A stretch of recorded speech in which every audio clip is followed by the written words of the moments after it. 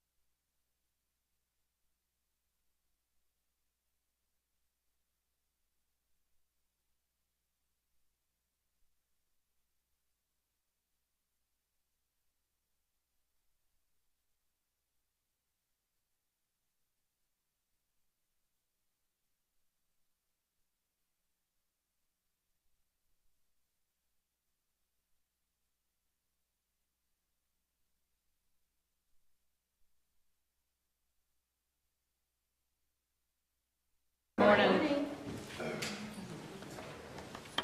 Welcome to the Nash County Board of Commissioners meeting for June the 3rd, 2024. And I certainly hope everyone's doing well this morning. It is customary for us to begin our meetings with a prayer by sitting commissioner and then the pledge of allegiance to the flag. During the time of our prayer, you're welcome to stand and join us in that prayer. You're welcome to use it for your own prayer as you see fit, or a moment of silence, whatever you may have on your heart this morning. This morning, I'm going to call on Commissioner Dan Cone to do the invocation, and then Commissioner Wayne Outlaw for the Pledge of Allegiance. Please stand and join us if you so desire. Mr. Cone. Let us pray.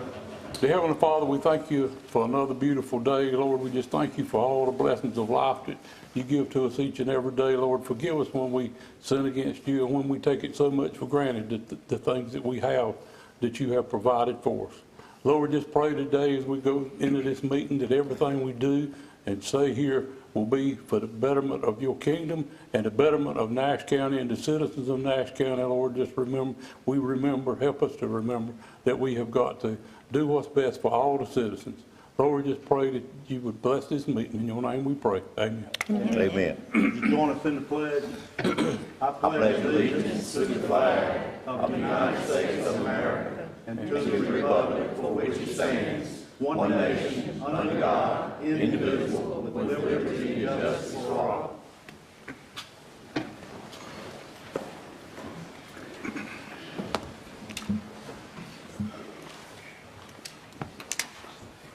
We're now on item number 4 on our agenda, and it is approval of the minutes for the previous month.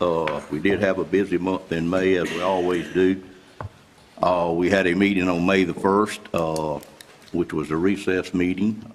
It was with the 2 local school entities, Nash Community College as well as Nash County Public Schools. We had our regular meeting on May the 6th. We had our regular meeting on May the 20th, and then we had a recess budget work session meeting on May the 28th, and then we recessed that until May the 30th, which was a legislative dinner that we had with our local representatives, which we do each year to deliver them what we see that we need help in Nash County with, and I'm very pleased to say that all of our representatives were present at that meeting.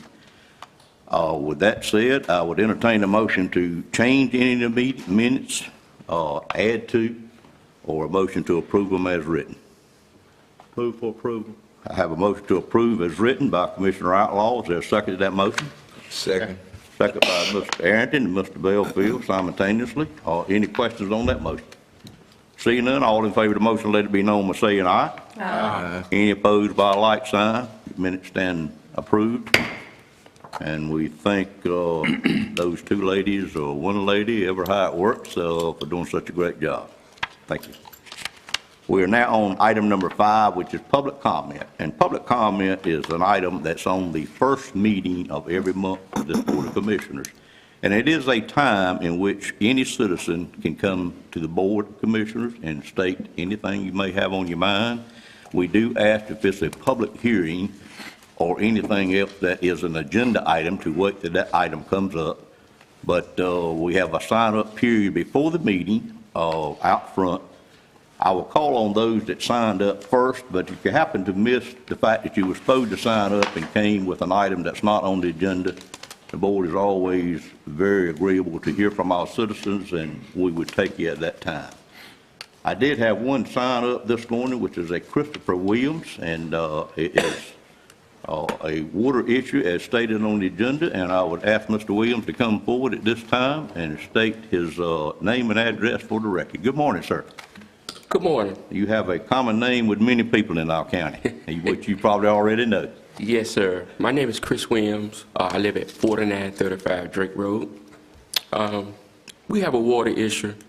Have a petition that was signed by 12 of the 17 that live on Drake Road in regards about the water issue that we have. It has affected a lot of families, and the ones who signed read the printout that we had.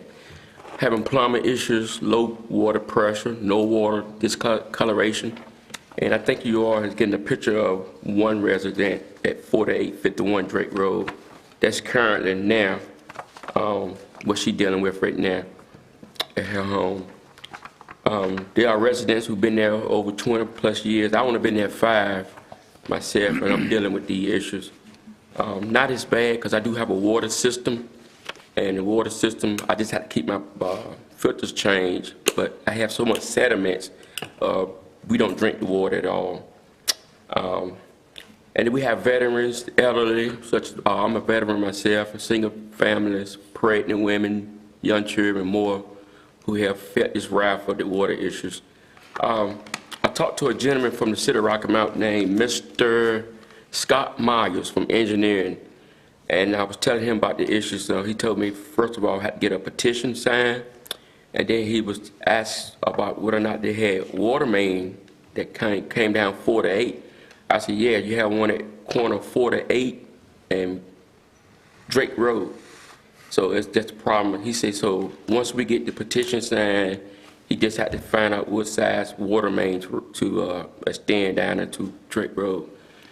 And I'm sure that it's not going to be the only issue, such as myself, because we was told that it's been approved for more homes to be built down there. They're going to turn into a subdivision. So we just trying to see if there's any grants that perhaps we can apply for to offset the cost to try to get this water issue resolved. Thank you so much. Let me ask you about 2 questions, if I could. Yes, sir. So you're on a private well, apparently. Yes. Is most of the people with this issue on a private well? Yes. Is there not some kind of a community water system in Drake, or do I remember that wrong? We'll make sure I understand. So repeat that. I thought at one time there was a community system up there in Drake that several people or numerous people were tied on to. No. So everybody is on an individual well? Yes. Okay. Some wells, some is deeper than others. Mr. Chairman?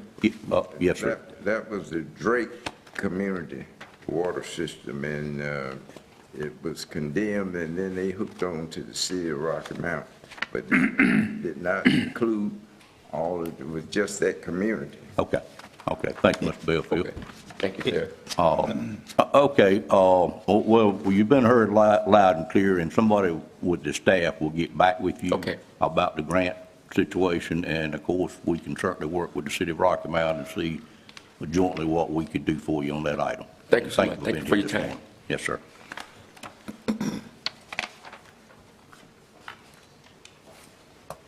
Mr. Boone, will you take the lead on that and see what we can do to help them? All right, is there anyone else here this morning, that's the only sign-up I had, that wishes to speak under public comment? If you come forward at this time and state your name and address for the record, and your item is not on the agenda later, I guess. No, sir. Okay, great. Good morning. Thank you. I'm Amy Pearson at 6127 Strickland Road, Bailey. I live in the Mount Pleasant community. So good morning, commissioners, and thank you for your time this morning and for your service, and may God bless you for all of that. As a citizen, taxpayer, and business owner, I understand the struggle that you're having with employees, especially in our public safety section of what you are responsible for. And I come this morning to maybe ask for an advisory committee so that maybe some other things could be looked at. Because when I looked at as much as I could find on how the new budget, what your proposals are for this year, I don't feel like that we are covering what needs to be covered in our EMS and in our Sheriff's Department and in our communications for public safety. I know that Mount Pleasant, Westmount, like this weekend, they weren't covered properly. I know that you have struggles with that because you have employee struggles. I understand. Amy, I'm going to let you finish up, but actually that is a public hearing on the budget that's coming up in a few minutes. Is all of your comments on budgetary items? It is. If there's going to be public comments at that time, I'll be glad to do it then. It will be. Okay. It is a public hearing on the budget Okay. itself. I think that'd be more I'm appropriate sorry. if I'm not bothering you. Okay, you're not bothering me. No, Okay, sir. okay. No, sir. Let's do it in proper order, just so We we sure can can. keep. Yes, sir. I appreciate you. Thank you. Anyone else that wishes to speak on an item that's not on the agenda? All right, thank you, those that did speak, and Amy, we'll be back to you actually on item number 6, the very next one, which is a public hearing on the 2024-25 budget, and I'll call on our manager at this time to make that request. Good morning. Good morning. I will provide a brief summary of the recommended budget prior to the public hearing. So just as a reminder, the budget is focused on 5 budget priorities. They are strengthen public safety, to allow Nash County to be competitive in attracting and retaining skilled professional employees, pay for all employees that provides a livable wage and supports strong, healthy families, capital improvements that ensure safety and maintenance of our facilities and valuable digital property, support for child welfare, for the health and protection of our most vulnerable citizens, and economic development growth, development, and strengthening of existing assets. First, we'll discuss revenues. The overall fiscal year 25 proposed budget, which includes the general fund, enterprise funds, special revenue funds, and internal services funds, is $142,973,213 compared to the current fiscal year 24 overall approved budget of $134,587,602.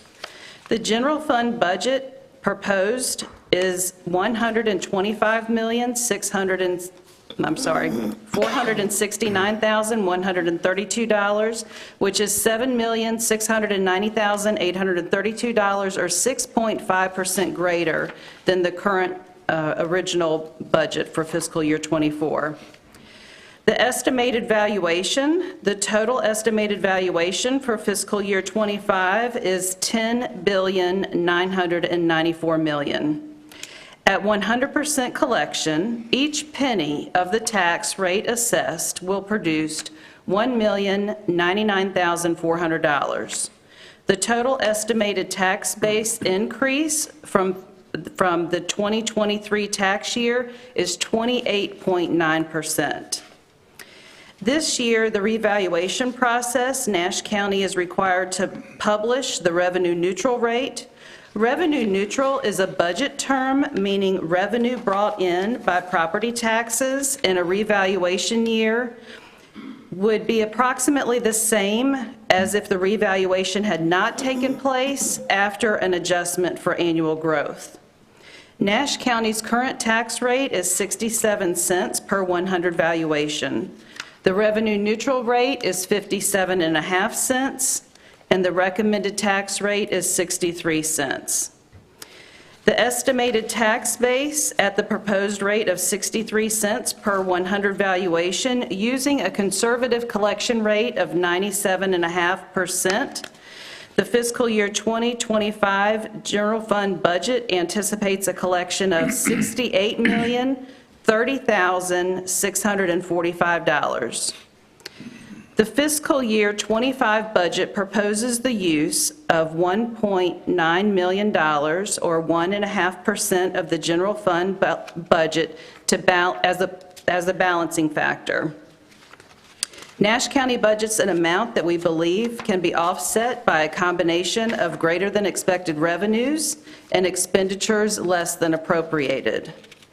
The budget also contains some fee increases for the general fund budget for environmental health.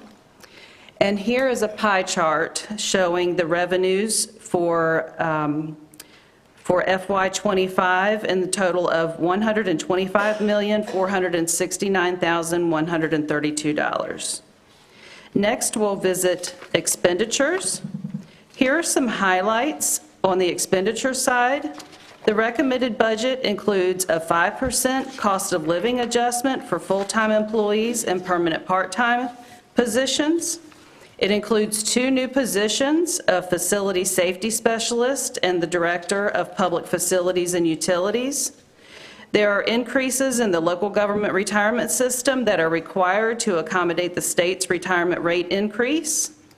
There's approximately $2.4 million to fund the public safety salary study, an increase in our Department of Social Services, and particularly child welfare, at almost 10%, an 8% increase for Nash Community College's budget, $2 million in restricted sales tax as a match for our $40 million needs-based grant for the new elementary school in southern Nash County, and $2.8 million in our Economic Development Fund, meeting our goal beginning the year with just over $2 million available, and capital funding at $2,160,800. Here we have our expenditures by function. For public safety, $37,859,106. Human services, $31,624,575. Education at $27,963,271. General government at $12,724,826. Debt service and transfers at $7,448,801. Economic and fiscal development at $3,031,988. Cultural and recreational at $2,655,765, and capital at $2,160,800. And here's the pie chart for expenditures by function. And then we have other funds. In addition to the general fund, the county administers several funds supported by fees and other restricted revenue sources with no property tax contribution. For the solid waste fund, there are tipping fee increases for our construction and demolition, landfill, and yard waste. For the water and sewer funds, we have increases in rates, which are directly related to increases from the city of Rocky Mount. For our fire districts, we provided them with their revenue-neutral tax rates. The following two districts requested a rate other than revenue-neutral. Silver Lake, going from 11.45 cents to 10.89 cents, and Whitaker's going from 8.5 cents to 10 cents. In conclusion, this budget is balanced based on a 63-cent tax rate and focuses on public safety, staffing pay, capital improvements, child welfare, and economic development. Again, I would like to extend my gratitude to my staff who have put many hours of calculations, analysis, thoughtful discussion, and decision-making to help me present a 2025 balanced budget for your consideration. I'll be glad to take any questions from the board before we have a public hearing. Any commissioner have any questions of the manager at this time? You know we have our public hearing, we'll actually be voting on the budget at the next meeting this month. The only thing I see, Madam Manager, is under fire district. I think the last statement is in error, where you say, where somebody said the following two districts request a rate other than revenue neutral. I think they requested a rate other than what they currently have. That none of the fire departments requested a revenue neutral rate, if I'm reading this correctly. All of the fire departments are going to be at their revenue neutral rate, other than these two. No? No. Silver Lake is requesting the revenue neutral rate, and the other one will stay at their current rate, and then the other one is requesting a rate increase from the current. Correct. You can I'm good. work on that, but I don't think that's actually stated quite correctly. Okay. And you say Silver Lake, but, so that is their revenue neutral rate, Yeah. the 10.89, okay. And the rest of them stayed at the rate they are. That's correct. Now, Right. currently. Yes. Anything else, Mr. Commissioner? Thank you, ma'am. Thank you. At this time, I would entertain a motion to go into public hearing to hear from any citizens that may be here this morning. And of course, we've had the budget posted for quite some time, since June the 1st, actually, I think, since probably been about 2 weeks, somewhere along there. But if there's anyone here this morning when we open the public hearing, we'd certainly like to hear from you. And Amy, I'm going to ask you to come forward when I open the public hearing, since I was rudely interrupted you. And I hope you just start back over, because if you're like me, you get off track, you mess up. But I'd entertain a motion at this time to go into public hearing. So moved. I think about half of them, I'll call on the motion to be made by Commissioner Leggett. Is there a second to that motion? Second. Second by Commissioner Wilkins. Any questions on the motion? All in favor of that motion, let it be known by saying aye. Aye. Any opposed by a like sign, motion carries. And as I said, ladies and gentlemen, we are in a public hearing at this time. And Amy, if you would come forward, and we'd be glad to hear from you, ma'am. Again, good morning. Good morning. And thank you for your service. May God bless you for each and every hour that you've put into it. As a citizen and taxpayer and business owner, I understand the struggles of retaining and finding employees. All things changed during COVID. We all know that. We have seen the change, but we have to change with it. We have to pivot. And as an employer of many people, I have had to do the very same thing. I struggle to find people in our trade that there's not a pool of those people like there used to be, let's just put it like that. What I've had to do is I've had to increase rates to keep the people that I do have. And I realize that you increase rates sometimes back, that with the best that I understand from EMS personnel that I know, the best that I can understand is you went from a 12 to a 24 schedule, and there was a rate increase. But what happened that you may not know is that from talking with them, I understand that they were getting overtime. And the way that the overtime works after changing the schedule, then the amount that they're actually taking home is not as good as what it used to be. And so with those things, with that being said, there are many things that have to be looked at when you are hiring employees and when you're retaining employees. I know that there's going to be an increase according to what you're proposing in the budget, that they will receive an increase.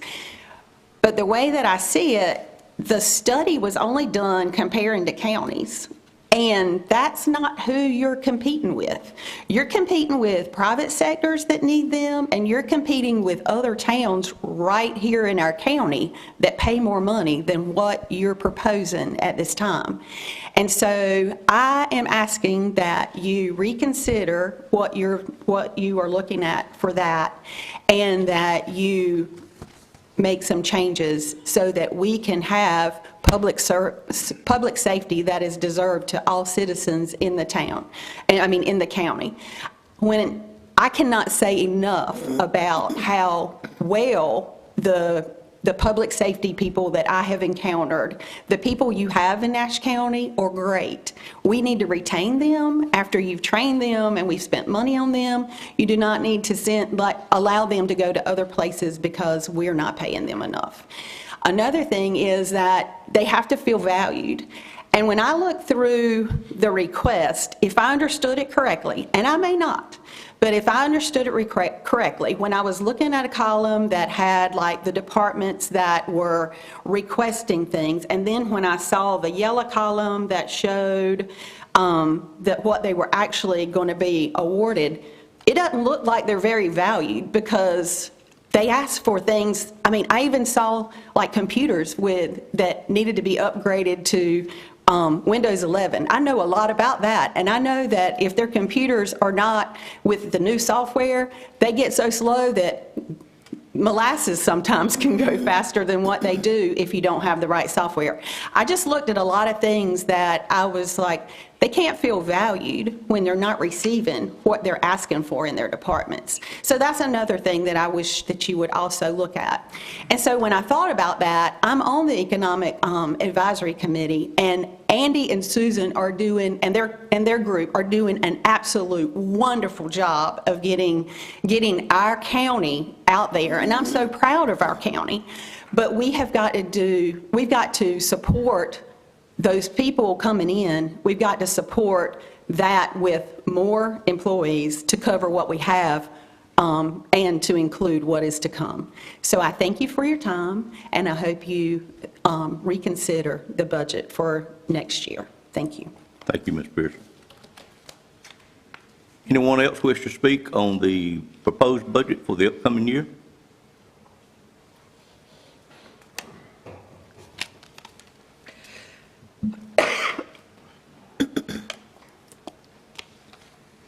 Mr. Howell, if you'll state your name and address for the record, please, sir, be glad to hear from you. Good morning, Commissioners. Freddie Howell here, 4371 Massey Road. Appreciate what you're doing here. I know this budget's a lot to go over. It's a big county, and y'all have a lot on your plate. And I just really had a couple questions, more so than comments. When we put this information out there, example, when you do the expenditures, how come we list expenditures out? We do percentage increase, we do dollar values, and then we do increase over 24. Why wouldn't we be consistent in how we advertise that?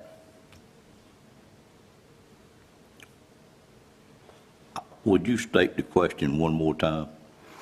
Make sure I understand it. So when you advertise your expenditures, Yes, sir. you're putting increase over 24, you're putting percentage, and then you're putting percentage of increase over 24. To get a better understanding, why wouldn't we be consistent? Out of manager, Either at all increase by percentages, or all increase over last year, or all dollar values. It's kind of hard to understand. would you care to comment on that, or would you like to get back with him after you studied the question a little bit? Your choice. I'll be glad to get back with him. Okay, all right. Go ahead with other comments, but staff will get back with you on that. If I try to answer, I'm going to mess it all up, so And then- I'm gonna make an attempt of it. For future tense, if we could, was there any way to put the posted budget that's more accessible to the public? I've had several citizens in the community wanting to review it, and they can't seem to find it out there. And now I understand that it's supposed to be posted in the office for review, but that's kind of inconvenient for the citizens to have to drive all the way to Nash County to go to someone's office, not to mention take away from their time. They're busy trying to prepare for this. Sure. It is available here, and I'm certain it's available on our webpage. It is. There's a huge banner on our Right. homepage. Just that if we could move it, maybe when it's the time to do the budget, maybe move it towards the front on the homepage to make it easier accessible for people that's maybe not quite as computer literate. It can make it accessible for them to review.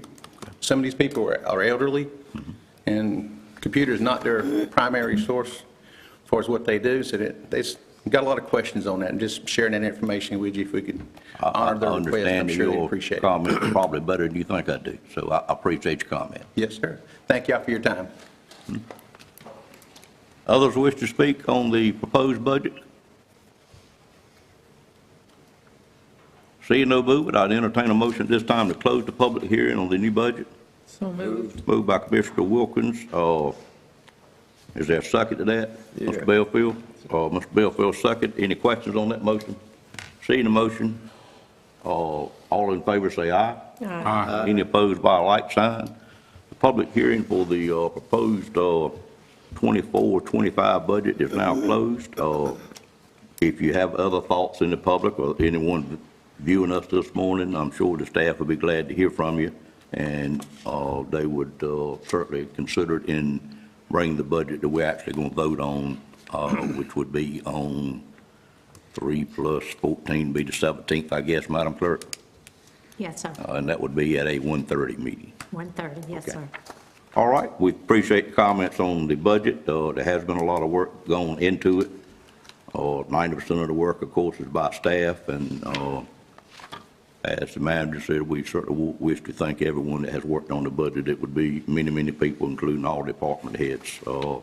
But with that said, I'm going to move on to item number 7, which is a public hearing on conditional rezoning, CZ 240301. It is the Stalin Road subdivision, and I have a procedure note here highlighted on my agenda that says the Board of Commissioners previously considered conditional rezoning request CZ 240301 for the Stalin Road subdivision at its April 1st, 24 meeting. regular meeting and voted at that time to table this item until June the 3rd, which was a time specific at our regular meeting. That's what we're here for this morning, in order to allow further discussion between the developer and the adjacent property owner regarding a proposed land swap that could potentially impact the subdivision design. With that said, I'll turn it over to our planning director, Adam Tyson. Thank you. To follow up on the chairman's comments, it is my understanding that the land swap option that was previously discussed did not move forward. And so what we have before the board this morning is essentially the same proposal that was previously reviewed back on April the 1st. I do want to refresh the board's memory. The subject property is displayed in red on the aerial photo and the zoning map on your screens. This is a 53.76 acre tract of land owned by W.T. Brantley Jr. and Betty Brantley. As you can see, it's on both the north and south sides of Stalin Road, and it extends down to the north side of Lake Royale Road. It is in the A1 agricultural zoning district, as denoted by the green color on the zoning map on the right. And this is between the Nash-Franklin County line to the west and the town of Spring Hope to the east. The applicant, the prospective developer, Little Bear Creek Properties LLC, has submitted this rezoning request to rezone the property from A1 to RA30CZ. That is a single-family residential conditional zone, and that would be specifically for the development of the Stalin Road subdivision. To review, approving the rezoning would have 3 substantial impacts on the subject property. Obviously, first, it would reduce the current minimum lot size requirement from 40,000 square feet down to 30,000 square feet, slightly increasing the potential residential density. Because this property is currently zoned A1, there are more than 60 different land uses that are currently permitted for development under some circumstances in this rural zone that would no longer be permitted for development under the proposed RA30 district. Those include, but are not limited to, single-wide and double-wide manufactured homes, manufactured home parks, duplexes, event and conference venues, private campgrounds, outdoor shooting ranges, kennels, demolition debris landfills, solar farms, solid waste collection disposal facilities, mining, explosives manufacturing, and sawmills. Finally, the subject property, because this is a conditional rezoning, could only be developed in accordance with the proposed subdivision sketch plan, which we're about to review, and there is the opportunity to add other site-specific development conditions with the consent of the applicant. The proposed subdivision sketch plan that you see before you serves as the required site plan for this request. It shows 56 new residential lots, 1 open space lot for stormwater management, and 3 new public road rights-of-way. 52 of these lots would be accessed from the proposed new interior roads, and there are 4 lots in this area that would be accessed directly from Stalin Road. The sketch plan also proposes a stub road connection to the adjacent undeveloped parcel to the west of the subject property, which is located between Stalin Road and Lake Royale Road. And that stub road is here, connecting to the adjacent property to the west. And the only change made to this sketch plan since it was previously reviewed by the board is the addition of a second stub road connection to the adjacent property to the north. This was a stub road connection that was recommended by both the Technical Review Committee and the Planning Board, but there was a question about the existence of a riparian stream buffer. The developer has determined that the riparian stream buffer is not present, and they have revised the design to provide the stub road that was requested by the TRC and the Planning Board. If the rezoning is approved, all of these lots must either meet or exceed the 30,000 square foot minimum lot area and the 100-foot minimum lot width dimensional requirements.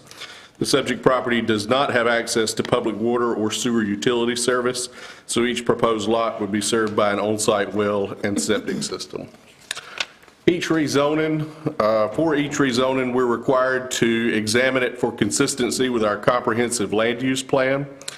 The excerpt from the future land use map from the land use plan is on the screen, and you can show that it primarily designates the subject property as a residential agricultural area. That is denoted by the green color.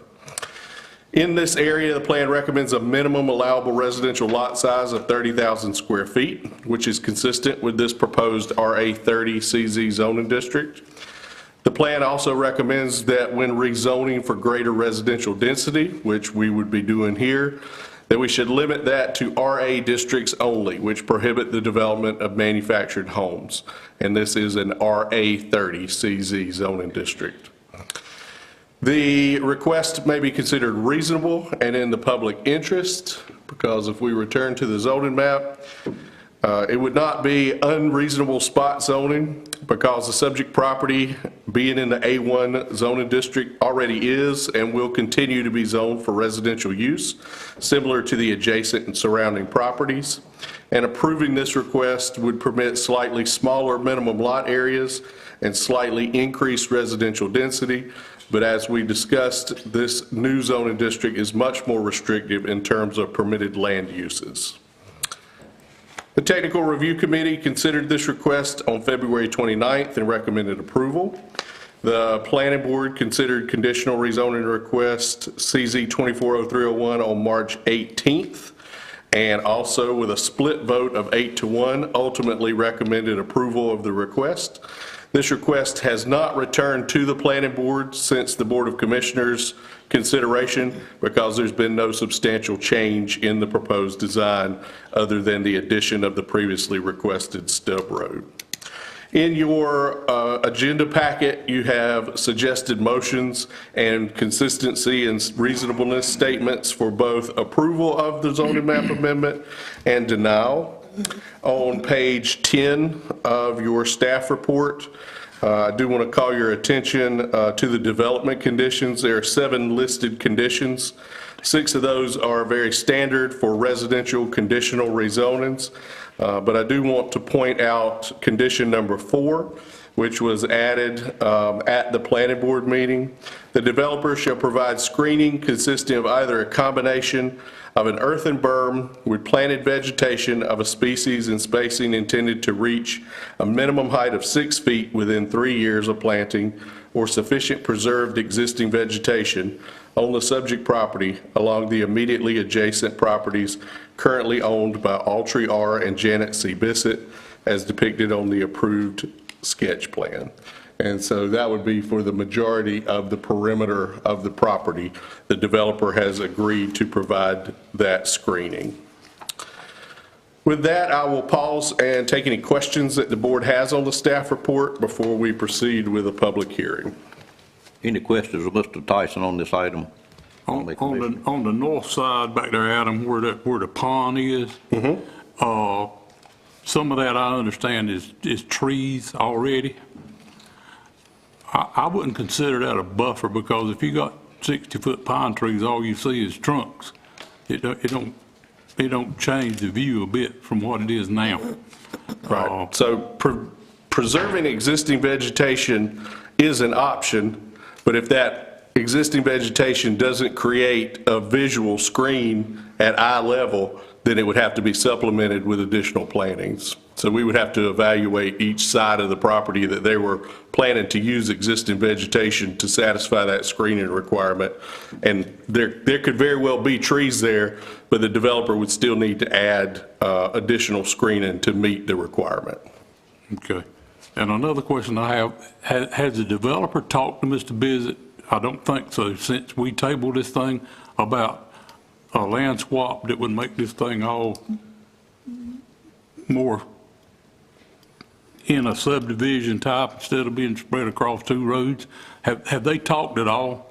It's my understanding that they discussed that prior to the last public hearing, but I don't have any new information regarding any further discussions after that point. Mr. Bisset says no, they hadn't talked at Okay. all. I don't see why come they couldn't at least just talk to him, you know. Other comments from commissioners? Or you through, Mr. Combs? Thank you, Mr. Tyson. I'd entertain a motion to go into public hearing on this matter at this time. So moved. Motion by Commissioner Wilkins, is there a second to that motion? Second. Second by Commissioner Combs. Questions on the motion? Seeing none, all in favor of the motion to go into public hearing, let it be known by saying aye. Aye. Any opposed by a like sign? Motion passes. Ladies and gentlemen, we are in a public hearing at this time on this rezoning request. If there's anyone here that wishes to speak for or against this item, we'd ask for you to come forward at this time, state your name and address for the record, and the Board of Commissioners would be glad to hear from you. Anyone wish to speak? Good morning, sir. Mr. Chairman, Commissioners, Kevin Varnell with Stocks Engineering representing the developer of this project. I'll be happy to answer any questions you have. Right, this is the engineer for the developer. Any questions from a commissioner of this engineer at this time? Thank you, Was sir. the negotiations about a land swap, was that something that was totally off the table with the developer? It was my understanding that they have spoken, but I was not part of those meetings and cannot tell you for sure whether that happened. But it was my understanding between the developer and the owner that there were some conversations. Other questions? Go ahead, Dan, I'm sorry. Not since the last week, so I've And again, I can't tell you whether they did or did not. Other questions? I've got a quick question about the design. Looking at the neighborhood layout, it looks like the mail kiosks are right directly in front of two lots, like in the middle of a lot. I just wondered, is that standard, or are mail kiosks typically placed adjacent to a lot so someone would not look out their front door and see everyone checking their mail? Yeah, so ultimately, the way they're set up now, there's a pull-off off the street. It's still in the right-of-way. The one we show is actually in a fairly large lot, and I can't read the lot number on my little sheet, but obviously it would be to the side of that lot and not as the same width as the other ones. But we're really required to kind of have that along the right-of-way and set up for a cluster mail kiosk. So some of these we try to work on the side of the lot, and so it's not right at your front. But in this case, it was close to the entrance, but yet on a lot that was extremely large as far as frontage goes. Okay. Other questions? Kevin, a general question. I see these on all of our plans, but when I go back later in the field, I don't see where they're generally used and people have individual mailboxes. What goes there? So ultimately, the current regulation is the U.S. Postal Service says all new subdivisions are supposed to have a mail kiosk. So everyone comes together and goes to one central location. However, it's up to the postmaster to make that determination. So ultimately, if we get done with the design, if the postmaster determines that they're fine with serving individual lots, then obviously you can come back and put up individual mailboxes. It's really, we show it on the map because we're required to, but ultimately the federal government postal service gets to determine what they want to do, and it's really out of any of our controls. Okay. Thank you, sir. All right, thank you. Next person wishes to speak for or against this item?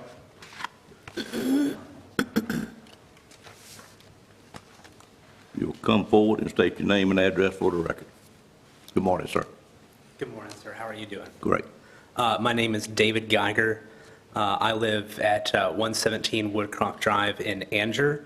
I'm obviously with the Land Development Company, Little Bear Creek Properties. We do appreciate you guys very much for considering our rezoning request.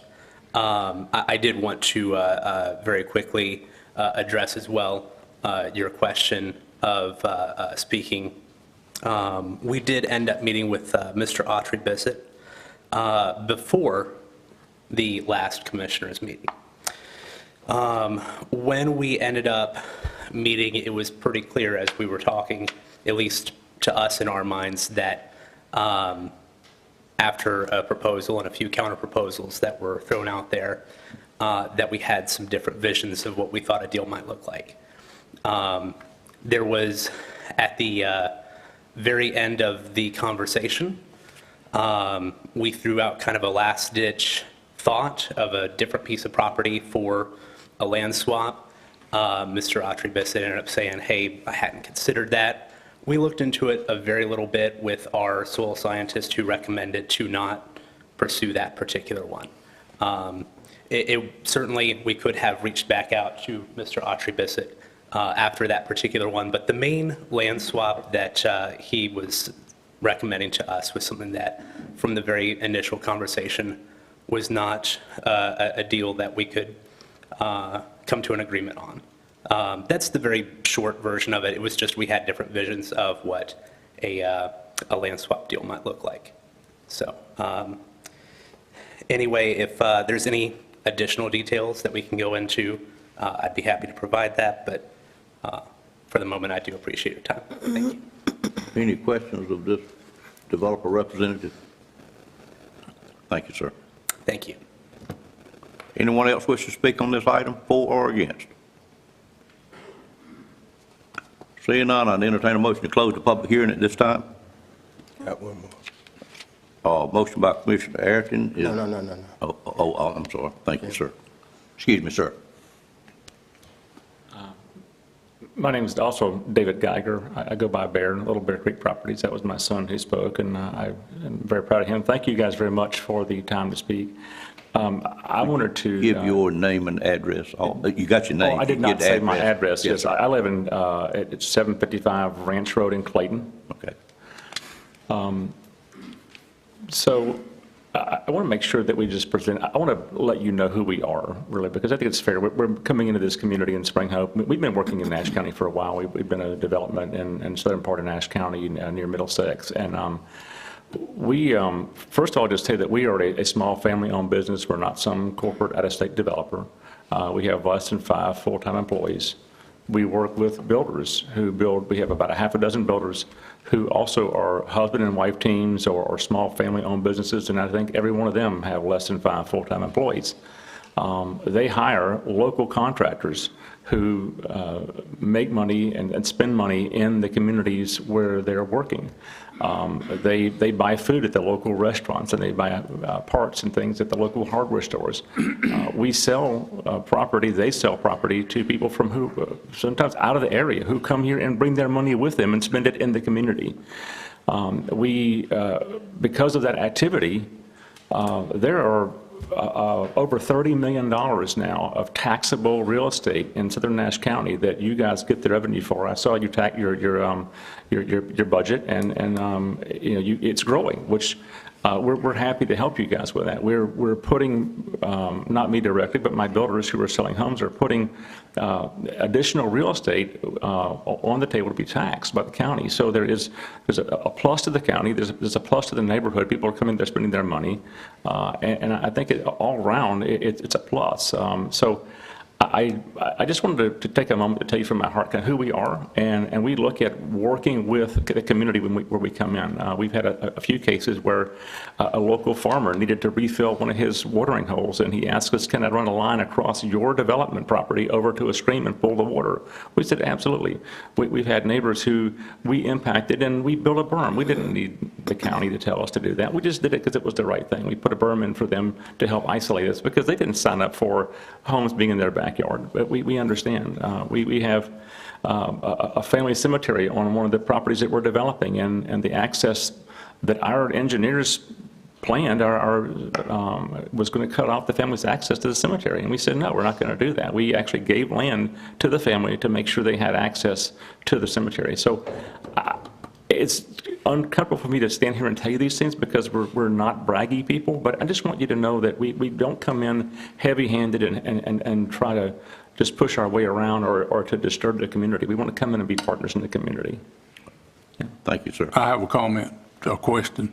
You know, if you do all this stuff claiming to be good neighbors, 2 months ago when we tabled this thing, we asked y'all to talk to Mr. Bisset, see if you could negotiate some kind of trade so it kind of puts it all on the other side of the road. Well, to me, being a good neighbor, you would have at least talked to him since that meeting, come to some kind of yes or no agreement. But he's had no contact since that meeting. And I think your son stated that. So, you know, all you just said don't mean a lot to me. Well, I'm Because sorry to hear that, you could Mr. at Hill. least talk to him. I'll tell you that I will own the fact, because it's my company, I own the fact that we didn't close the loop, Mr. Bisset. We should have done that. We should have gone You back should and have done explained why it wouldn't work out. But we did have we showed up, okay? There's a lot of Since the developers who meeting that wouldn't. when we tabled this, you showed up? I'm saying, and talked to him? we showed up to have a conversation. I think a lot of businesses who would have said, we own the property, what do we want to do? It's legal, but we didn't take that attitude. We wanted to make sure that we were meeting him on site. We spoke to him and his neighbor. We had a great conversation. In the end, it just wasn't a deal that we could do. He wanted something we couldn't do.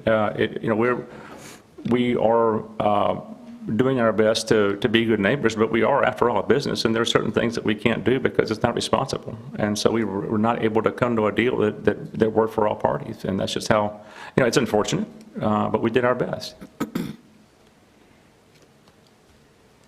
Other questions?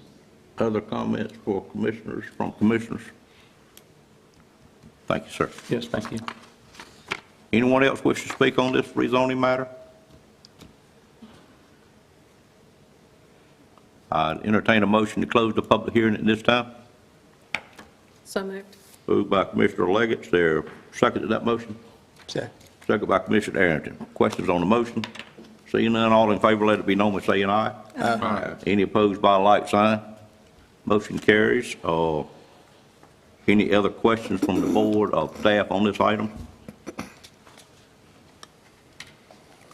If not, I would entertain a motion on this item for approval or denial.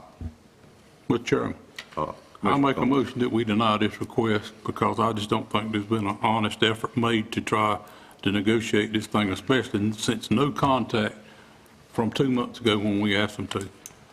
I have a motion on the floor to deny the request. Mr.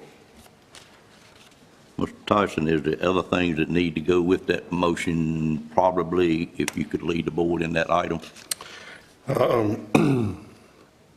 He gave a reason. Is it anything else need to be said? Right, so if we turn to page 11, we have a motion to deny would be to adopt the statement of plan consistency and reasonableness below. And under item number 2, it would be, what I'm hearing from the Commissioner Cone is that it would be unreasonable and not in the public interest because of the current subdivision design, and then the additional language about the making an effort to work with the adjacent property owner. Okay. That suits the paper motion. Or is there a second to the motion as described by Commissioner Combs and Adam Tyson? Second. Second by Commissioner Leggett. Questions on the motion? Question. Question, Mr. Arrington. Mr. Tyson, all the conditions that the developer within our plan, land plan, use plan, everything's been met, and this is not an unreasonable request. And, well, I'm not in favor of this motion, it's being denied, because the developer has done basically what needs to be done, and it's a nice development, so that's my comment. Okay, thank you. Other comments from commissioners? Mr. Chairman, Mr. Wilkins. I agree with Commissioner Arrington. I am not in favor of denying this motion. Denying it, because the motion to approve was recommended by the planning board and by TRC. I find the developers to be sincere when they said they tried their best. Sometimes you just have to go ahead and do what you have to do. And so I'm not in agreement with denying. Okay. Other comments from commissioners at this time? Mr. Bellfield? I just have a question.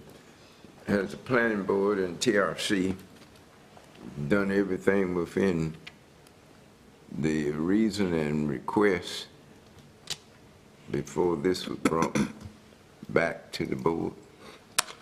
So the planning board initially, TRC and the planning board initially recommended approval with a stipulation that the stub road to the north be added.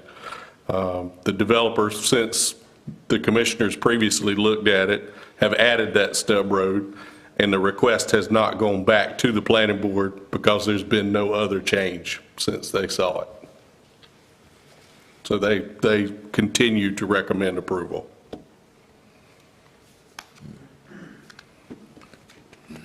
Other comments, questions? I think a lot of, maybe what Commissioner Cohn's background is on this is that if the developers did not intend on going back to the landowner to make further negotiations, that maybe should have been shared with us at our prior meeting so that we could go ahead and take care of that, this item at that time.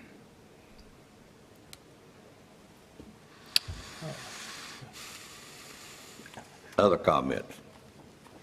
Well, as I understand it, they tried.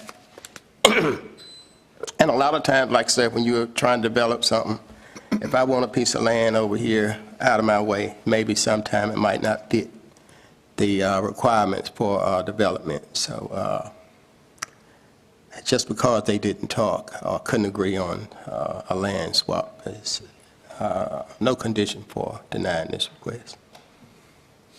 They didn't talk about it after we tabled the motion. They haven't talked about it since then.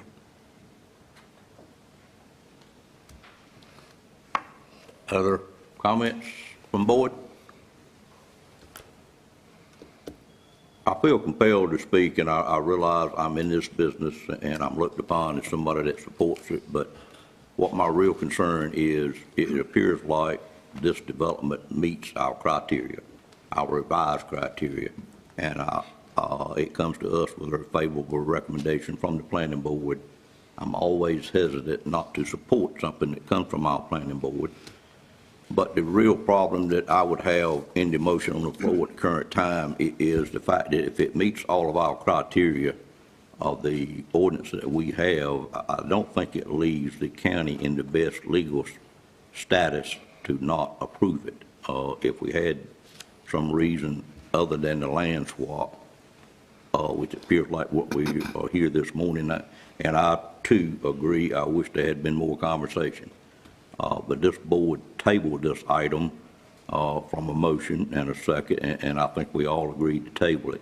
But at the end of the day, the proposal does meet all the criteria of our ordinance, and therefore I would have to support it from that standpoint. But with that said, and everybody else that wished to talked, I would call for a show of hands. We have a motion on the floor to deny the rezoning of this property. All of those in favor of that motion, please raise your hand. That motion doesn't carry for lack of a majority. Mr. Attorney, do I now ask for second motions, I think? Is there another motion on this matter? Mr. Chairman, I make a motion to approve the zoning map amendment as stated in the statement of plan consistency and reasonableness and development conditions. Properly stated, Mr. Tyson? Yes, sir. All right, I have a motion on the floor, properly stated. Is there a second to that motion? Second. I have a second by Commissioner Arrington and Commissioner Belfield. Any questions on that motion? All in favor of that motion, let it be known by a show of hands. That motion carries. Thank you, Mr. Tyson. Thank you. While you're up there, the next item on the agenda is another public hearing. It is the public hearing on conditional rezoning request CZ 240501 Bisset Landing subdivision. And I'll turn it over to you, sir. This is another conditional rezoning for a residential subdivision. Subject property is outlined in red on the aerial photo and the zoning map on your screen. This is a 55.42 acre undeveloped tract of land currently owned by the Finley Daniel Bisset II Irrevocable Trust. It's located on the south side of Highway 97 in the R40 Single Family Residential Zoning District. This is west of Highway 581, and it's between the town of Spring Hope to the north and the town of Bailey to the south. The property owner has submitted this request on behalf of the prospective developer, ACE Needham LLC, to rezone the subject property to RA30CZ Single Family Residential Conditional Zone, specifically for the development of a proposed 61-lot Bisset's Landing residential subdivision. Approving the rezoning request would have 3 substantial impacts on the subject property. The required minimum lot area would be reduced from 40,000 square feet to 30,000 square feet. Double-wide manufactured homes, which are permitted for development in the current R40 zoning district, would no longer be permitted for development following the rezoning. And the subject property, of course, because this is conditional, could only be developed in accordance with the approved subdivision sketch plan. There's also the opportunity to attach additional reasonable site-specific development conditions with the consent of the applicant. The submitted subdivision sketch plan is on the screen. This proposes the development of 61 new residential lots along 4 new public road rights-of-way. All of the new lots would be accessed from the new interior roads, and none would be accessed directly from Highway 97. The sketch plan proposes stub road connections to the properties to the east and west of the subject tract for potential interconnectivity in the future. This is the stub road connection to the west and the stub road connection to the east. Each of these new lots would have to meet or exceed the 30,000 square foot minimum lot area, 100 foot minimum lot width dimensional requirements of the proposed new zone. These lots would be served by a proposed extension of the existing Nash County public water system and by private on-site septic systems. The property includes 2 existing water holes and a stream feature that may be subject to 50-foot wide riparian buffers to protect them from disturbance. The engineer has shown those buffers on the current draft plan, and we'll have those evaluated prior to construction by the state.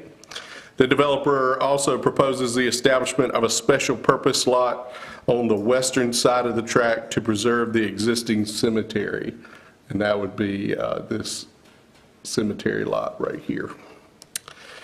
The conditional use, the comprehensive land use plan, future land use map, designates this area as residential agricultural area. The plan, of course, recommends a minimum allowable lot size of 30,000 square feet, which is consistent with the proposal. The plan recommends that rezonings for greater residential density be limited to RA districts that do not permit the development of manufactured homes, and this is an RA30CZ zoning district that is proposed. The request is not unreasonable spot zoning because the subject property already is and will continue to be zoned for residential use. And approval of the request will permit slightly smaller minimum lot areas and increased residential density, but the new zoning district is more restrictive in terms of land uses because it excludes the development of manufactured homes. The Technical Review Committee considered this on May the 2nd and recommended approval. The Planning Board considered this request on May 20th. Mr. Kevin Varnell with Stocks Engineering addressed the board on behalf of the applicant. Mr. Todd Bisset addressed the board on behalf of Terry Bisset, the owner of property located on the opposite side of Highway 97, with concerns regarding increased residential density and the potential safety impacts of the increased vehicular traffic on the adjacent roads.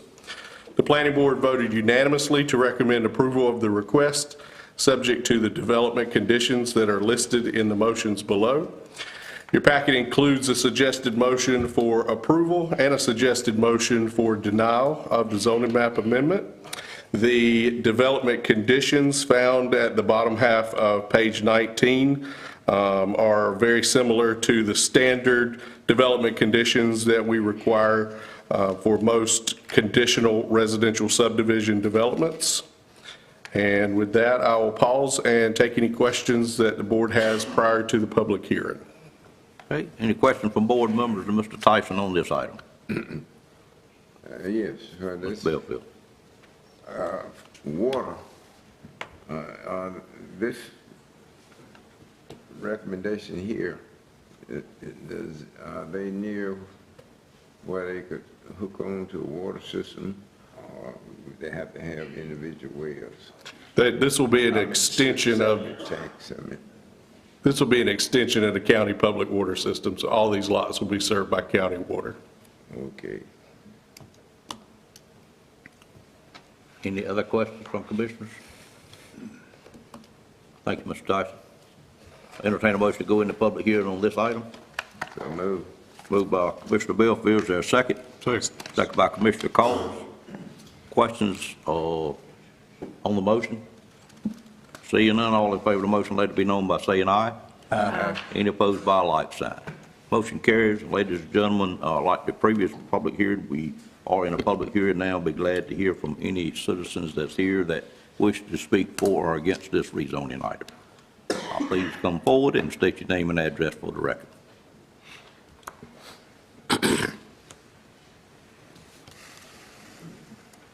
Good morning, Mr. Chairman, Commissioners. Kevin Varnell with Stocks Engineering, again representing the developer for this piece of property. I'll be happy to answer any questions you have.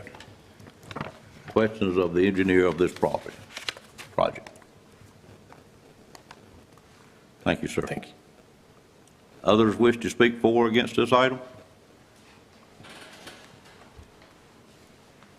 Good morning again, sir. Morning, Commissioners. Freddie Howe, 4371 Massey Road, Zebulon. Just had a couple of people ask about this property, and I may have missed it. Will there be turn lanes in, since this increase in density with the traffic that's coming through there, to accommodate these additional 60 homes? That would be an item that would be decided in the design of the subdivision, and DOT would make that decision at this time. Mr. Tyson, correct me if I'm wrong, if you would, but generally that is handled in the next phase of engineering. So once it's approved, then the determination will be whether or not to put additional turn lanes in to accommodate the increase in traffic. That's correct. They have a formula by which they work on calculating the number of trips based on the number of lots, and at that time, DOT would decide whether it would require them or not. And is that a traditional process? Is that standard the way that's handled? It is, sir. And traditionally, is there a certain number that meets the criteria to have additional turn lanes? It is a formula that they have. It is not based on the number of lots. It's based on the average daily traffic on a road, based on the number of lots, and then based on the number of trips per day. But I'm going to ask our staff to correct me if I'm wrong, because is that correct, Mr. Tyson? You're correct. Okay. The decision is not the county's as to whether there should be any improvements in the highway at such as a turn lane. That decision rests with the DOT. Like you said, they have a formula that is based on the current estimated number of trips on that segment of Highway 97 today. Then they add 10 trips per proposed lot. So I think this is 61 lots, so they would add 610 additional trips into that formula. And if it meets the threshold for improvements such as turn lanes, then they would require that as a condition of issuing the driveway permit for where the new road is going to intersect with Highway 97. Correct. Thank you. Anything else, Mr. Howell? No, sir. Thank you for clarifying. Yes, sir. Anyone else wish to speak for or against or have questions on this item? Yes, sir. Todd Bisset, 3553 Peachtree Hills Road. I'm here this morning because this property and the last property we just spoke about all has a little something to do with my family.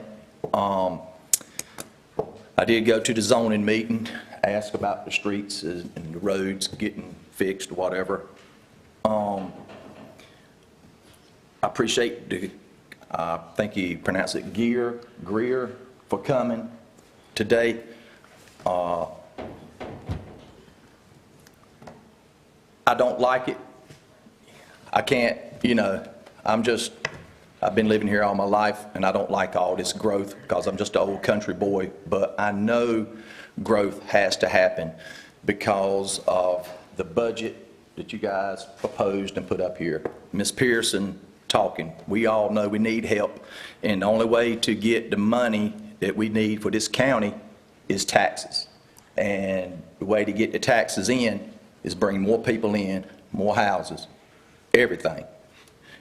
that's what it all comes down to, is the money. Because we got to have more police officers, more emergency service people, and the way we got to pay for them is taxpayers have to pay it. And so I don't reckon there's really anything we can do. It's just, to me, it's sad. I was raised on this property all my life, cutting hay, baling hay, feeding cows, barning the tobacco, setting the tobacco out. Everybody knows I'm just beating a dead horse. So I just wanted to know, let you guys know how I felt about it. And, I reckon that's about it. Thank you. Thank you for your comments, sir. They're fully understood. Other speakers before I close the public hearing? Entertain a motion this time to close this public hearing. So moved. Moved by Commissioner Wilkins. A second, please. Second. Second by Commissioner Leggett. Questions on the motion? All in favor of the motion, let it be known by saying aye. Aye. Any opposed by a like sign? Motion carried. Public hearing is now closed. Any other questions of staff on this item from a commissioner at this time? Well, Mr. Belfield? I have agriculture background, and I'm concerned about agricultural land being moved from agriculture through zoning development. I also know that there are people moving in the area, when I say area, I mean Nash County, and it's going to require more housing in order for them to have a place to live and work. I do not vote on this board to do things just to bring in tax revenue. I try to do what is in the best interest of the people. And I too have always had, and I have questioned it, had concerns about developing, encroaching on agriculture. And it's not just happening here in Nash County, it's happening all the way across the nation. We do need food supply, and all those things when the population is increasing. You got to take all those factors into account, and you do what's best. And that's what I always try to do since I've been on this board. Been on it now for almost 26 years. I'm in my 26th year now. And I do not make decisions based on what someone say, that way they want it, where they want to make more money or whatever. And that's been my position all along, and I just want to express it. Thank you for your comments, Mr. Belfield. Other comments from the commissioner? I've got a comment about the farmland, but I'm going to save it for my commissioner comments. I don't think it's specific for this one rezoning request. At your pleasure, ma'am. Thank you. Other comments? Seeing no more, I'll entertain a motion on this item.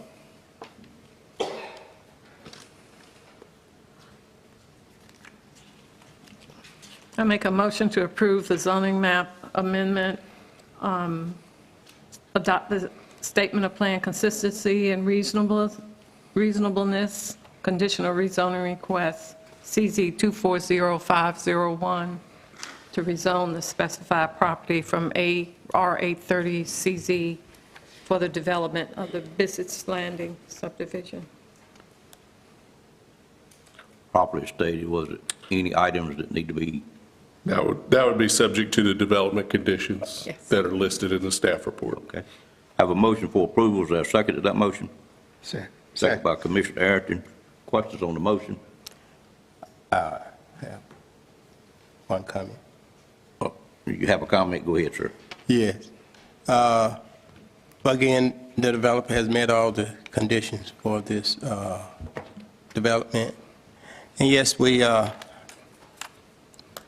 sympathy for our agricultural area, and yes, I was raised on a farm also. And during our land use plan development for the county, we changed all the residential requirements to be a 30,000 square foot houses, so people really can't build 20,000 smaller homes. So most of the time, the homes are built for people that own the homes. And yes, there's a big crunch for land for development, and our population is not getting any smaller. And at the same time, I said that to say we are still trying to protect our farmers and our agriculture area to make sure that, yes, farming land is available. And it breaks all our hearts, yes, every time that development comes on some agricultural land that used to be farm land. With that said, that's it. Thank you, Mr. Harrison. Any other comments on the motion on the floor? One Mr. Belfield? final comment, and that is that communications I get from especially your older farmers, and they don't have children that willing to take over. They tell me I want to do what I want to with my land, and don't prevent me from doing it. Thank you, Mr. Belfield. Other comments from commissioners? Seeing none, all in favor of that motion, let it be known by saying aye. Aye. Any opposed by a like sign? Motion carries. Thank you, Mr. Tyson. We'll move now to the next item, which is another public hearing on a conditional rezoning request, CZ 240502, which is Overton Storage. What you have here, Mr. Tyson?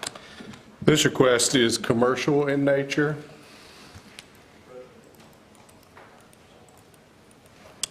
The subject property highlighted on the screen is approximately 2.36 acres.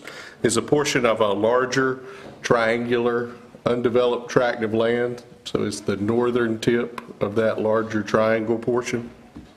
It's located on the east side of North Halifax Road, currently owned by Overton Properties, LLC, and it is currently zoned A1 agricultural in northeastern Nash County, just southwest of the Wake Stone Corporation quarry operation, which you can see in the top right-hand corner of the zoning map in the purplish color there.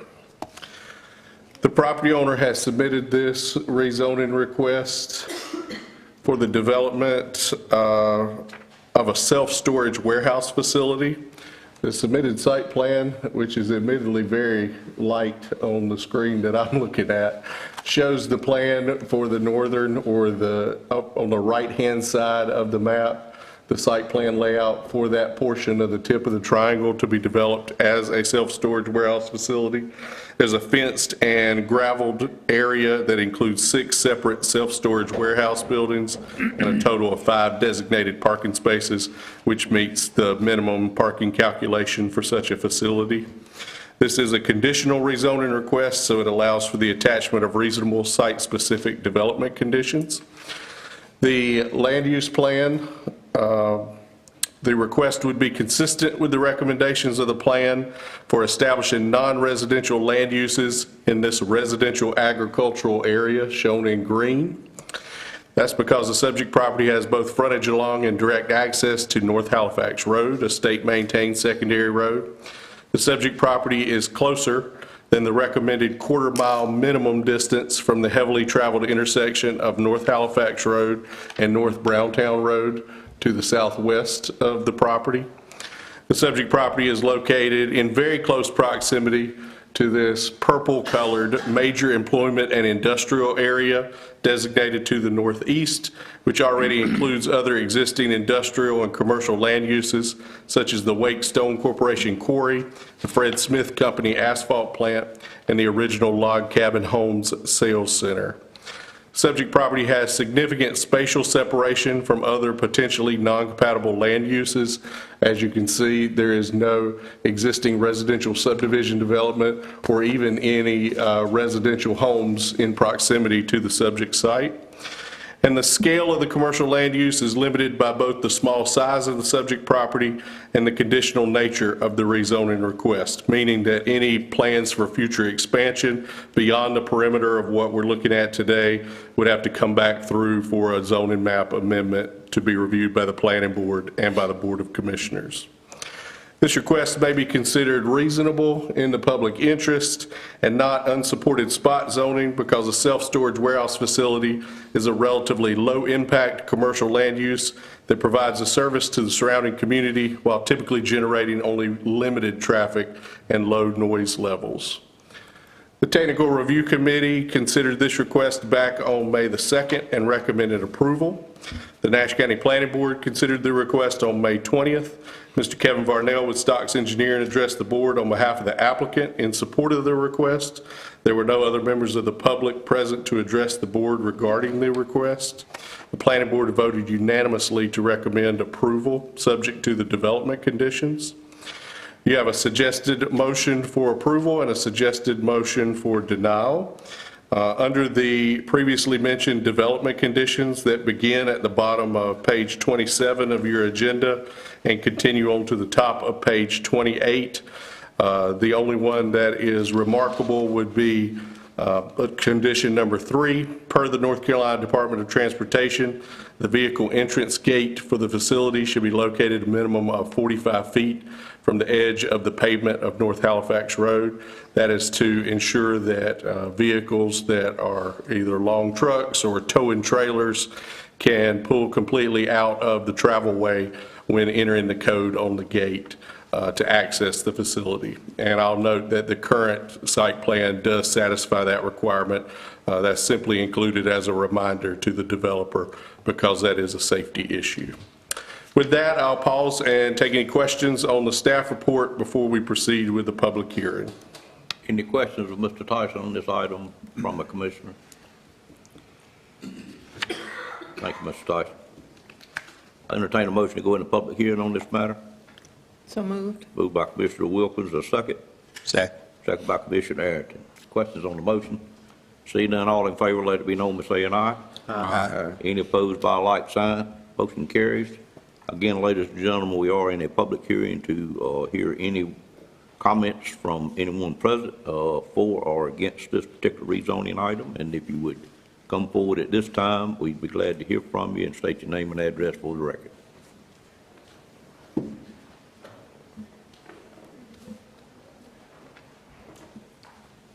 Mr. Chairman, Commissioners, Kevin Varnell, Stocks Engineering. I'll be happy to answer any questions you have. Questions of Mr. Varnell on this item? Thank you. Thank you, sir. Others wish to speak for or against this item? Seeing no movement, I would entertain a motion to close the public hearing at this time. So moved. Moved by Commissioner Leggett, is there a second? Second by Commissioner Combs. Questions on that motion? Seeing none, all in favor, let it be known by saying aye. Aye. Any opposed by a like sign? Motion carries. Any other questions of staff at this time? Seeing none, I would entertain a motion on this item. Mr. Chairman, I move that the Nash County Board of Commissioners adopt the statement of plan consistency and reasonableness as stated below the condition rezoning request for this property, to rezone this specific property with general commercial conditional zone for the use of a self-storage warehouse facility, subject to the following development conditions. Have a motion on the floor properly stated. Yes, sir. Questions, a second on the motion, please? Second. Second by Commissioner Outlaw. Questions on the motion? Seeing none, all in favor of the motion, let it be known by saying aye. Aye. Any opposed by like sign? Motion carries as well. I'm going to pause just one second, Mr. Tyson. I've seen Representative Chester go in and out a couple of times, and I got him in here. I'm going to recognize him here and thank him for being here this morning. If you would stand up, sir, and let the people here know you're here, and thank you for being here. I apologize for not catching you earlier, but every time I look, you were moving around, and I didn't see you when you first come in.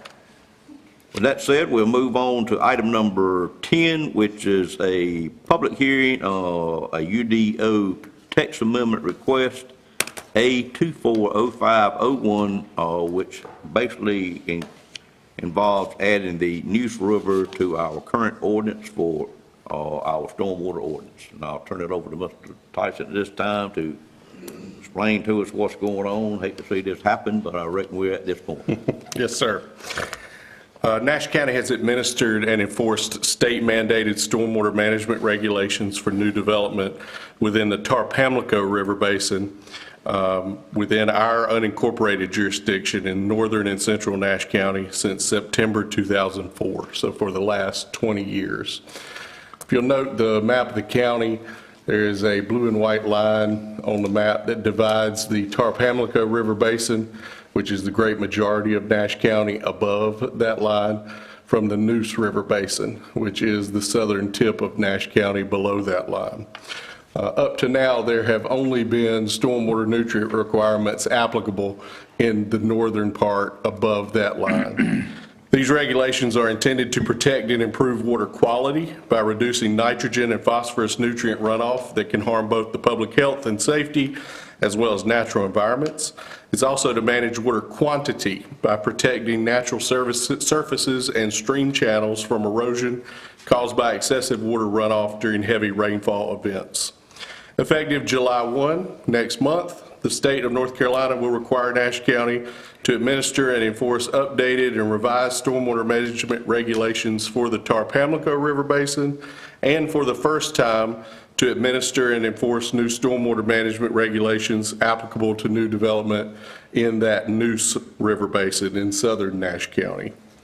To that end, Nash County contracted with a consultant, the Wooten Company, to draft a revised stormwater ordinance and implementation program that would satisfy the minimum requirements of the applicable state and federal rules for stormwater runoff and discharge for new development.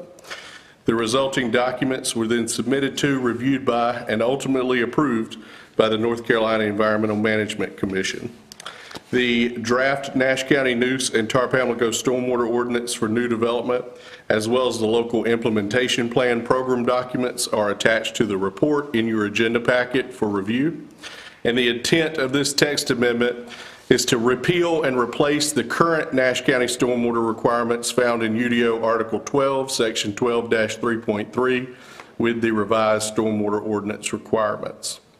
These revised requirements place more emphasis on a project's percentage of cumulative built-upon area and will adjust the maximum acceptable nutrient export rates as shown in the table before you.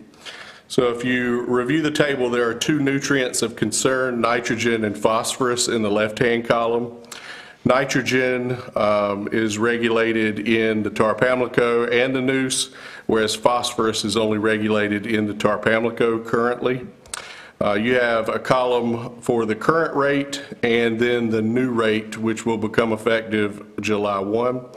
So for nitrogen in the Tar-Pamlico River Basin, it's currently allowed on a per project basis of 4 pounds per acre per year being exported or leaving the site due to water runoff in high rainfall events.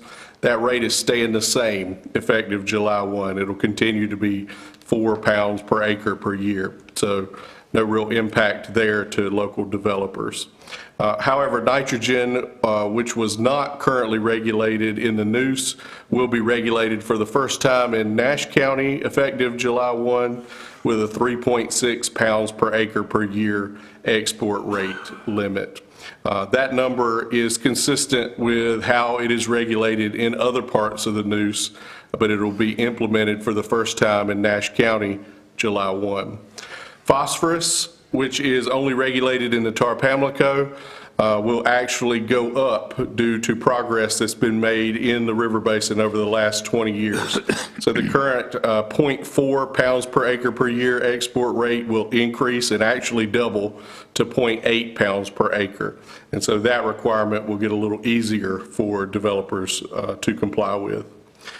Developers will still be allowed to satisfy the revised stormwater requirements with the installation of on-site control measures such as detention or treatment ponds, or with the purchase of off-site nutrient offset credits that contribute to mitigation efforts that are occurring elsewhere within the same watershed, or in some cases with a combination of both. Nash County must adopt and begin implementing the revised Noose and Tar Pamlico Stormwater Ordinance for new development and the local implementation plan program by July 1, 2024 in order to comply with the current requirements of North Carolina state law.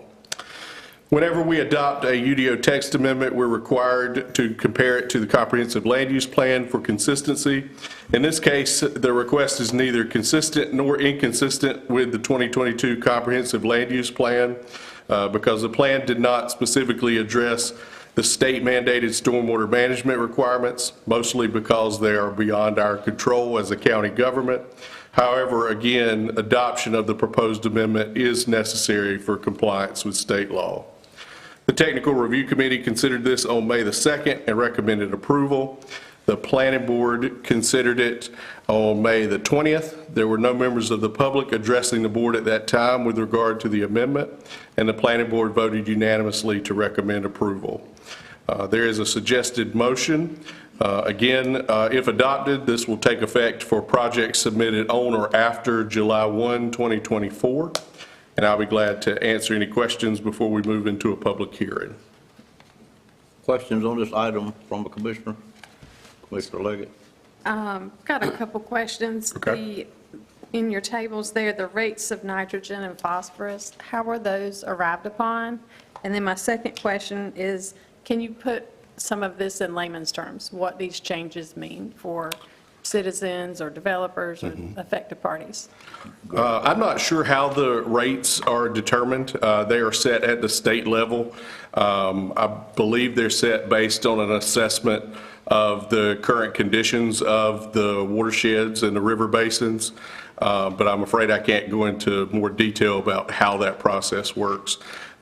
In simplest terms, it means that when new development happens and rain falls on rooftops, driveways, sidewalks, anything where it will not soak immediately into the ground, that the runoff generated by that captures and collects these nutrients and carries them off the property and further into the water supply, which is bad for the environment and it's bad for people's drinking water supplies. And so the state has set these limits.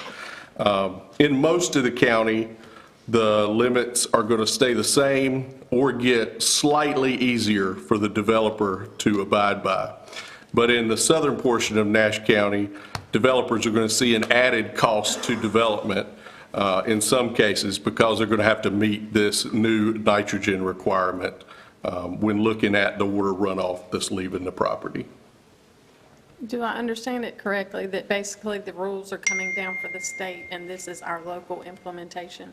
That is correct. And Nash County has not added anything in addition to what the minimum state requirements are. We had the Wooten Company draft an ordinance amendment that meets the minimum requirements that we're required to enforce by the state.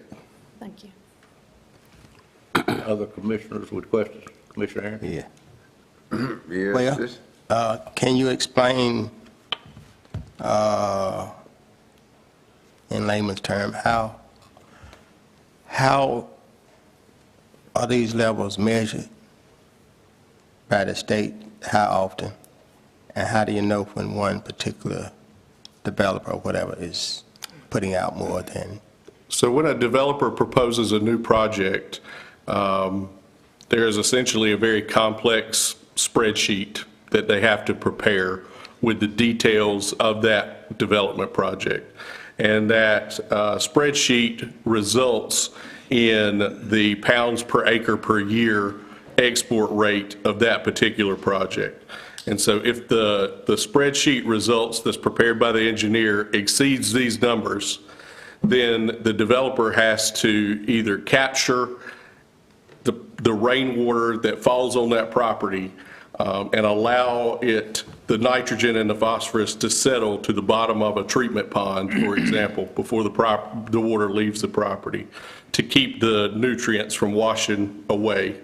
Or the developer could pay into a state fund that will mitigate or improve wetlands or riparian buffers in other areas within that same watershed as an offset for any damage that might be caused by the nitrogen or the phosphorus leaving that property. So they have two options: to treat it on site or to pay for these credits, or sometimes there could be a combination of both. But the way that we know a project exceeds the acceptable threshold is by having our county engineer review the calculations that are done by the developer's engineer on a project-by-project basis. All right, thanks, sir. Other questions? Mr. Belfield? The county, the developers, you're saying that they can pay into a state fund. In my opinion, that's not a good thing to do, because we here in the county, we should be enforcing that we comply with the Pamlico Tar River wastewater, because what it would do is contaminate water supply up the stream and down the stream. And some municipalities draw their water supply from the Tar River and the Pamlico River. Here in Nash County, are we requiring some of these developers where they got 50 or more lots that they're developing to have a grass waterway or holding pond? I've seen some, especially with industry, but I haven't seen any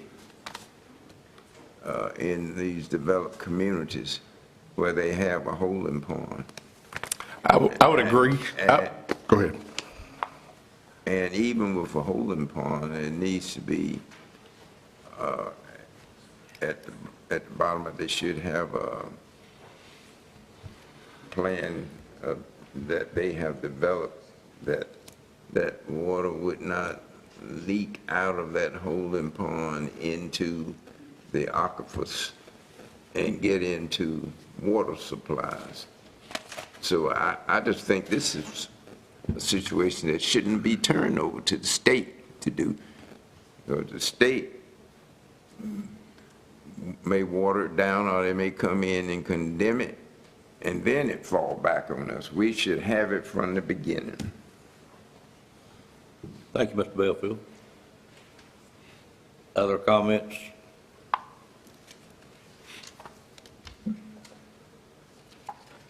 Mr. Tyson, was it's bringing in the news to ours, was it any negotiation with the state, or is there an appeal process, or that law just comes to us and we follow it as written? That law comes to us. We have no input on that process. Okay, kind of what I thought. All right, thank you, sir. Entertain a motion to go on the public hearing on this item.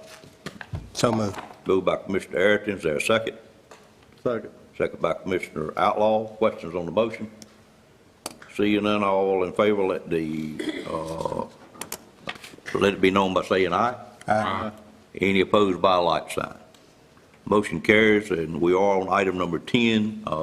As stated, it is a UDO text amendment this time, and we are in a public hearing, and if there's anyone here that wishes to speak for or against, I don't know how much latitude we got. If somebody speaks against it, seems like we're going to be for it one way or the other, but we'd certainly like to hear from the public at this time. Please come forward, Ms. Pearson. I'll make it very quick. My name again is Amy Pearson. I'm at 6127 Strickland Road. I think this is a very important aspect of how we continue to protect our water system. I am a manager for 2 well systems, one in the Sandy Cross area, one in the Mount Pleasant area. And in my Sandy Cross area, I already have a big issue when there's nitrogen put on the ground. My nitrates go up extremely high, and at this time, I am this close to being out of compliance. And so this is an extreme issue already because of our rural agricultural area. In my Mount Pleasant area, I have 0 nitrates. So it does matter from aquifer to aquifer, and it does matter how much nitrogen is put on our earth. So this is very important. Thank you, ma'am. Other comments for or against this? Seeing none, I'd entertain a motion to close the public hearing at this time. So moved. Moved by Commissioner Combs, there a second? Second. Second by Commissioner Arrington. Questions on the motion? Seeing none, all in favor, let it be known by saying aye. Aye. Any opposed by like sign. Motion carries as well. Any other questions of Mr. Tyson at this time?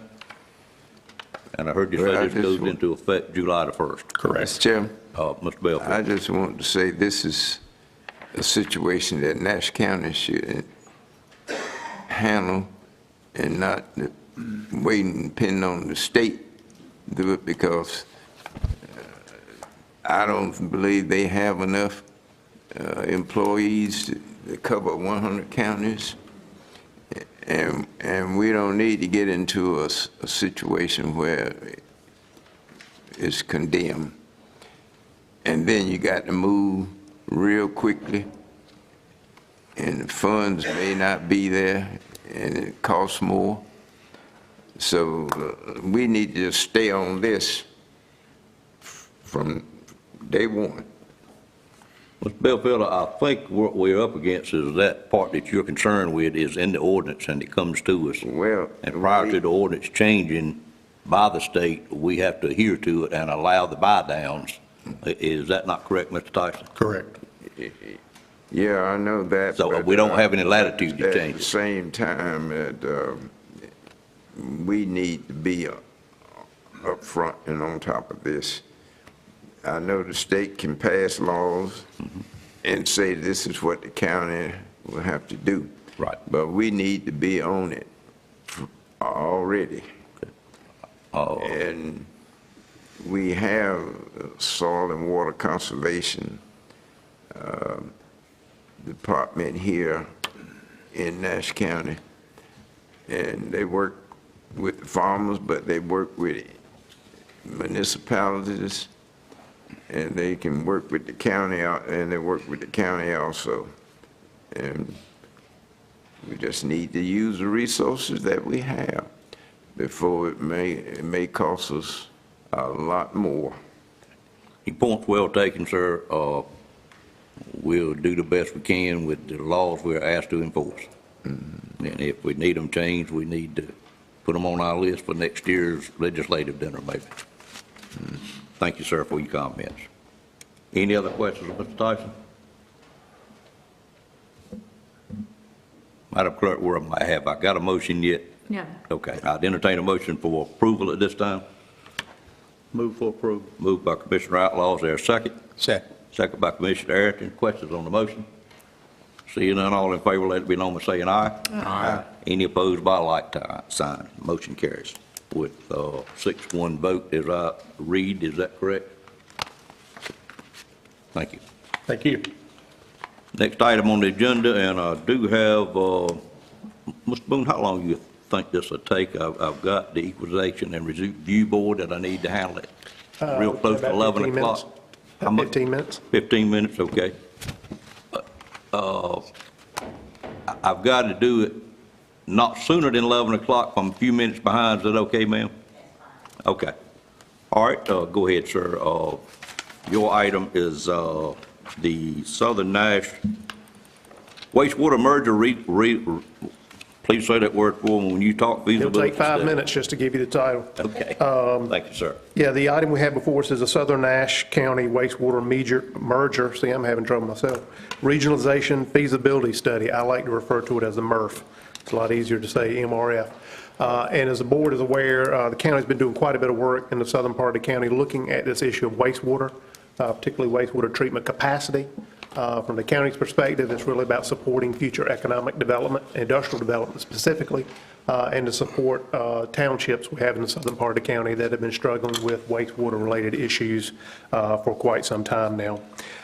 And the county received a grant, you may recall, back in 2022 to conduct this MRF study to really evaluate alternatives that may be feasible for the county to pursue to address, again, this issue of wastewater treatment capacity. And we have Brian Johnson with the Wooten Company who assists the county with this work. He's vice president and the director of engineering services. And thought it'd be helpful, even though we've made reference to the study a number of times and talked a little bit about the work on the study, to give you a more comprehensive review of the study itself, the alternatives that were evaluated, and then the alternatives that we're carrying forward in the next phase of work, which is a planning grant. The county also received a grant to fund that work. But it's, again, all about supporting the development in the townships primarily, and then economic development, industrial development specifically for Nash County. So this time I will welcome Brian Johnson to the podium. Thank you, sir. Good morning, Brian. Good morning, Mr. Chairman, members of the board. It's good to be with you today. It's been a while. It's good to be back in front. As Jonathan said, we were fortunate enough and appreciate the opportunity to help the county and the stakeholders completing this study last year, and we want to come to you today and just present to you the findings of the study and review sort of the next steps with the study as well. So with that, I'm going to start off with just some background information.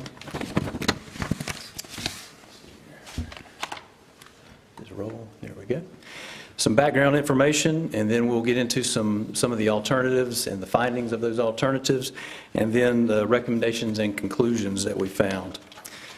All right, for background information, this is a lot on this slide, but let me just say, as Jonathan said, what we're really looking to determine was there any opportunity to regionalize the wastewater disposal treatment in this area. Right now, as Jonathan said, there's areas, the area Southern Nash is anticipated to grow.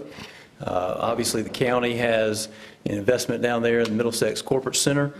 And so is there any opportunity for folks in that area to come together with the county and look to regionalize? The town of Bailey, we'll get into more of this in a minute, but the town of Bailey, of course, is having some issues. They've been under a moratorium for nearly 20 years.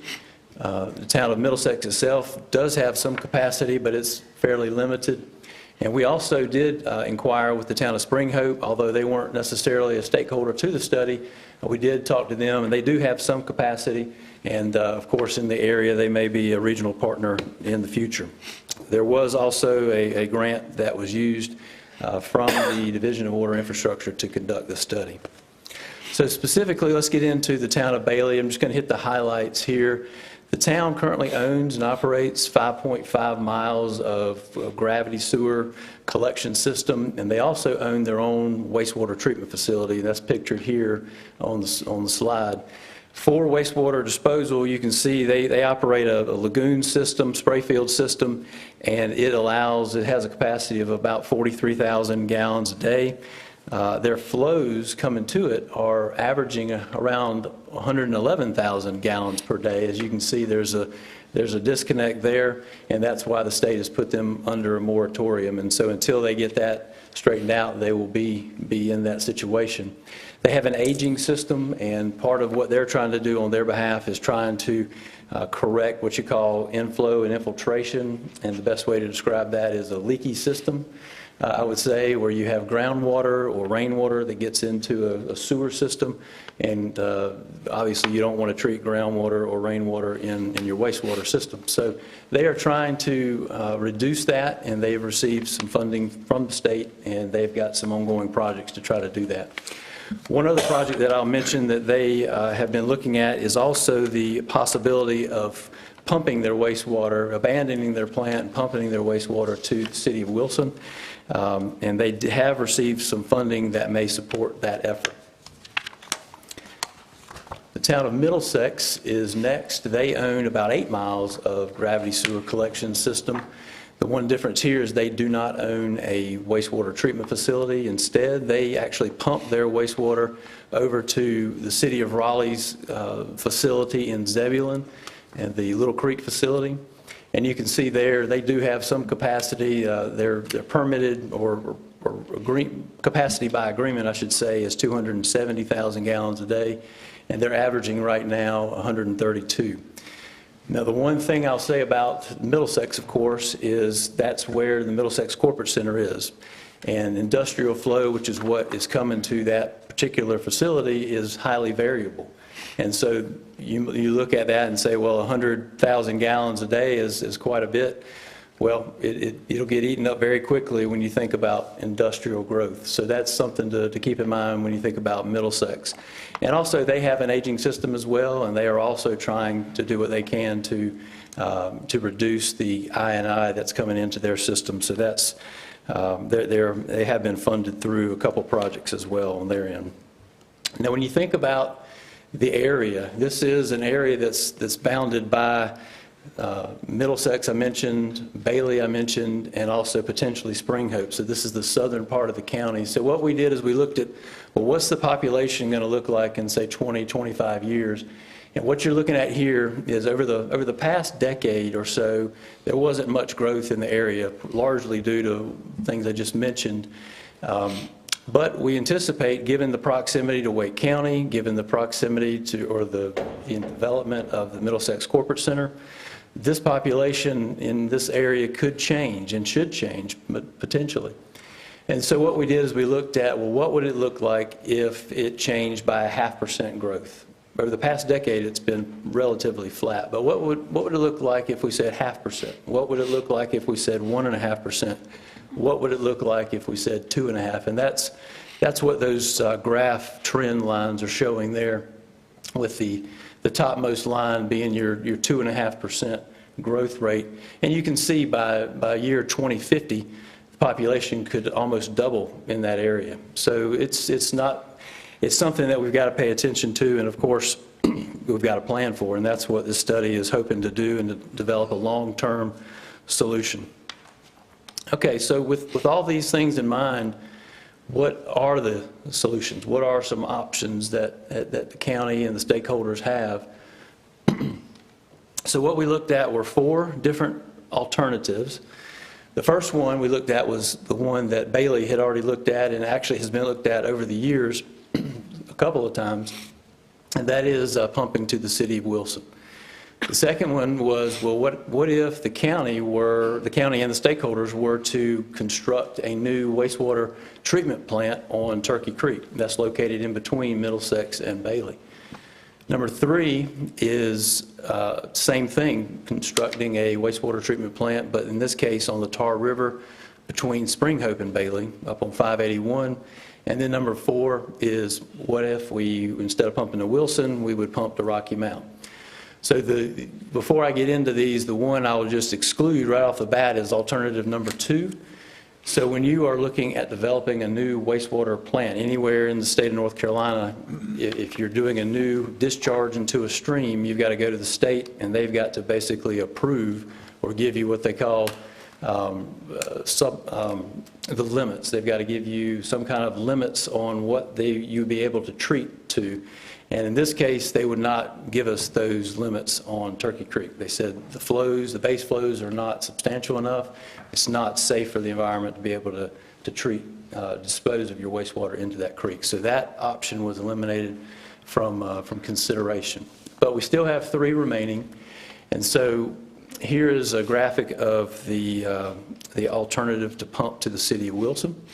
And as you can see, what it entails is a pump station in Middlesex, pump station, therefore, in Bailey, and then on to the city of Wilson.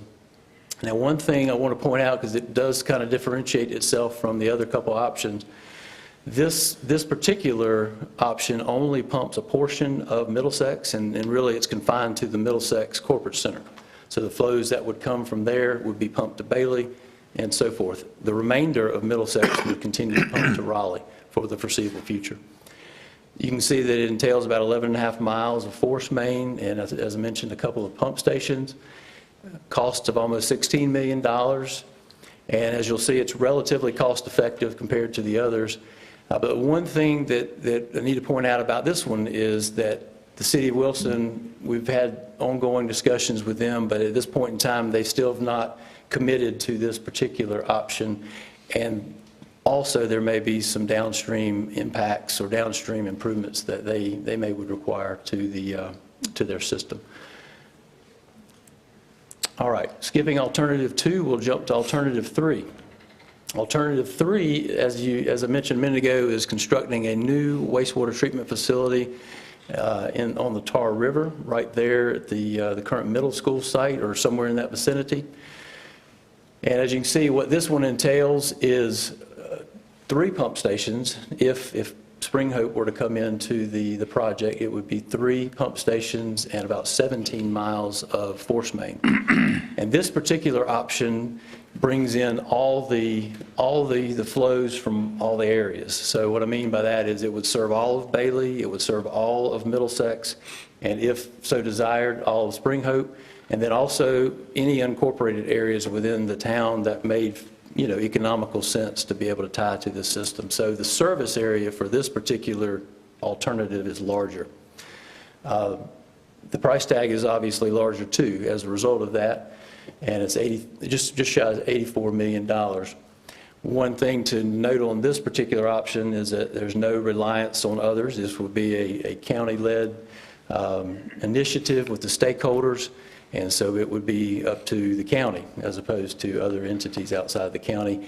This particular option also provides smart economic growth opportunity, if you will. Additional capacity could be factored into this particular option that would allow it to serve Middlesex Corporate Center and other economic initiatives in that area. And right now we're looking, I didn't mention, a 1.5 million gallon a day flow on that particular plant.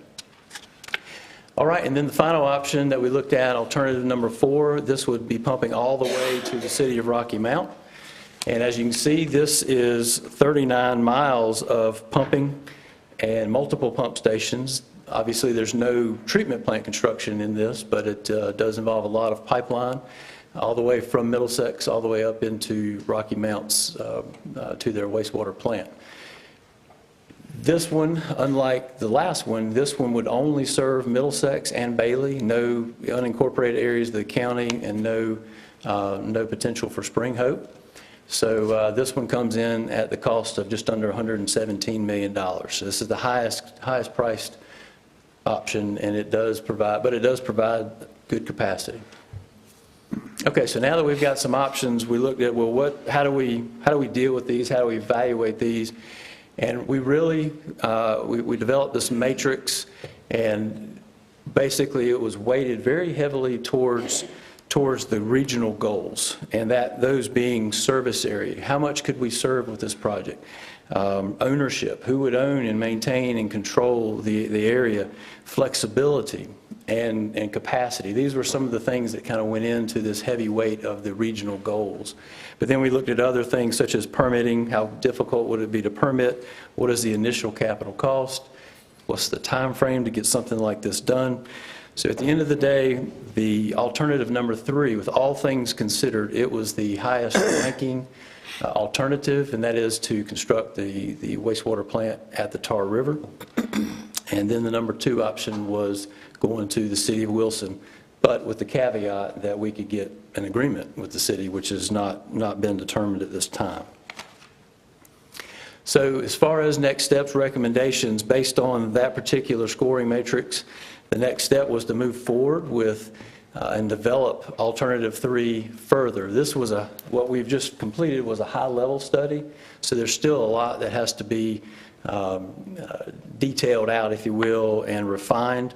And so further study needs to be done in the way of preliminary engineering report, environmental report needs to be conducted, and these things will help us really fine-tune the flows, where we're actually going to put this particular facility, who are the final stakeholders, obviously the county, and then who else, and what routes do we want to get and utilize. All these parameters need to be sorted out. What are some of the constraints that we may have to deal with out there? Are there wetlands that may impact it? Other environmental constraints such as endangered species. So all these things have to be looked at a little bit further, and then finally, who's going to own and operate, and how we're going to deal with that. So the county, as a result of this, the county has applied for and received a $400,000 grant from the state of North Carolina to further study this. And that's where we are now, looking at additional study on this item, this particular alternative. And then also that'll include some preliminary engineering work that'll help us refine this further. And then, of course, the last step or one of the last steps, one of the bigger last steps, is to find the funding to move forward with such a project as this, to help the region and help the stakeholders develop a long-term solution for wastewater disposal. So with that, I don't know how my time's looking, but I'll stop right there and be glad to take any questions that anybody has. Questions from board members of Brian at this time? Mr. Belfield? What's the reason do you have that Wilson has not signed on to this project?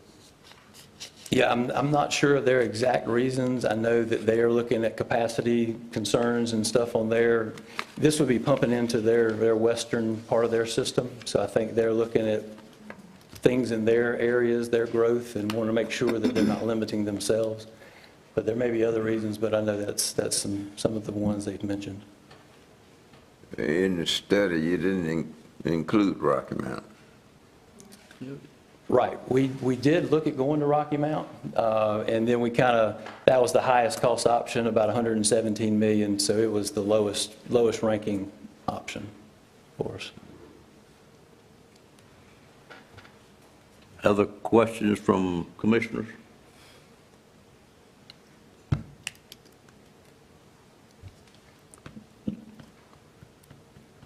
Brian, I'll just say, I think this is one of the most important things that this board is facing in the years coming forward.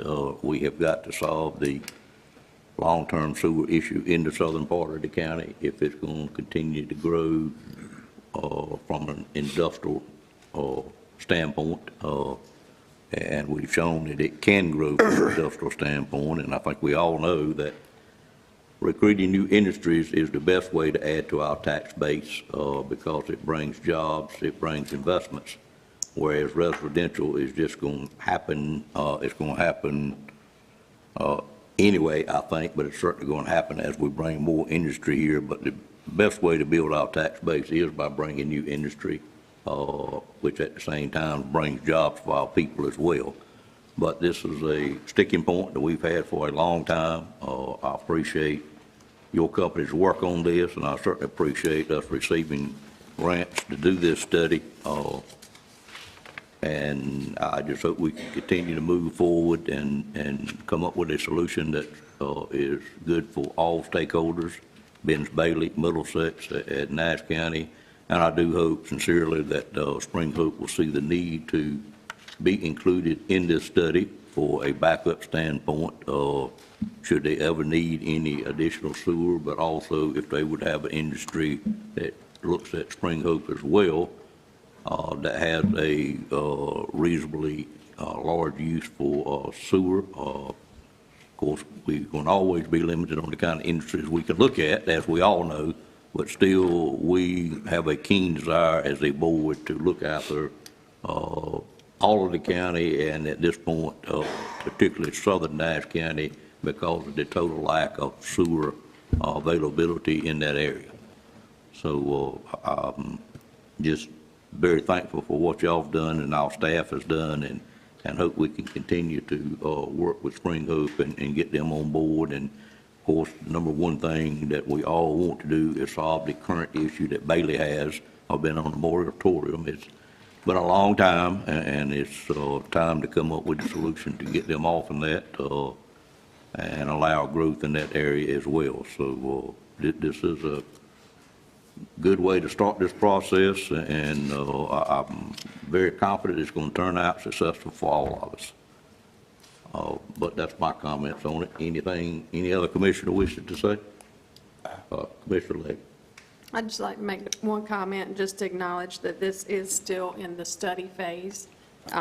We have not committed funds to build a new wastewater treatment plant. We're studying about that to, like, as the chairman said, working towards solutions for Southern Nash County.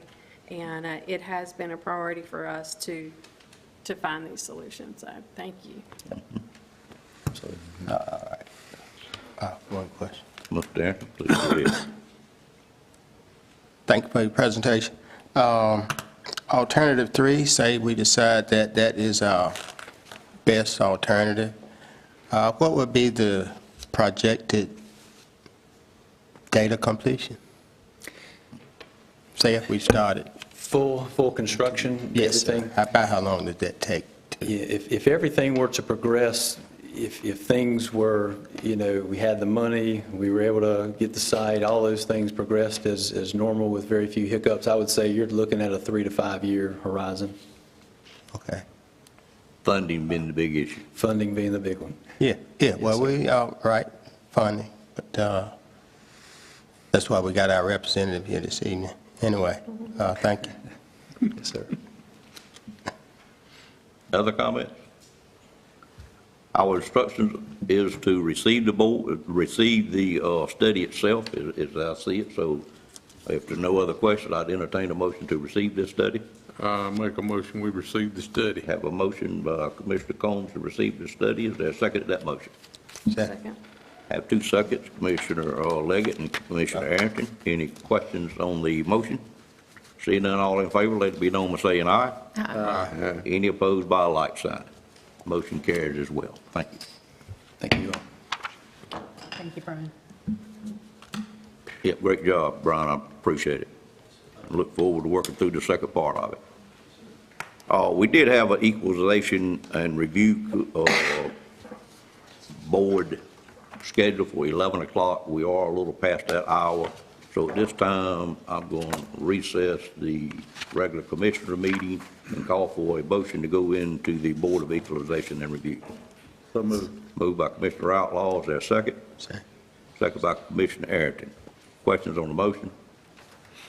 Seeing none, all in favor, let it be known by saying aye. Aye. Any opposed by a like sign? Motion carries. And ladies and gentlemen, we are now in the Board of Equalization and Review, and what that is about is for the Board of Commissioners who serves as the first level of appeal process. And at this time, I'll call on our tax assessor, Doris Sumner, to let us know if she has any appeals at this time. Okay, thank you, sir, and good morning, all. As you said, we are now in the Board of Equalization and Review in compliance with North Carolina General Statute 105-322. The Nash County Board of Equalization and Review will meet to hear upon request any and all taxpayers who own or control taxable property assessed for taxation in Nash County with respect to the valuation of such property. And we do have one appellate this morning that would like to appear before the board regarding their assessed valuation. And the appellant is here. I believe I see Ms. Wilson.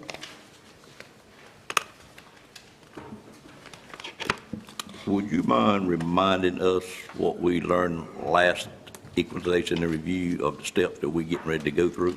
Yes, sir. You will hear from the appellant on their view of what the value, what they think their value should be, and then you'll also hear from the tax department or the appraisal company on how we arrived at the value. And the board does have an option to increase, decrease, or leave that value the same. Okay. And you also have the option, if we need more time to study a property, that we can do that as well. Is it your intent this morning, after this one, we're going to close the equalization review, or we're going to hold it open and delay it for? Our intent is to hold it open to hear some additional appeals that may come forth That are in the from process. that are in the process, yes, sir. All right, thank you. Clearing that up. All right. So I would just a moment. I think last time we determined it's best to let the appellant Go first. go first, and your staff will address where you're at and why you where you are. Yes, sir. Okay. So what I would just like to do right now is give you the property location that's under appeal. This appellant is Nadella and Robert Wilson. The property under appeal is located at 3105 Greystone Drive, Rocky Mount, North Carolina, and it is parcel number 044392.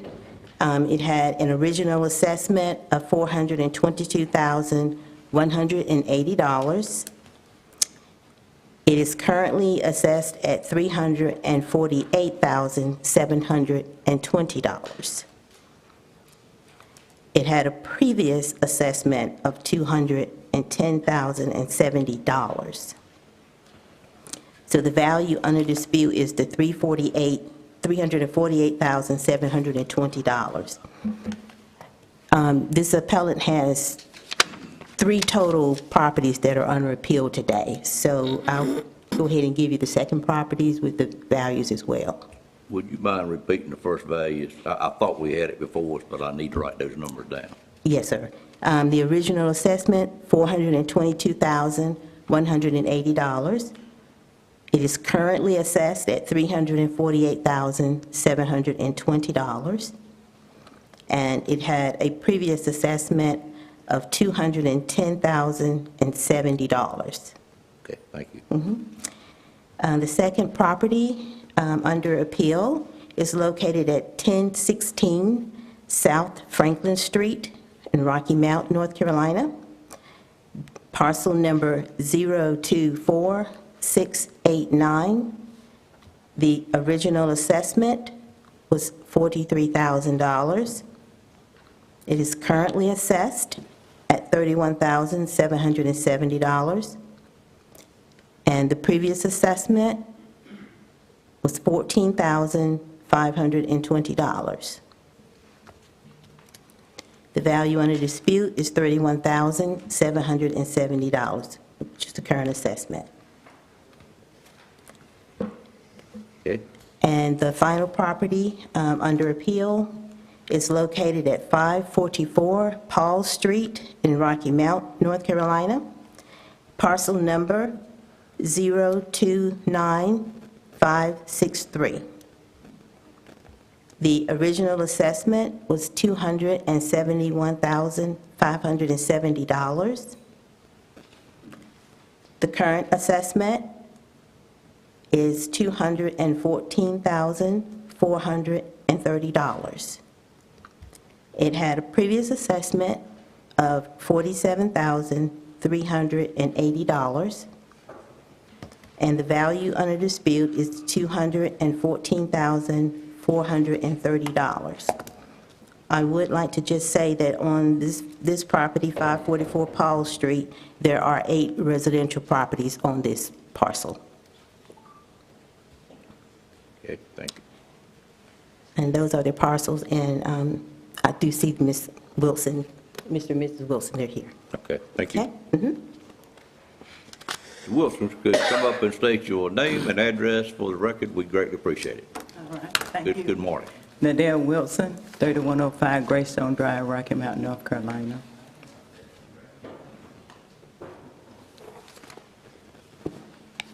That distinguished gentleman you have with you, My husband, Robert Wilson. Robert Wilson, thank you. Yes, thank you. I'd like to start with 544 Paul Street. Is that, Doris, the last one that you did? She's starting at 5? Okay, Yes. okay, go ahead, ma'am. Yes, on 544 Paul Street, like she said, it's 8 properties on there. They were built in 1910. They're 114 years old. And when I purchased them at a foreclosure sale. They went, all 8 on the deed, if you want to look at the deed, they came, and they've been like that since 2003. And at the sale, they went for $39,000, which made them $4,875 each. And every year since I've had them, my accountant depreciates them every year. So now I pay $39,000 for them, $20,000 worth of taxes, back taxes on them. And they've been depreciating them every year. Like I say, they're 114 years old. And they trying to take the taxes from $48,000 to $200 and some thousand. That's why I'm appealing it, because I don't agree with that. Okay. The properties came, like I say, they came with the deed, and it's been deeded like that. I believe it's a possible mortgage fraud and bank fraud and appraiser fraud. Because I got my, if you want to see it, I have the deeds before we purchased them, and I seen the paperwork where they went in and they got money from the bank, and they flipped them, and they got enough money to make the properties go up to $240, I think they got it appraised at $214,000 now. Yes, ma'am, that's right. Yeah, and I paid $39,000 for them in 2008, and we've been depreciating them ever since 2008. So now they trying to take them to $214,000, and nobody's paying it for it, because when we purchased them, they was $4,875, and I have some addresses now around that property where they selling for $8,000, $10,000 now, because no investors want to give any money no more than that, because they're 114 years old. So they don't want to give you no more than that, $10,000 now. And seeing some of them are flipping them, so they get more because they fixing them up and they doing more to them and redoing them, re-renovating them and all. But these are 114-year-old houses. So that's why I appealed it, because like I say, we've been getting them depreciated every year. And so I don't agree with the 200 and some thousand. I still think it needs to be where it is, because we're trying to sell them too. That's why I know we hadn't been able to get anybody to go over $10,000, not even $10,000 for a 114-year-old house. And it still has the original boards and everything still on them. All right. What's next one you gonna go to? I'll go to 1016 Franklin. I got that one in a foreclosure sale as well. I paid $3,500 for that one. It was at a foreclosure sale as well. It came too with a possible mortgage fraud and bank fraud. It came too, but it was at the courthouse steps sale, so I purchased it there. It was $3,500 when I purchased it in 2008. And my account been depreciating it every year as well. And I have pictures and prompts, the neighborhood houses, $3,500 sold for, $5,000, $6,000, $8,000. That's what they're selling in these areas in the hood. That's what they're selling for now, because they're old houses. 1016 Franklin. Let me get it. It was built in 1950. So it's like about 74 years old. 74 years old. And my account been depreciating that one as well every year. He depreciated every year. And so in the neighborhood, I got prompts on that one with houses around at $3,000, $5,000, $6,000. They have not sold them. So if you sell them, they can then, I can see them putting it up, because according to the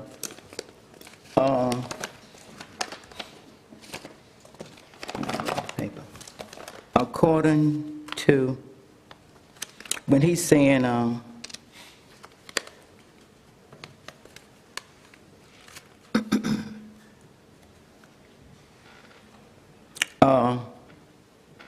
Article 13, 105, subsection 105-283, true value shall be interpreted as meaning market value, that is the price estimated in terms of money at which the property would change hands between a willing and financially able buyer and a willing seller, neither being under any compulsion or to buy or to sell, and have both having reasonable knowledge of all the uses of which the property is adapted, and for which it is capable of being used for purposes of the section and acquisition of any interest in land and entity having the power to eminent domain with respect to the interest acquired shall not be considered competent evidence of true value and money for compatible land. That's what, when I looked up the Article 13, 105-283, Uniform Appraisal Standards, that goes for, you got a true value when you got two people coming in, a seller and a buyer, an agreement. It doesn't matter what the property tax is. If they want to buy it, it doesn't matter. So why you want to put the property tax up with somebody else just sold their house for, or somebody over here just sold their house for, and they're not even looking at the property value? Because I got prompts here too where the tax was assessed one thing, but the seller and the agreeor came on an agreement and they paid more for it. Then I got some that came in less, so I have that if you want to see those copies as well. That's why I don't agree with that. Because like I say, I told you when I paid for it, and then my accountant been depreciating it every year.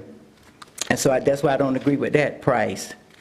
And then I got prompts in the neighborhood. They still have $3,000 house on the deed what they paid for. They still been assessed at the same thing. But now they want to go up on this since I just purchased this house in Greystone in January of 2023. That's the next one. And what is that address? 3105 Greystone Drive. Okay. Go ahead with that one then. Okay. On first thing, they saying, it came in a foreclosure, okay? And it came in at $51,000 was the come-in price for it, okay? This one here was the same thing with investors and possible fraud, mortgage fraud and bank fraud. So it came in at $51,000. So they did some possible bid rigging, and they got it up to $252,000. Okay, so they've been assessing the taxes at 210,000. I mean 210,000. Correct. Okay, and I'm gonna show you what I have on that too as well. Let me get that.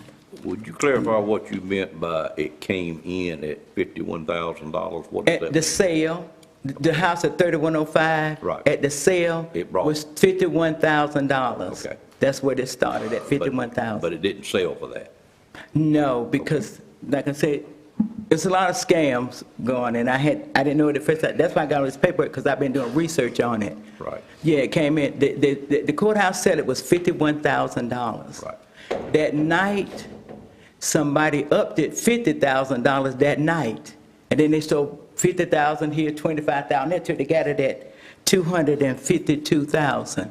So it ended up selling for 252,000. Yes, because the owner the house, possible fraud, because I have documents where they went to the deeds office and did fraudulent paperwork. I have copies of that too, where it's been fraudulent paperwork, and they just change things around and then put it in the sale. And so they end up with 194,000 surplus money. So it wasn't just a force put out of a house, because they had not one. That's why it went from 51,000 to 252,000, because it was residential fraud for profit and gain. So they end up with $194,000 after the $31,000 was paid off the credit for it. And you're the person that bought it, that sale for $252,000? It started at $50,000. We paid $252,000 for it. That's what I'm saying. So they walked the people that was in the house, owned the house. They walked off with $194,000 surplus money. So one, there's just no house, you couldn't afford to pay your rent. of your payment, it wasn't like that, what they have here. It wasn't like that. They end up with $194,000, and they took it off and just went with it. That's what I'm saying. They're not checking it. And then this house, this is how it looked when we bought it. It's all growed up and everything. They never reduced the taxes. They left it at 210. This is how it looks. It's all growed up. The trees growed in the house. We've been taking trees out the house, fixing, trying to get it straightened out. And now they want to come, first they said 400-some thousand, now they're saying 300-some thousand. We just getting there trying to get it straightened out. But it's all growed up. This is what it looked when we bought it. That's why it was cheap like that, because this is what it looked. The whole neighborhood looked better. This is what we're working with now. And so now they're ready to come by, and that's why I said we've been agreed by it, because we have a color coming in the neighborhood, and it's been this low all this time. And I got prompts on other houses in the neighborhood where other people living, and they taxes not near as high. They trying to take this house to net right now. That's why I'm appealing it. Right. Because it's not where it's just agreed to us, and I don't agree with it. And I have paperwork if you need to see any of them on any house. Okay.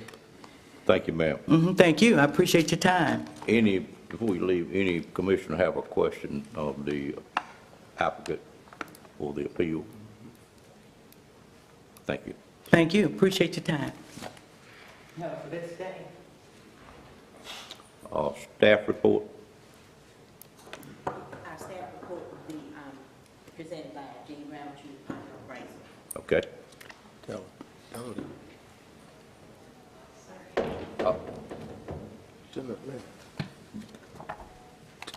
Do we need to get them to state that this is over, or just let them leave? Okay. Thank you.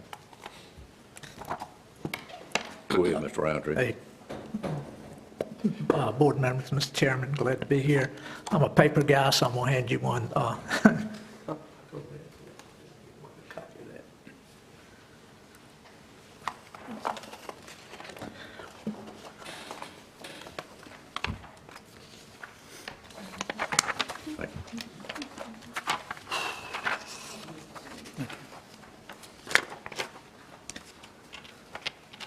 Okay. Thank you. This is just going to be in reverse order. We're going to start with the house located at 3105 Greystone Drive. And we've got pictures of the house. And as the little matrix I did, we've got the three properties. They're called subject 1, 2, and 3. And then I've got sales, 6 sales on the first one, 3 on the other one, and 6 on the other one. And we've got pictures of all these. But the subject, our concern is we want the current value of 1,124, and the property, Ms. Wilson's property, located 3105 Greystone. The matrix is a very simple one. Basically, it's the sales price divided by the square footage, equaling the per square foot price. On that subject number 1, this house was built in 1995. It's got 3,257 square feet. The foreclosure sale was 252, 125.23, which equals $77.37 per square foot of the sale price. We've got a value of $348,720, which is about $107.06 per square foot. We've got sale number 1. These are all sales that are in the neighborhood. That's another picture of the house. It's of 3105 Greystone. Okay, this is sale number 1, which is a 440 Stillwater Drive.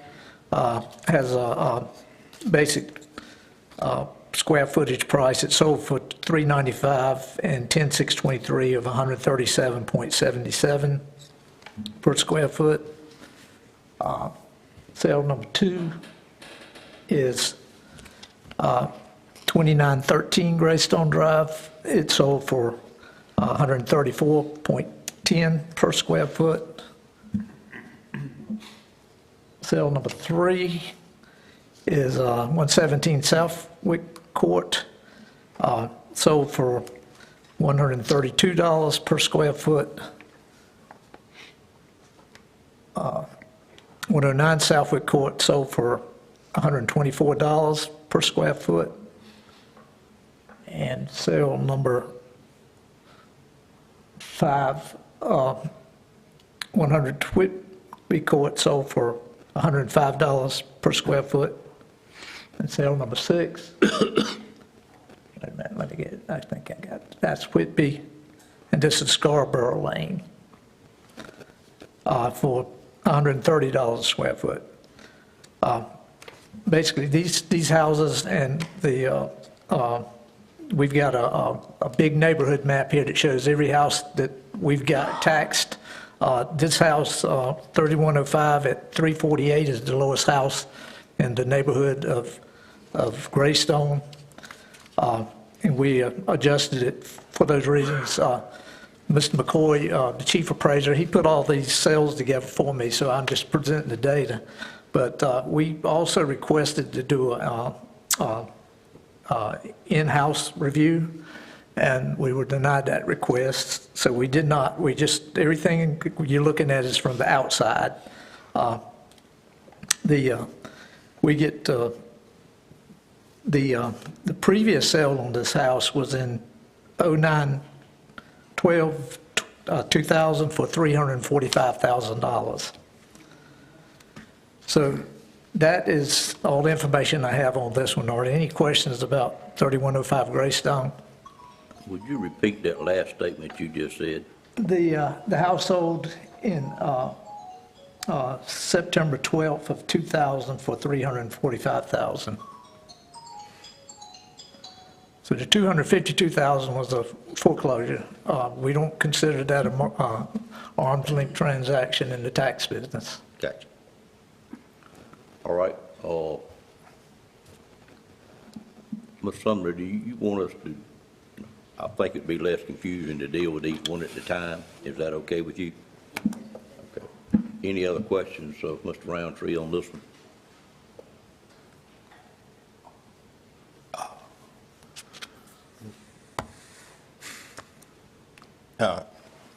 Mr. Anderson? You say you weren't allowed to go inside? Mr. McCoy contacted them, and we were, if they had anything, anybody that appeals, we usually, if they have something they want to show us as far as damages or things on the inside, we would be glad to go in and see these things. Now, there is in Zillow, there are some pictures of this house, and, we looked at those, but still, we usually, before we come up here, we usually like to thoroughly examine the subject properties. Okay. Other questions of Mr. Roundtree? Mr. Roundtree, unlike your previous, the previous meeting we had of the equalization review, you seem to have houses that are located right in the same neighborhood. Yes, sir. Which is much better than what we had before, which they were in different parts of town of some kind. Right. So this is almost the ideal situation, is to have this many sales in close proximity to the house that we have under question today.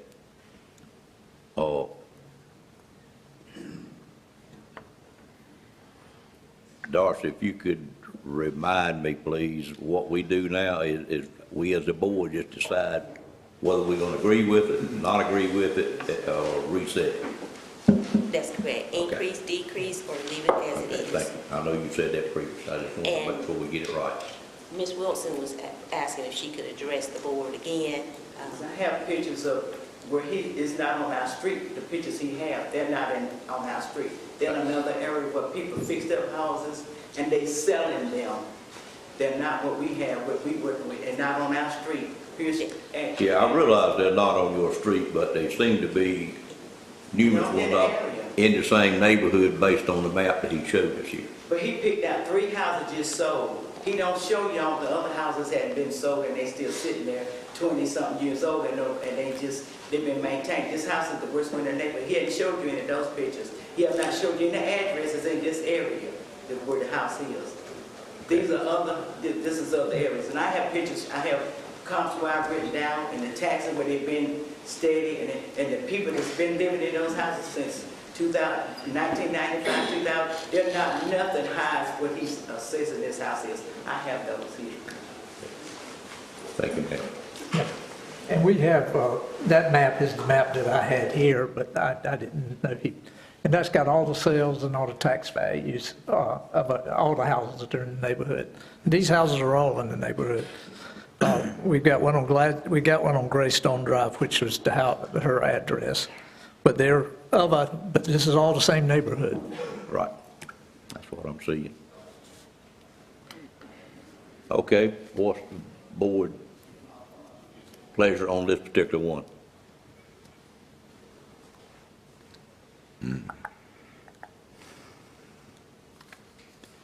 The one, Take notice that the value that is now set is equal to $107 per square foot.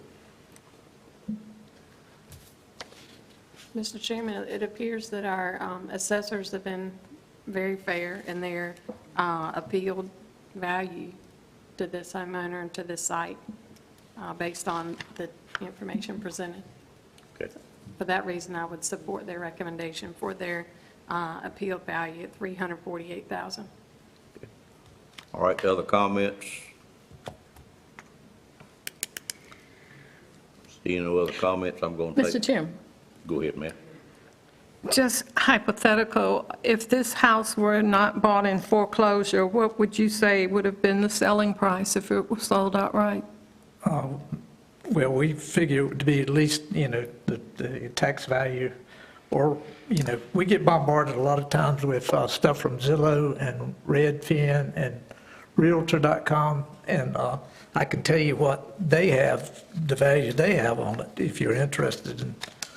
And I know we don't consider that like an appraisal, but they take all this data and analyze it too. In Zillow, they have this house valued at $413,000. Yeah, I see. Redfin, $569,000. Realtor, $440,000. And he stated that it last sold many years ago at $345,000. Yes, ma'am. 2000, I think he said. Can I show my pictures too? Pardon me? I said, can I show my pictures? I didn't get to show them, I just told you about them. I actually didn't want to look at them. I have comps as well in the neighborhood. It's $200,000, $215,000, $220,000. My neighbors' homes are. They're not over $250,000, somewhat $3,000, some two something. So he didn't show you any of those. He just showed you the one that just sold, that somebody just rebought them and then refixed them up. He just showed you those 3 pictures, because I have those copies too. But I have other copies in the neighborhood that's not as high as he's saying that they are. He just picked out the few that just sold now. But there's plenty in there that had not sold, and the assets is different and it's cheaper than what he's showing. Well, ma'am, we would have to depend on recent Okay, sales, well, I is feel what we would have to depend on, not old sales. I have an option to kill it. I don't agree with it. I kill it. All right, I have a thought. Any other comments before I call for the motion? I'm going to take, Ms. Leggett, if it's okay, it's your statement as a motion. Yes, sir. Is there a second to that motion? Second. Second by Commissioner Outlaw. Any other questions on the motion? Seeing none, all in favor of the motion, let it be known by saying aye. Aye. Any opposed by a like sign. That motion carries, and it sets the value at what the staff recommended, which was $348,720, if I'm not mistaken. Yep. Okay, all right, we'll move to 1016 South Franklin Street. Yes, okay. Yeah, and that's the subject right up above there. That's amazing. And let's see, that, it's got 834 square feet built in 1950, and we have a present value of $31,770. We've got three comparables that are in the area. I noticed a lot of times you see this 1910 on a lot of these properties. Yes, sir. That was probably just a guess somewhere along the line. Don't have any idea when some of these houses were really built, but it's a standard that was put on back, I don't know how many years back as far as revaluation is concerned. You said it was built in 1950, though. Yeah, that one was. We do have a date on the subject. The first sale was this right here, 1000 South Franklin Street. And we had a sale on 12822 for $30,000, which equals about $23 a square foot. Sale number 2 is 1004 South Franklin Street. We have a sale for $25,000 that sold for $24.23. And the last one is 608. Oh, we're going to skip this one there. That's a modern one. 608 Chester Street that sold for $40,922.23, about $42 a square feet. And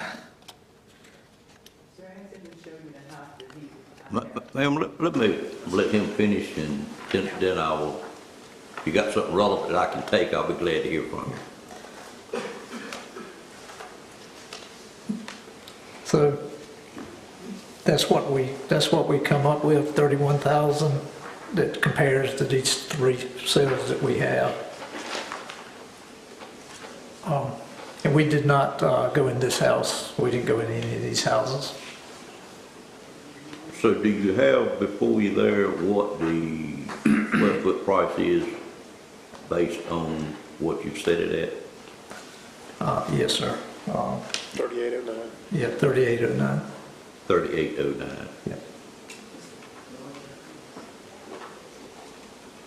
Thank you. Anything else, Mr. Roundtree? No, sir.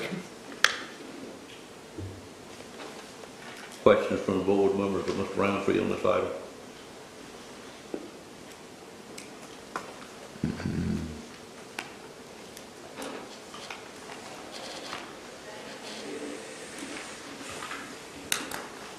When I saw the house, I was a little amazed. It has nothing to do with what's going on today, but I actually moved into that house in 1955 and stayed until 1958 as a very young kid. I remember the address when it was said.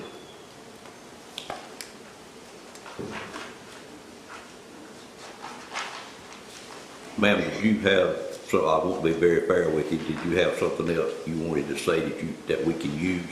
I do. I have pictures too. The house he's talking about on Franklin Street, it's the smallest house on the block. It's only one bedroom. These are larger homes. The house that I have that he's talking about, it's only one bedroom and one bathroom. The one that you have, what do you say? The 1016 is only one bedroom? That's all. One bedroom and one bathroom. Okay. And the square I'm gonna footage, keep my did he tell you the memories square to footage myself. on it?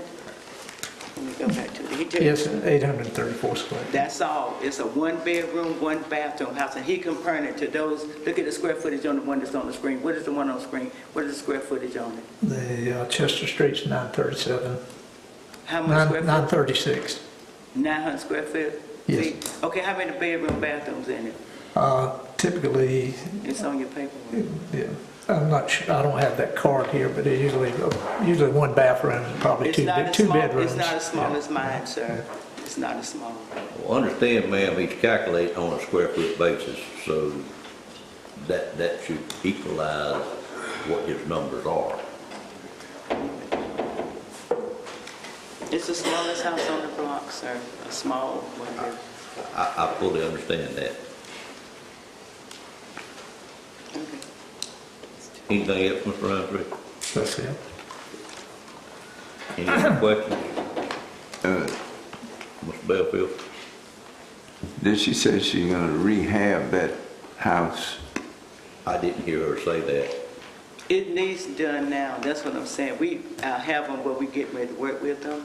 because they're old houses. Like I said, these are 100 and some houses he's talking about. These are brand newer houses. They're younger homes, rather.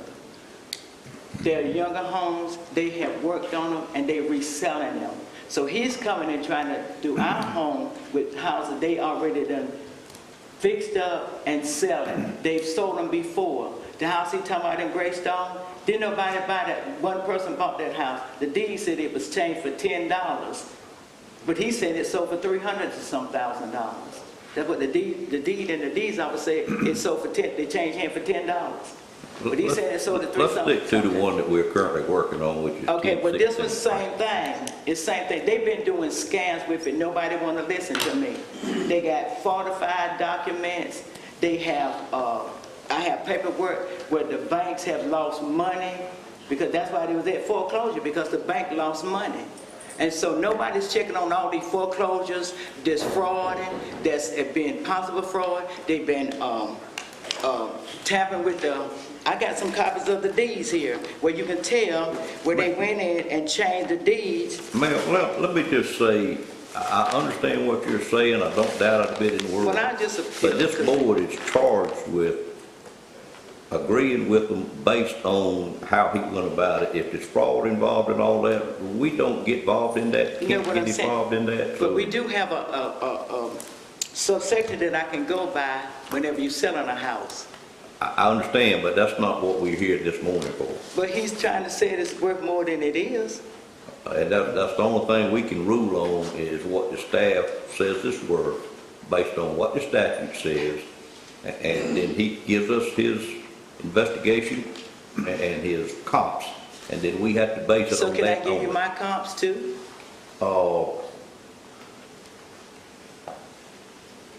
Are you gonna bring in fraud stuff and things of that nature? No, it's going to show you what I need to show you. Just like he got pictures and things up here, I can put let you see mine too, because I've written mine out. He got pictures, color pictures, because he's on a state employee. So I have pictures of mine. I don't have it more professional like his is, because he got machines right here he can use. But I have them written out. Everything that you need to see about it, I have the deeds and everything if you want to see about. That's another picture what you're talking In about. fairness to you, show us 3 or 4 of your comps. Yes. Thank you. I appreciate it. Let me go back to that. Oh.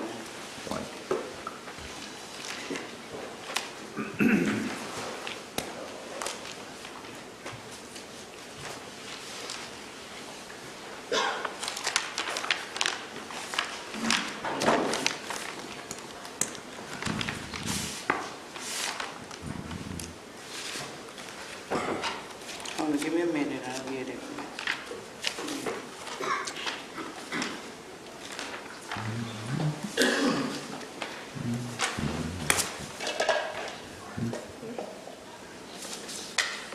Here's some from Greystone. This is the, what it is. And then I got, that's for Greystone. Which one is he working on, Greystone, or which one is he doing? Franklin Street? no, we're talking about the That's one on Greystone. Let me Franklin give me those back. Get. Thank you. Let me get it. Right. 1016.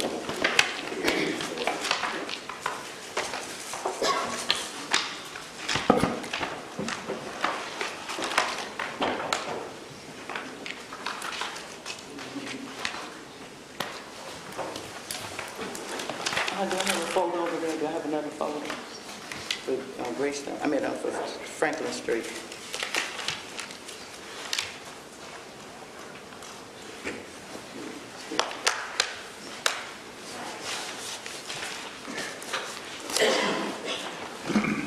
This is something.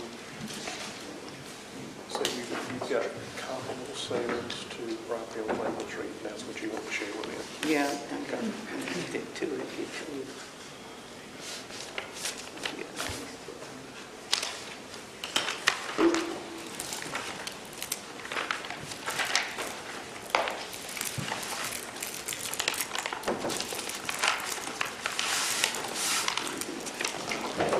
Can you give me a few minutes?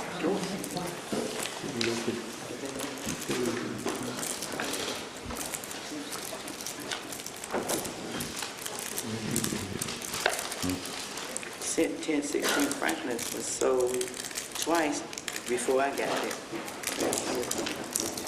And then where the deed at?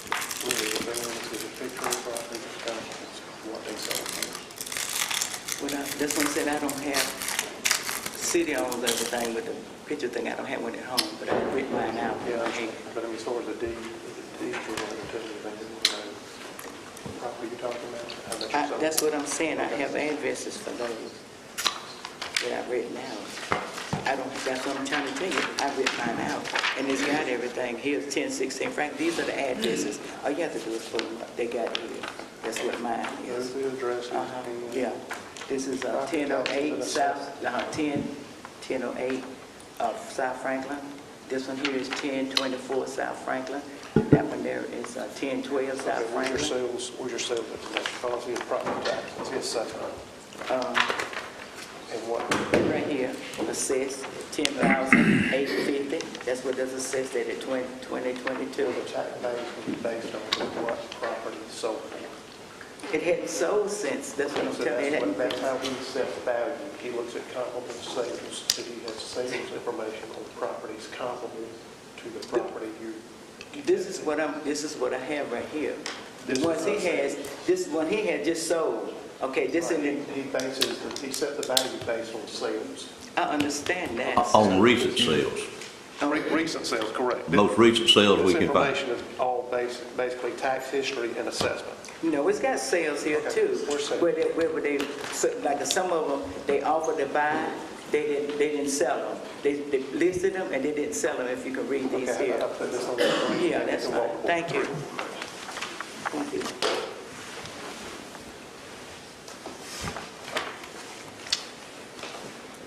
Well, are you going to talk about these any?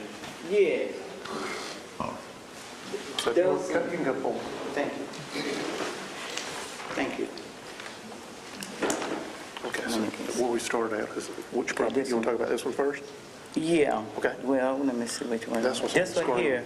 Yeah. This is 1016, I mean 1010. 1008 South Franklin Street. Mm-hmm.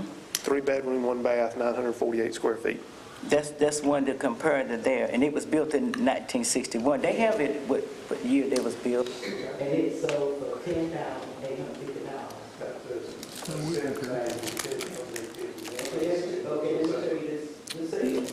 It only sold one time. Okay. The people still there. Right. It only sold. Because I wrote down, this here sold at 2008. It sold for $3,500. It hadn't been sold since then anymore. Right, so that would help you establish value in 2008. We're trying to establish value in 2024. It's still the same. There's nothing changed about it. Yeah, but the sales, you need to have, the board is going to look for recent sales. Well, Not when I sales that were appeal 16 it, when years I ago. appeal it, then I bring some more pictures back with it then. It'll help if you have sales that are more current than Well, then I'll 2008. appeal it then, and I'll bring some more sales back to you, since Are I know any what of you these, want. do any of these have recent sales? I don't see any. No, that's sales what I'm on trying to this. tell you, nobody's selling them, they're just going down. That whole neighborhood, so he going to another neighborhood to put over in this neighborhood. These houses around here, this is the houses around them. That's what I got, they hadn't been selling it, the people not doing anything with them. That's why he assessing them at that price, because they're not selling in this area.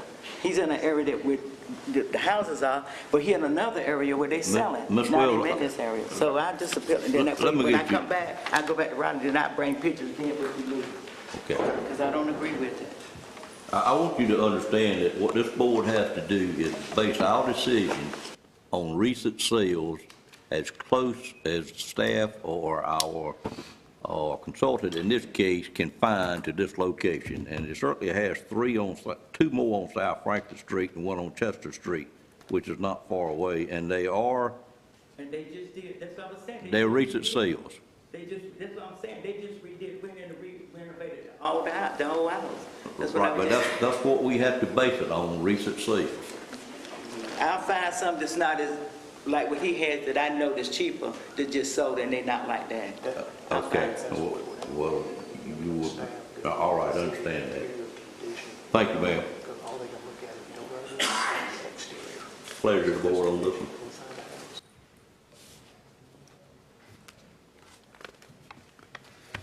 Mr. Chairman, I move we accept the tax value as represented by the staff.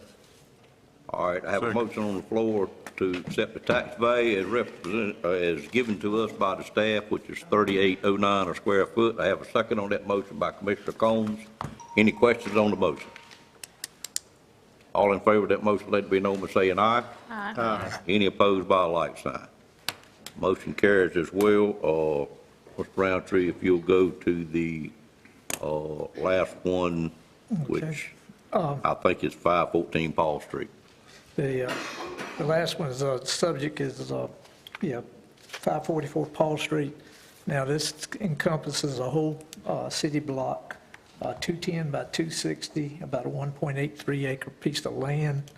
It's on Paul, Beeman, and Looper Streets, which is basically goes all the way around. There's 8 houses on these. I'll go through the 8 houses on the screen, and we've got a value of $214,430. The land value on this is $26,090. So I didn't tell you exactly. These 8 houses averages about $23,542 per house, some different. So these are the houses: 554 Paul Street, 552 Paul Street, 548 Paul Street, 544 Paul Street, 1306 Looper Street, 1300 Looper Street, and 509 Beeman Street. I think that's the last one. And 511 Beeman Street. We've got the sales that we've got for this area is sale number 1, 813 South Franklin Street.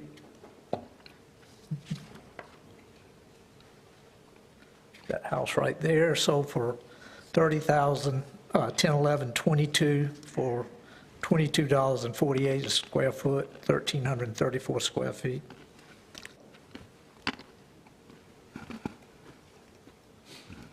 This is 2923 South Church Street. About the same square footage, 1,335, sold for $30,000, 8/24/22 for $22.47 a square foot. 1127 South Church Street, sold for $33,000, 7/25/22 for $24.49 a square foot.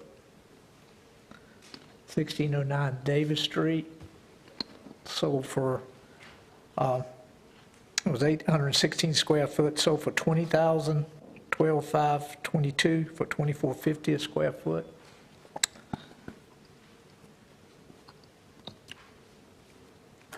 .230 Dowdy Street, sold for $30,000, 8/4/22 for $32 a square foot. 226 Dowdy Street, sold for $25,000 for $29.20 a square foot. Like I said, these 8 houses are, we basically looked at the exterior of them. I know a lot of them are, I think, maybe not rented at this particular time. Mr. McCoy, give me that information. So, but that's the value we feel like is comparable to the sales that we have. And what is that square foot value, what you got it set at now? 214? If you have that with you. 1110. Yeah, it's, let's see. We've got 8 different houses, so different square footage prices. It's the Paul Street house you're speaking of? I guess I'm looking at the total, Yeah. if you add them all, the 8 houses together. Zillow says 1,110 square feet. I don't really go with Zillow. Do you have that available? Let me, let's see, I don't have my calculator right here. We've got, let's see, you just about the, What we got? You got individual square footage? yeah. Yeah. Let's see, so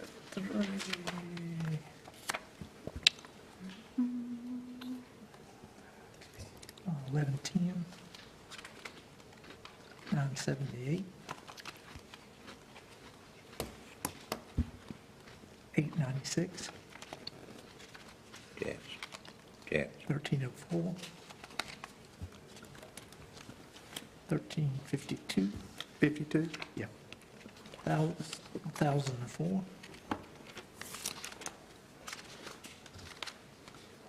976. And 11160. 11,160? No, 11 what? 11160. That can't be right. It's not 11,000 square feet. Yeah, 1,160. 1,160. Yeah. Well, maybe the extra Total one. square footage, 8780. Okay. Divided by the, okay, subtract from 214, 430, subtract the land. 214, 430 minus land is 2609. 26. All right, 188, 340. Divided by 8780. Yeah. Let me phone back in the office. $21.45. $21.45? Yes, sir. Okay, that's a lot of help, thank you.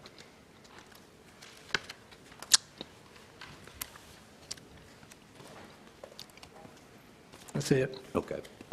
Questions of Mr. Roundtree on this one?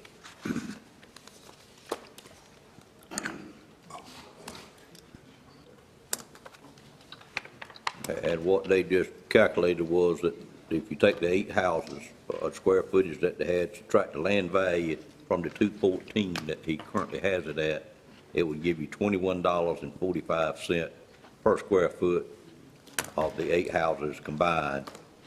And what I'm doing is comparing that to the per square footage of the comps that he has on the sheet here for your information, but that's just the way it helps me most to determine where we're at.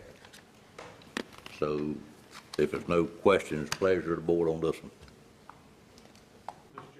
Yes, sir.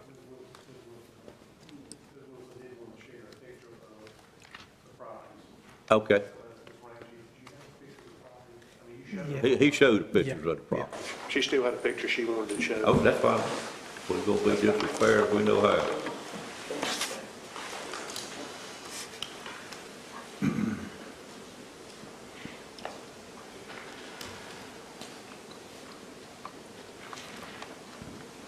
They still have original boards on them from 114 years ago.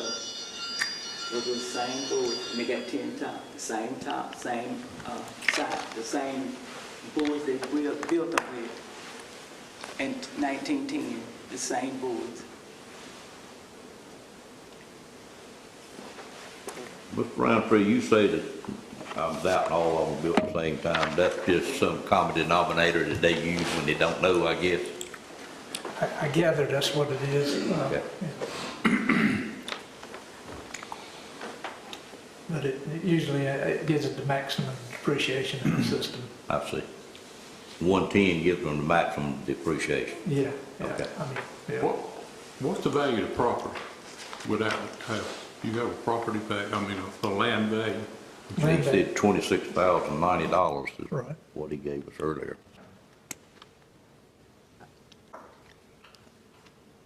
And that's basically a whole city block. I mean, it encompasses the, Sure. that 210. Yeah. Right. Ms. Wilson, you're standing. Is it something else you wanted to say? What he's saying, you're going with everything he said. You're not hearing what I'm saying. I'm just saying, these houses were built in 1910. They have not did anything. The same boards on it they did in 1910 is still on these houses. Still. So I don't agree with him trying to put them at 200 and some $1,000 and only pay. I just don't agree with it. I don't know. He's showing you houses that's younger than these houses, and they have already fixed them up, and they selling it as somebody, a seller and buyers coming in agreement on. We have not sold these houses. They're the same houses for 1910, same boards, and he trying to make them for 200 and some thousand, and they've been 48,000, and he trying to flip them from 48,000 to 210,000. That's why I disagree with it. Ma'am, I fully understand that. I don't want you to think this board's not listening to you. Yeah. But this board has a very fine set of guidelines that we have to follow according to general statute in making our determination. And that's where we have to work at. I understand that. Okay. That's why I said I come here. This is another appeal. I do appeal. Yes, ma'am. Thank you. I just want you to understand, but he's just giving you one side, that's all. So, Well, that's what we're because he here works to for do. you all. Right. Thanks, ma'am. Pleasure of board on this one.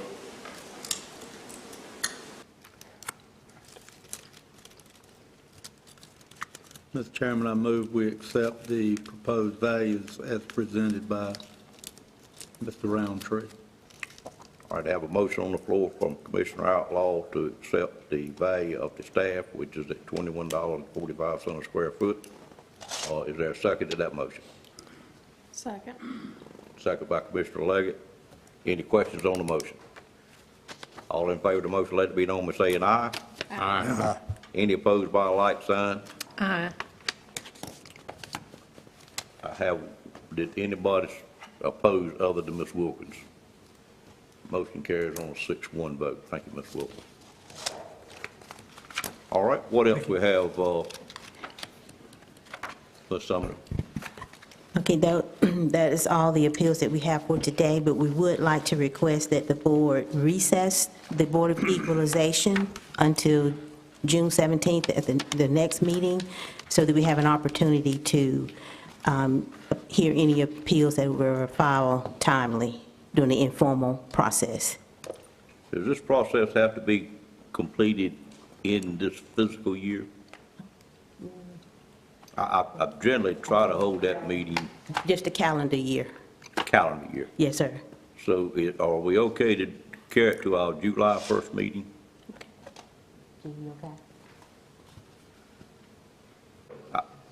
Our second meeting in the month is generally held for certain items. Okay. But if you need it to be, that's going to be fine.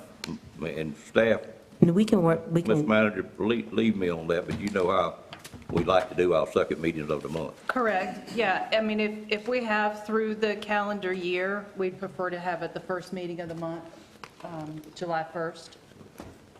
okay. And it doesn't prevent you from finishing up the budget, so it's just going to be a minor adjustment somewhere anyway. Okay, I think it would be better to catch July the 1st, because this, Okay. we saw this morning, this can take quite a bit of time. Yes, sir. Okay. All right, so you're asking that recess, and I got it. Yes, sir.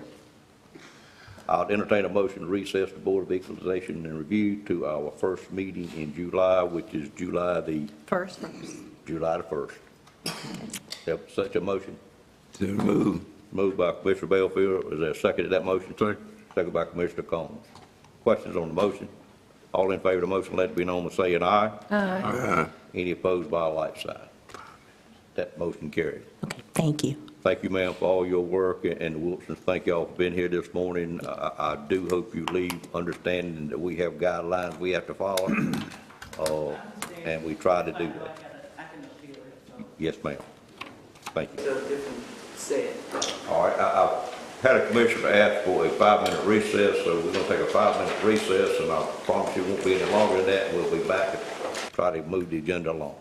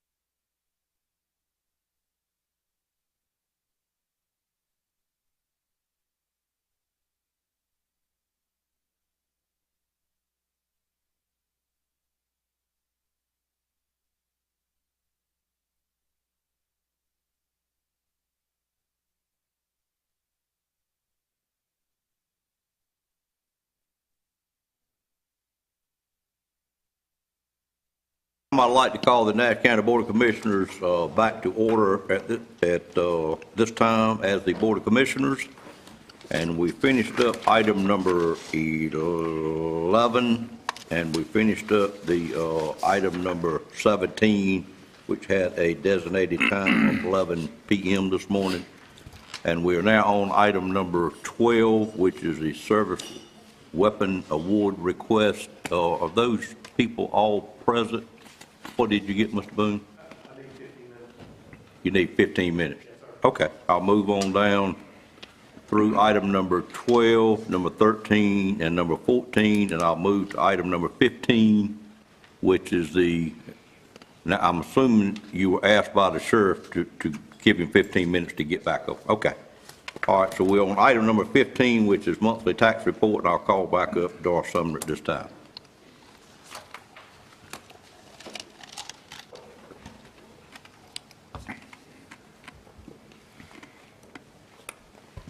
Okay. Good afternoon now. Good afternoon. At this time, I'd like to present the monthly tax report. As you all know, this report is designed to keep the board current on activities in the tax collector's office. The report is for your information only and does not require approval. However, it is recommended that you accept the report so that it will be noted in the minutes. And if there are any questions on the report, I'll be glad to answer that. I just would like to say that the staff is working very hard to collect the outstanding taxes that we have there. We were running a little bit behind from last year, but we're still trying to maintain that 99%, so we're working very hard. You're not much behind last year. Any questions on the tax report? Seeing none, it is accepted for the record. And you have the next item, which is tax refunds. Yes, sir. Item number 16, so go ahead with those. All right, yes, we do have a refund for a person. It is for 5 years. There was an error in the square footage for parcel 025217, so they're requesting a refund for that. All right, questions on the tax refund? Motion for approval? Move for approval. Moved by Commissioner Wilkins, second by Commissioner Combs. Moved by Leggett. I'm sorry. Moved by Commissioner Leggett, second by Commissioner Combs. Any questions on the motion? Seeing none, all in favor, let it be known by saying aye. Aye. Any opposed by a like sign. Tax refunds are approved, ma'am. Thank you. We'll move to item 18. 17 has been taken care of. It is Nash County Detention Facility addition and renovation change order. Mr. Boone. Thank you, sir. Been a while since I've had to come to the board with a change order on the detention facility project, but do have a change order for your consideration today, change order 12.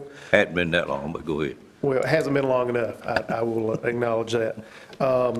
This particular change order addresses 5 items associated with the jail project, the most significant of which is related to item associated with the elevation of the ceilings and dealing with potential ligature concerns, and that amounts to $132,073. And again, it's basically because we have a fixed ceiling, have a poured slab ceiling, and once the additional electrical conduit, HVAC, lighting, et cetera, is adding in the renovation, there was concerns about inmates being able to access those items and that causing a potential safety concern. And then there's 4 other items, but again, the total amount, $167,207.41. If approved, that will bring the amount of change orders to date to just over 6.04% of the original contract amount, which, as you recall, was $17,635,435. And there will be a adjustment to the contract schedule of 15 days to accommodate this work. With that said, I'll be glad to answer any questions you may have. Any questions of Mr. Boone on this item? Was it a design issue, or was it something that was discovered? It was an element that was omitted from the design, so this is additional work that has to be added, again, because of the constraints with the existing ceiling height, particularly in the corridors. Okay. Other questions? What was that threshold? I'm sorry? Threshold, you said a change order. Once it go above, once upon a time you gave us that.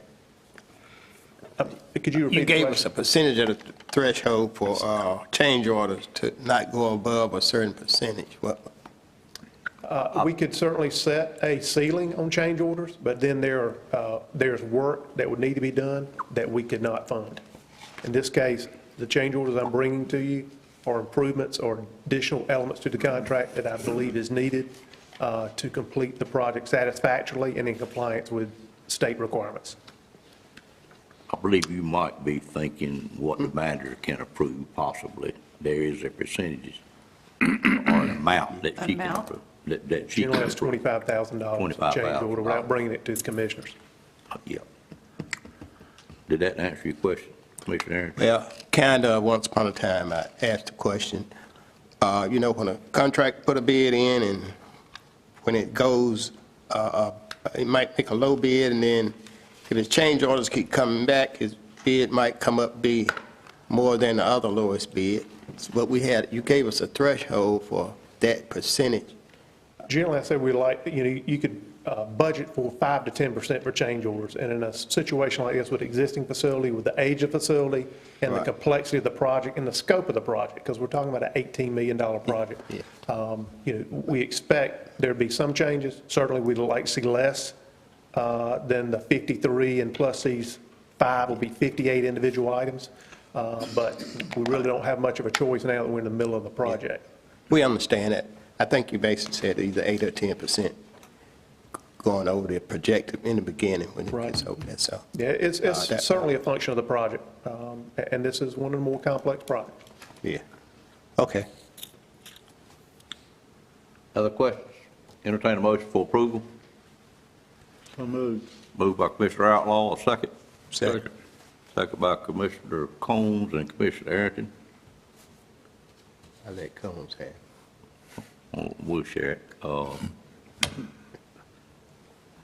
Any questions on the motion? All in favor of the motion, let it be known by saying aye. Aye. Any opposed by a like sign. Motion carries. Next item on the agenda is item 19, which is Middlesex Corporate Center Phase 2 Infrastructure Improvements, Sewer, Road, Water, change order number 4, and I'll call on Emily Moore at this time to make this presentation. Good afternoon, ma'am. Good afternoon. All right, let's see. So Nash County previously entered into a contract with Fred Smith Company for Middlesex Corporate Center Phase 2 infrastructure improvements. At the time Nash County accepted the bid from Fred Smith Company, the base bid was adjusted to remove certain road improvements, specifically 1.5 inches of the initial bituminous surface course for Phase 2 and 1 inch of the final bituminous surface course for the entire roadway, including pavement striping and directional arrows. In November 2023, Change Order 1 reestablished the pay item for the 1.5 bituminous surface course. Change Order number 1 also included extending the bore and jack. Change Order number 2 was in January 2024. It was to remove debris from an old farmhouse in the sewer easement. And then Change Order number 3 added in required driveways for the tank and pump station. So today we have Change Order number 4, which proposes to reestablish pay item for the 1-inch overlay of asphalt on the entire roadway, including the pavement striping and direction arrows. These changes will be required prior to requesting NCDOT taking over maintenance of Middlesex Corporate Parkway. So the recommendation is to approve the change order number 4 with Fred Smith Company for Middlesex Corporate Center Phase 2. And you should have a copy of the change order. We do. So it is for $354,000, $469.20, and that does include all 3 of those items. So the final 1 inch, the pavement striping, and the direction arrows. And it does not change the substantial completion or the final payment days. Where are we getting the funds to do this from? They are currently in the project budget. So the project, we had budgeted funds quite a bit in construction, which Donna actually presents on this specific budget later. Right. But in construction, originally, we had over $1 million, and then we got an additional $750,000 from IDF, which freed up quite a bit of Nash County's budget. So we've got money in the budget for it. Wonderful. I see you two cohorts agreeing with what you said, so that's good. I'm just surprised I didn't know we had the money for it. Just do this. Yeah, I got it. But I am very delighted that we could do this. I was worried the whole time, as Mr. Boone knows, that we keep kicking the pavement down the road like we did Phase 1, and here we are, I don't know how many years later, still hadn't done it, and DOT won't take the road. We need to try to find the funds to do it, which y'all have done, so we can get it in DOT's hands a lot quicker. But I'm very pleased with this. Other questions on this item? Seeing none, all in favor, I entertain a motion to approve this. Make a motion to approve change order number 4. Okay, have a motion by Commissioner Combs, there a second? Second. Second by Commissioner Wilkins. Questions on the motion? All in favor of the motion, let it be known by saying aye. Aye. Any opposed by a like sign. Motion carries. Thank you, ma'am. Thank you. That's a very pleasant surprise. All right, next item is number 20, which is Housing Urgent Repair Program. I'll call on Donna Wood at this time for the next 5 items.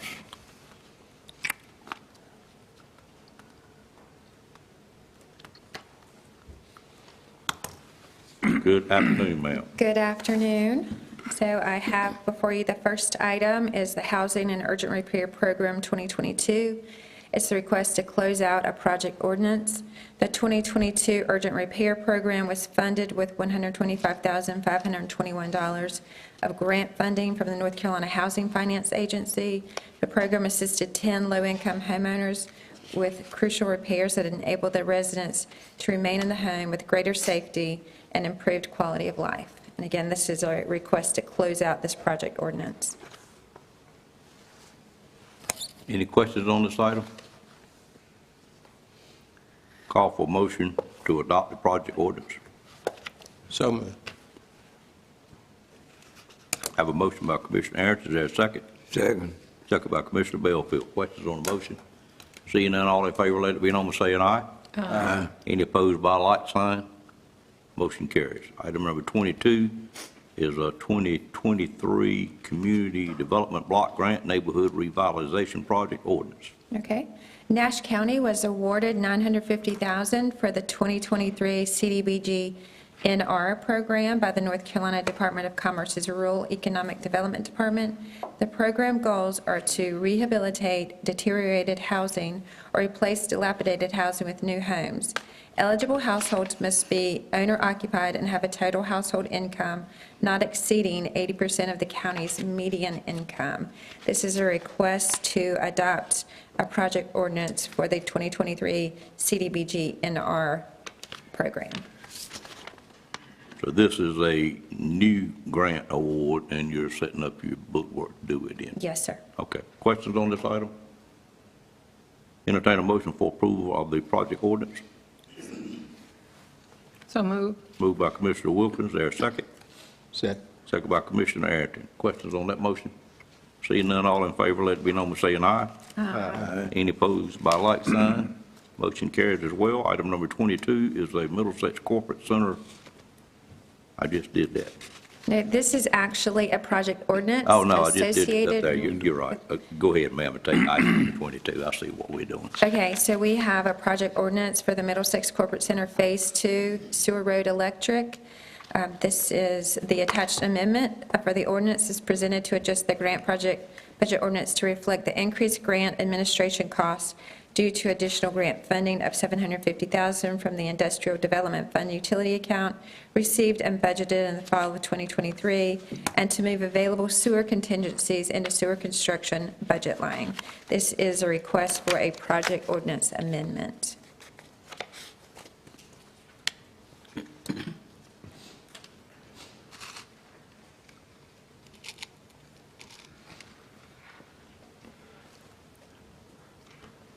All right, any questions on this item?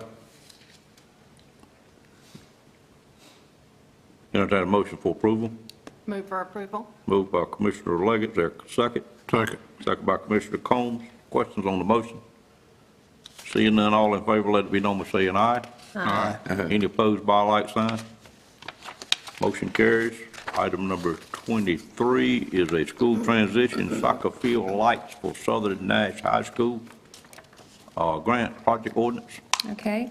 This project ordinance is presented to set up the funding and expenditures to support the costs associated with the Nash County Public Schools county line transition and the Southern Nash High School soccer field light available from state grant appropriations for fiscal year 2024.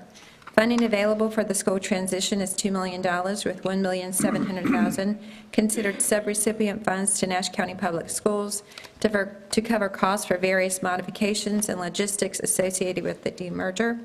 The funding for Nash County estimated at $300,000 as part of the transition costs are to assist with county costs for school debt service and capital funding for the current fiscal year that was not funded by Edgecombe County as part of the plan for the move to the county line schools. Funding available to support the soccer field lights at Southern Nash High School is $100,000, considered subrecipient funding to Nash County Public Schools. Funding for these projects are available through directed grants from the North Carolina Office of State Budget Management, State Capital and Infrastructure Fund fiscal year 2024.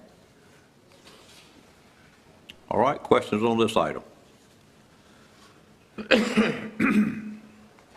Just to reiterate what we're doing, keep it straight in my mind, the $100,000 the General Assembly gave for these lights came to the county. Yes, they are. We are just reappropriating it back to the school, or to these schools. That's correct. And I fully understand the second one, we got $2 million for the demerger program, and we know at this point that at least 1.7 million of it can be utilized by the school system to do one-time expenditures in preparing those schools that are changing from one grade level to another grade level. It's basically what it looked like they were using the funds for. That's correct. And the other 300, we may be making another adjustment on later once we ever determine how many total kids will be left in our school system for the upcoming year based on the portion of current expense that we would have to be doing that we are not expecting to get from Edgecombe County, even though they're Edgecombe County students.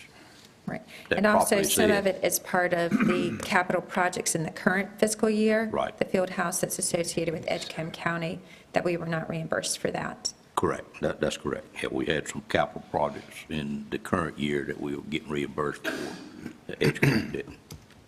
Everybody understand that it's been a little bit complicated, but I think it's great that we were able to give the 1.7 at this point over to the school system to offset some costs that they've had at several of their schools and getting them ready for next year. All right, entertain a motion for approval of this grant project ordinance. Make a motion, we approve the project ordinance. Motion by Commissioner Combs, there a second? Second. Second by Commissioner Arrington. Questions on the motion? Seeing none, all in favor, let it be known by saying aye. Aye. Any opposed by a like sign? Motion carries. You have budget amendments. Why don't I let you finish up, then we'll go back to the items with the sheriff. Okay. I have before the board 12 budget amendments for fiscal year 23-24. The first one that I have is fund balance appropriation. This amendment is presented to adjust funding available to ensure legal fees and county medical examiner service expenditures can be covered through the end of the fiscal year based on current projections. We're requesting $40,000. And again, just to keep in mind, part of our legal fees associated with that were due to some negotiations with the hospital, I think, that we're aware of. The next item is fund balance appropriation. This amendment is presented to transfer fund balance appropriation of $2 million to the school capital reserve fund to set aside funding for the required school grant match associated with the $40 million needs-based grant awarded to Nash County. The required match is $4 million. The fiscal year 2025 recommended budget includes the transfer of the remaining match funding of $2 million. If these funds are made available through other sources such as debt funding, they'll be reimbursed to the general fund as set up through a reimbursement resolution. It's a request of $2 million. The next item is with the workers' comp fund. This budget amendments to budget general fund balance appropriation to transfer to the Workers' Compensation Fund to cover estimated claim payments through the end of the fiscal year, requesting $300,000. And along with that $300 request goes to the Workers' Comp Fund, which is a separate internal service fund. This budget amendment is to increase the budget appropriation from Workers' Compensation Fund claims for payments estimated through the end of the fiscal year, made available from a transfer from the general fund, which was the previous budget amendment. The next item, number 5, is the Fire District Fund Balance Appropriation for Whitakers. This budget amendment makes requested fund balance available to the Whitakers Volunteer Fire Department to be used toward the purchase reserve for a 2,000-gallon tanker. They're requesting their fund balance of $114,685. The next item is Parks and Recreation. This budget amendment makes funds available that have already been collected and sponsorship revenue for spring sports, baseball, softball, t-ball, flag football, and soccer. It's $2,525. The next item is with Fines and Forfeitures Fund.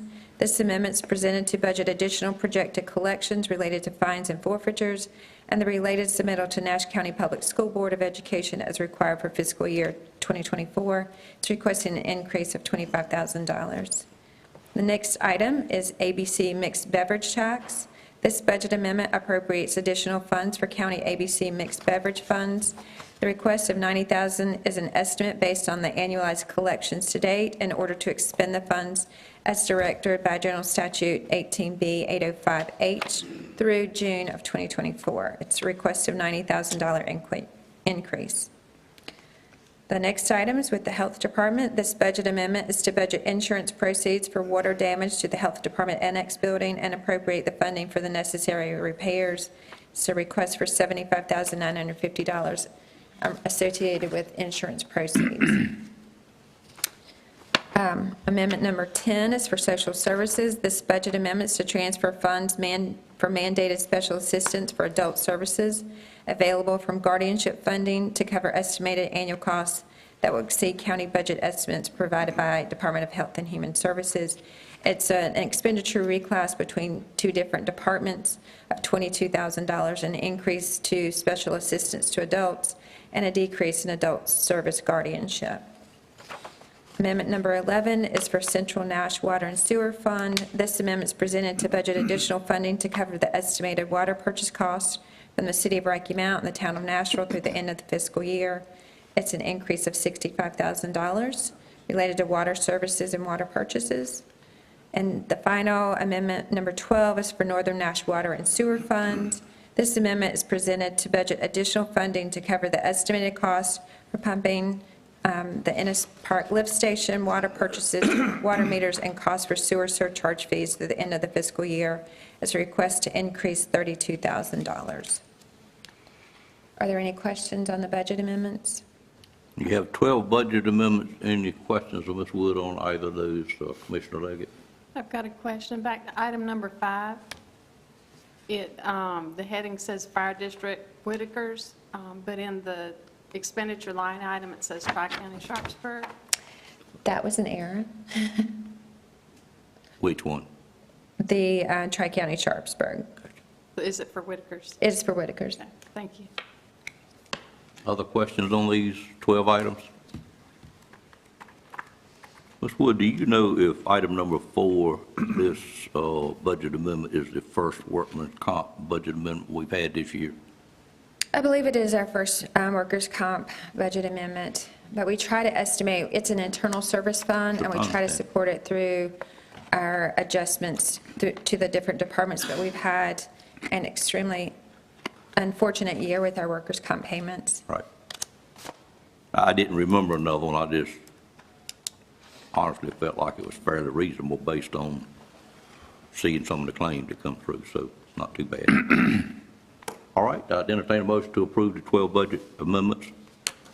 Move for approval. Moved by Commissioner Leggett, is there a second? Second by Commissioner Combs and Commissioner Bellfield. Questions on the motion? Seeing none, all in favor, let it be known by saying aye. Aye. Any opposed by a like sign? Motion carries. Thank you, ma'am. Anything else? No, that's all. Thank you. Okay. I'll now go back to item number 12. Call on our Sheriff Keith Stone, and it is a service weapon award request.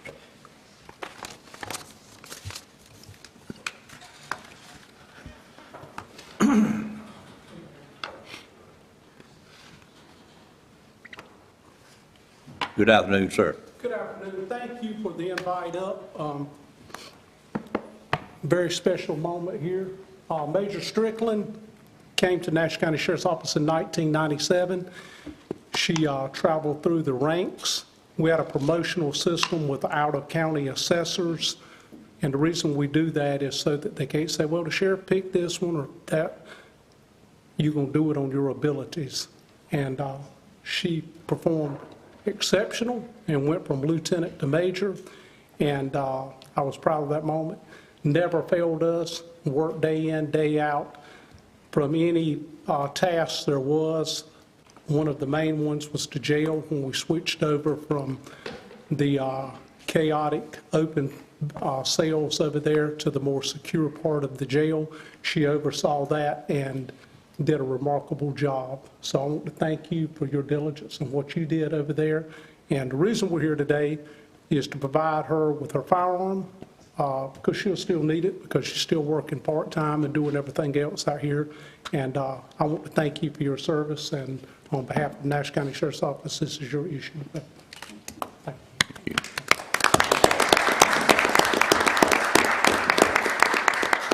I just wanted, If you have any family here, I do. could you introduce those as well? You'll bring them up for a picture? Bring them up, whatever you wish to do. they probably, I don't know if they'll come up. They've been made mighty patient this morning. It's my husband, Tim, and my daughter, Casey. She's the oldest, and my son, Parker. And he is, he'll get officially out of the military June 14th, so, Out of the military, Junior. the Army. Okay, great. Please have them come up.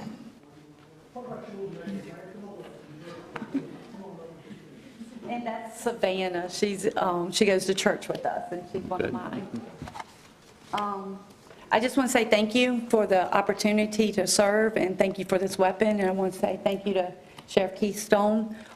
Throughout his tenure, he's given me many opportunities to thrive, and I think Nash County is the best county around, and I appreciate the partnerships that we have with each of you. And I might pop back up in some form or fashion. So thank you all. They'll be fine. Thank you. All right. Mr. Chairman, Yes, ma'am. point of order, don't we have to approve the service weapon? Yes. We do. Come on, let them do this, then we'll do that. Thank you. Misty, I would invite you to read Scott Rogers' social media post this morning about retirement. He had some interesting words I thought to say. It's a great gig. Did you read his post this morning? No, sir. You might want to read that. Yes, sir. Thank you. So that there is brightness in your future. I think we do have to actually approve this, Sheriff. If you will hold on one moment, I'm going to call for a motion to approve the service weapon request to retired Major Misty Strickland. Their motion to make that award. So moved. Moved by Commissioner Belfield. Is there a second? Second. I have 2 seconds, Mr. Commissioner Arrington, Commissioner Leggett at the same time. Any questions on that motion? All in favor of the motion, let it be known by saying aye. Aye. Any opposed by like sign, and if you will hold still just a moment, I'd like to say on behalf of the board that we greatly appreciate, and then I'm going to ask the other board members to speak if they like, your time serving Nash County. It is great that you have moved through the ranks like you have. I remember meeting you many, many years ago down at Myrtle Beach, and you probably won't remember this. I met you and your husband, and Not if it was at Myrtle Beach many years ago. I met you and your husband, had dinner with you one night down there before. I don't even know if I was a commissioner or not. I may have been, may have not been, I don't know. But on behalf of the board, we greatly appreciate everything that you have done. You have a stellar career, and with that said, I would invite any other commissioner to make any words that they'd like to say as well. Thank you. Yeah. I'd like to say, well, I guess it's been over 20 years ago, I had a home break-in from some juveniles at drove all the way from Maryland or someplace like that and Not good. found my place. And anyway, they investigated and they found them in Florida about a day afterwards. They had, but That seems like yesterday. yeah, she called them and, well, they called them and I guess they got punishment that they deserve. Thank you for your service. All right. Well, congratulations on your retirement. I know it's tough out here now with all these criminals having weapons and they can easy get them. And you got to face them. And to make the number of years for retirement is quite an accomplishment. Thank you, Mr. And thank you for your service. Around our end of the county, people didn't dial 911, they called Misty. If they had a problem, you know, so that's how Understood. she was.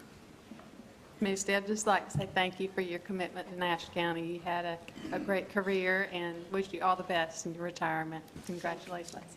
And we saved the best for last. I thank you, Misty, for all you've done. And now I can call you Misty instead of Major Strickland. I appreciate your service to Nash County, but more than that, your friendship during my short term here right now. Well, not short anymore, on the Board of Commissioners. You were a great help. Thank you. Well, I don't Thank you, Ms. know for that you your were, service. I wish you all the best. Thank you. Sure. got taken care of. Great. Got us all. Thank you all. Thank you, ma'am.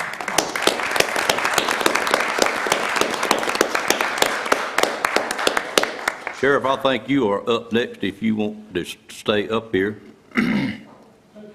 If you need a moment, go, whatever you need.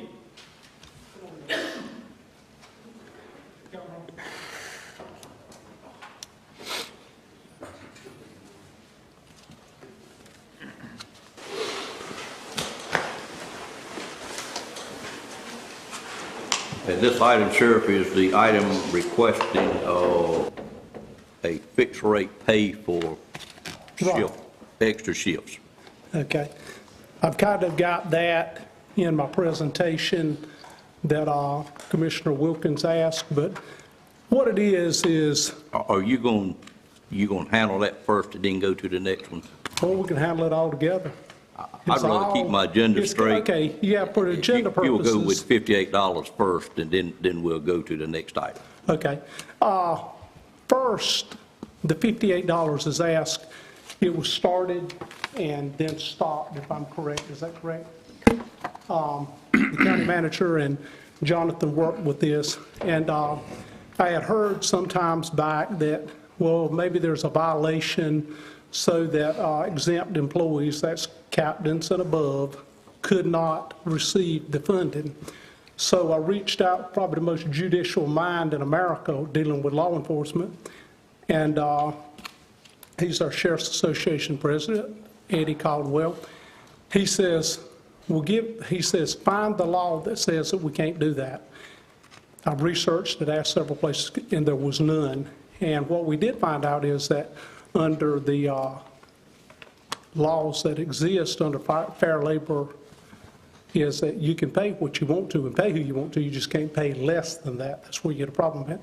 So we come up with the $58 an hour simply because my members can go out to I-95, US 64, and all these other roads. If you see our law enforcement out there at construction zones, and they're just sitting there, they can watch movies, they can talk on the phone, they can do what they want to, and they're making $60 an hour. So we had it where we were asking less than ranking employees to be able to go out and do it, and we won't get generating any interest in that. But the simple fact is, they can go to these other places and make more money than if we were paying them the existing way we had in our policy here. So she was grateful enough to come up with $58. Now, I don't know if that was stopped by you, Chairman, or the attorney, and don't know the reason that it was stopped, but I had people... I will explain that to you when you... Okay, I had people that were signed up to go, and I asked the major here, I said, Major, if you can, give me a breakdown of how many people were signed up to work these events and let me know how many now that we had to go back and stop this. He said, well, Sheriff, that's easy. He said, most of them have stepped back from doing it. He says, you can look at the whiteout on the paper and tell.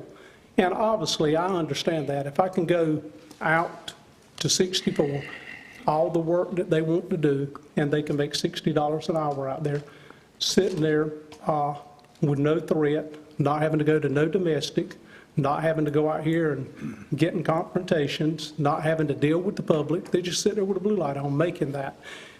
The reason I'm asking it is just as last week, and I will cover this again in my other presentation, I have one shift where I'd like to have 8 people on it. I've got 2 deputies standing, 2 deputies. And I asked to come up here several times to come speak to y'all, and I've been turned down. And I've been turned down, and I've been turned down. I asked for an emergency meeting, and I've got an email, and I would like to pass that out to each one of you. If I may approach. Please.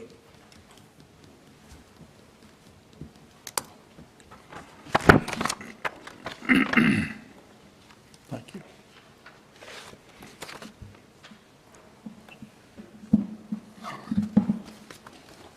Thank you.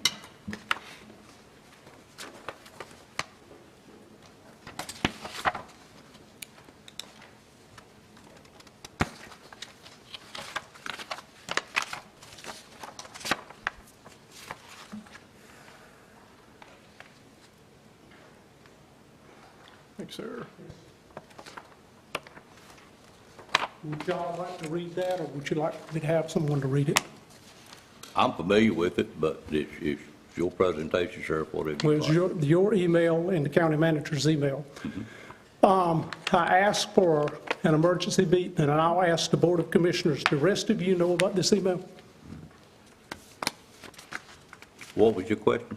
Does the rest of the board know about this email? I don't recall it. I'll give you a minute to look over it.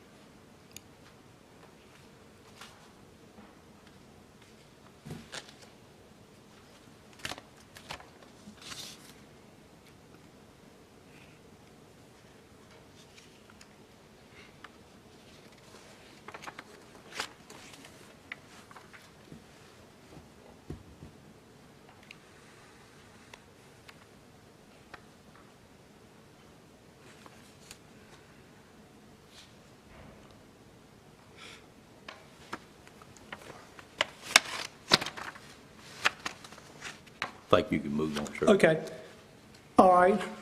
That's the response I get, but I'm 22 positions short, and that's counting my man that is 2 men that are out. One had a car wreck last Friday, and I don't know when he's coming back. I have another one that's had a long injury, and I don't know when he's coming back.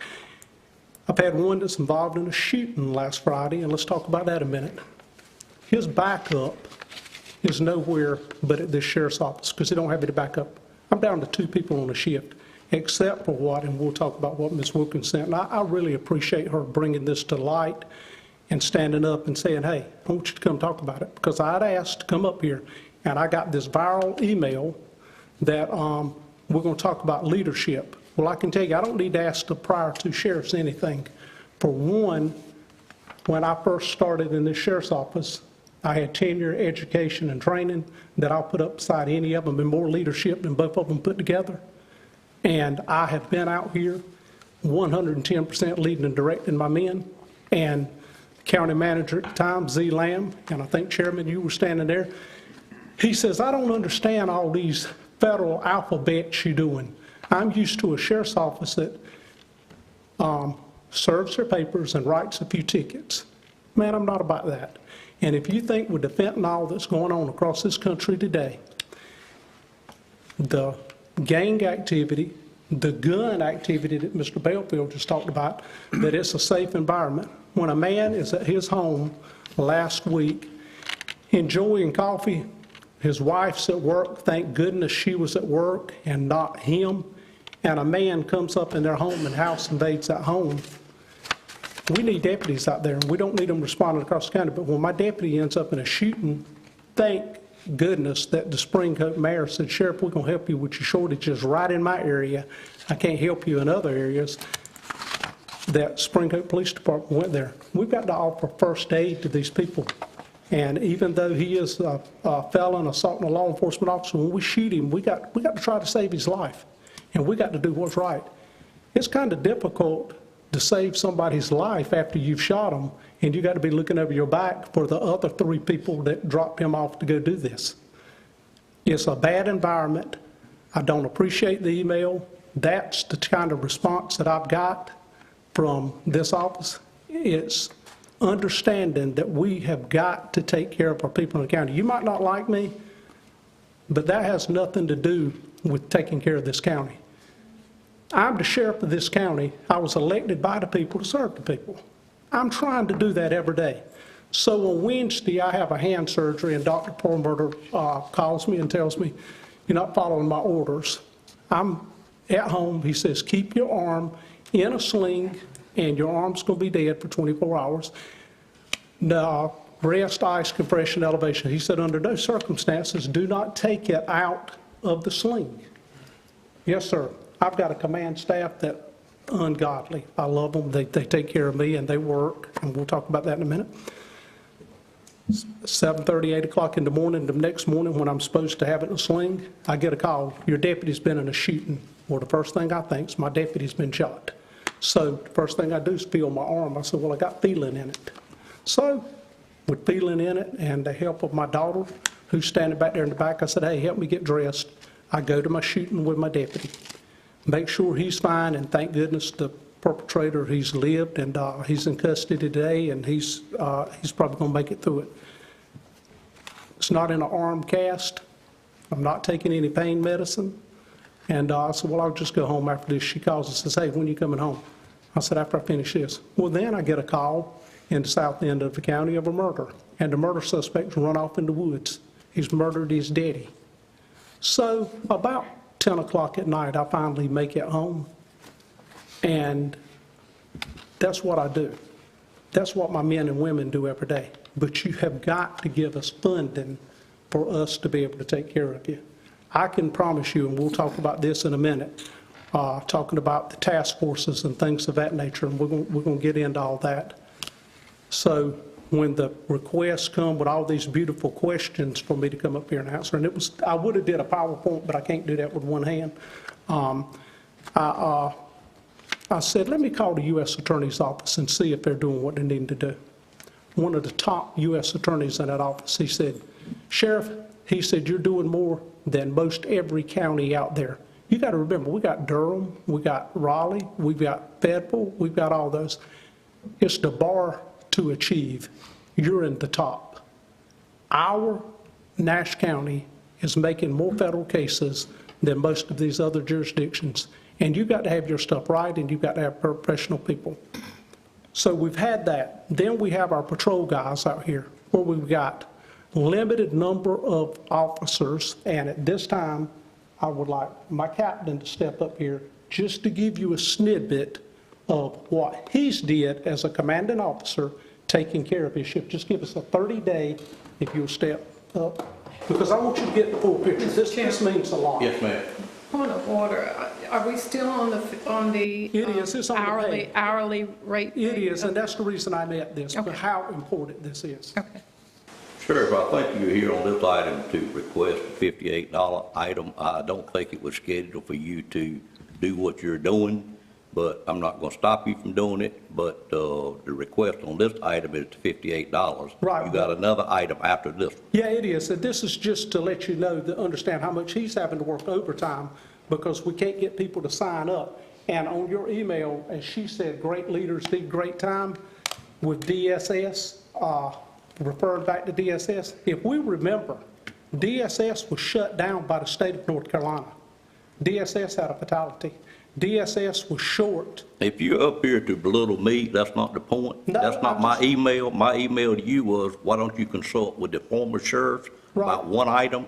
That's the only thing you got in that email. Okay. If you come up here and belittle me, you belittle me enough already. I'm not I mean, and belittling. it don't bother me, believe me. But I'm telling you, if you want to play this game, it's not going to be in your favor, because I got a notebook this thick from your former employees that I can come up here and discuss. But that's not the way I operate, sir. I operate professionally, and the way you operating right now is not too professionally to me. I understand. But you continue like you want to continue. Thank you. So asking about DSS and things, being leading This by. is $58 for you. What Will does you- DSS got to do with it? Okay, that's what, the email that was, this is where all this come from the email I got. The email from me, Well, the email from me the was county one manager sentence. and the email from you. But it was a chain of email.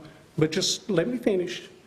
So I asked, I said, you know, I see the part about DSS.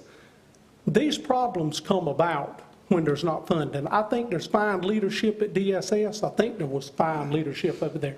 But when we're working short, we don't have people in those positions, man, nobody can be a great leader if we do not have those positions and people to go out and do the job.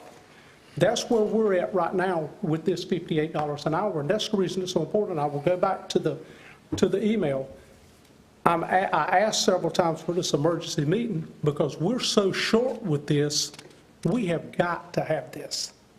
There's no way that I can keep doing what we're doing if I do not have funding to put that out there. That's where I'm going with it. And what I wanted him to do is just give a snippet of how short he is and what he's having to do, and he's not having the ability to take care of his family and do things because of how short we are. That's building up the reason for the $58. I just don't walk up here and say, I need $58. There's a reason for it. And I'm sorry if you took it out of context. Jeremy Hardy, I'm over patrol, captain over patrol. I appreciate the opportunity to speak. Just to give you a little snippet, I wanted to assure there was a question about lieutenants and sergeants and command staff helping out with the patrol division. I assure you that everybody is contributing to the fill-in for patrol. We're taking it every day. We have to take a civil division, a CID division. We're mostly operating 3 to 5 deputies at a time. I may come in and work 1 week. It'd be 2 days day shift that I work, and then the next 2 days I work night shift. So I really do not have a regular schedule. We're at a critical point. I mean, we're operating from 3 to 5. The day the deputy got into shooting the sergeant, we were down to 2 people that morning, and then when everybody came in, we had actually 4 to 5. But then we end up answering a homicide, which takes a lot of our manpower away. I just want to express that I know there's a lot of talk about being short, and I want to reiterate that we are short, and we are trying the best we can do, and everybody is filling in the positions to try to help out. The problem with the $58, we had to sign up. People wanted a flat rate, which I appreciate y'all trying to help us out with that. But unfortunately, with the 58 gone now, nobody's signing up for it.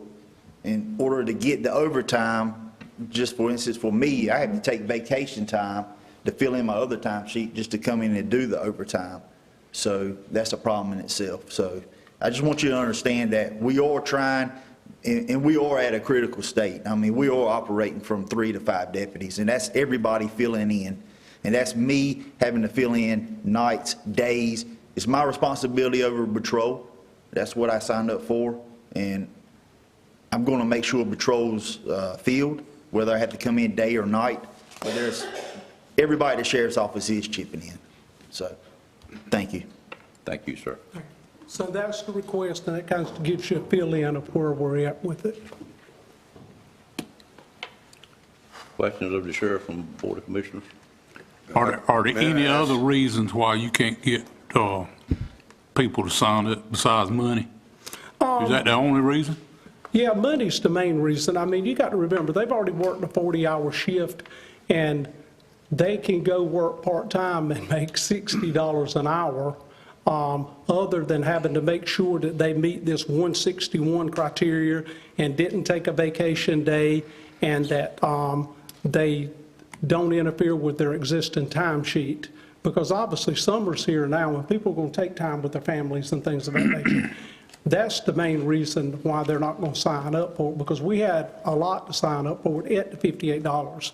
But when you reduce it down to where they can go more to these construction sites and the Cummins Diesel and all these places and make more money, obviously that's what they're going to do. Mr. Belfield?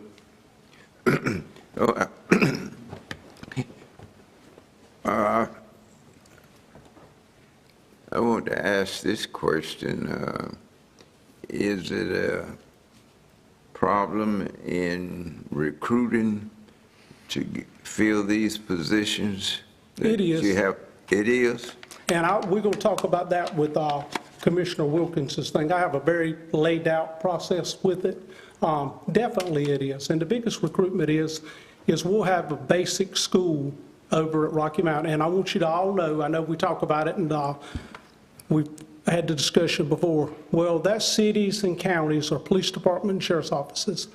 They all have to go to basic law enforcement training, same ones. So if there's a pool of 8 or 10 guys that are in the basic law enforcement class here at Nash Community College, Nash County Sheriff's Office, we have several guys that are instructors. I'm an instructor. We'll try to recruit those guys. We'll go to other places to recruit them.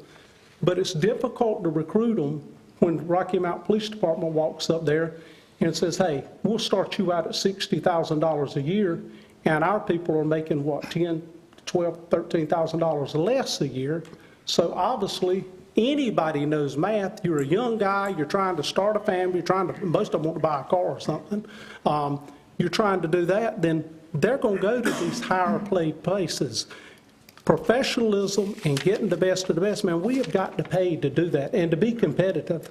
I'll touch on it with a farmer, since it's a farming community, and I'm sure that Commissioner Leggett's better at it than I am.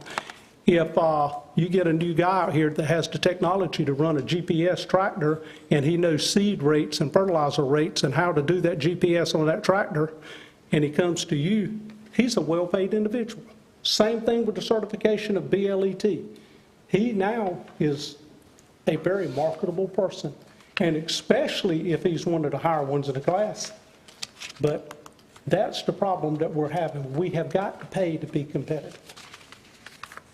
Well, how often do you meet with your staff? I mean, do you have weekly conferences? Yes, we do. We have probably more than that, because we're always having something going on, just like the day of the shooting, we have that, and then we're leaving that, going to a homicide. We have our meetings and we're communicating and all the time. We're always on the phone back and forth. There's a lot of communication go in with that. Well, and as I said, we've got a lot of them. I know it's more than this, but I know we've got in excess of 5 of them that are law enforcement instructors that are at these basic schools instructing. And obviously, they're trying to bring people in, and it's kind of difficult to do when you're that funding behind.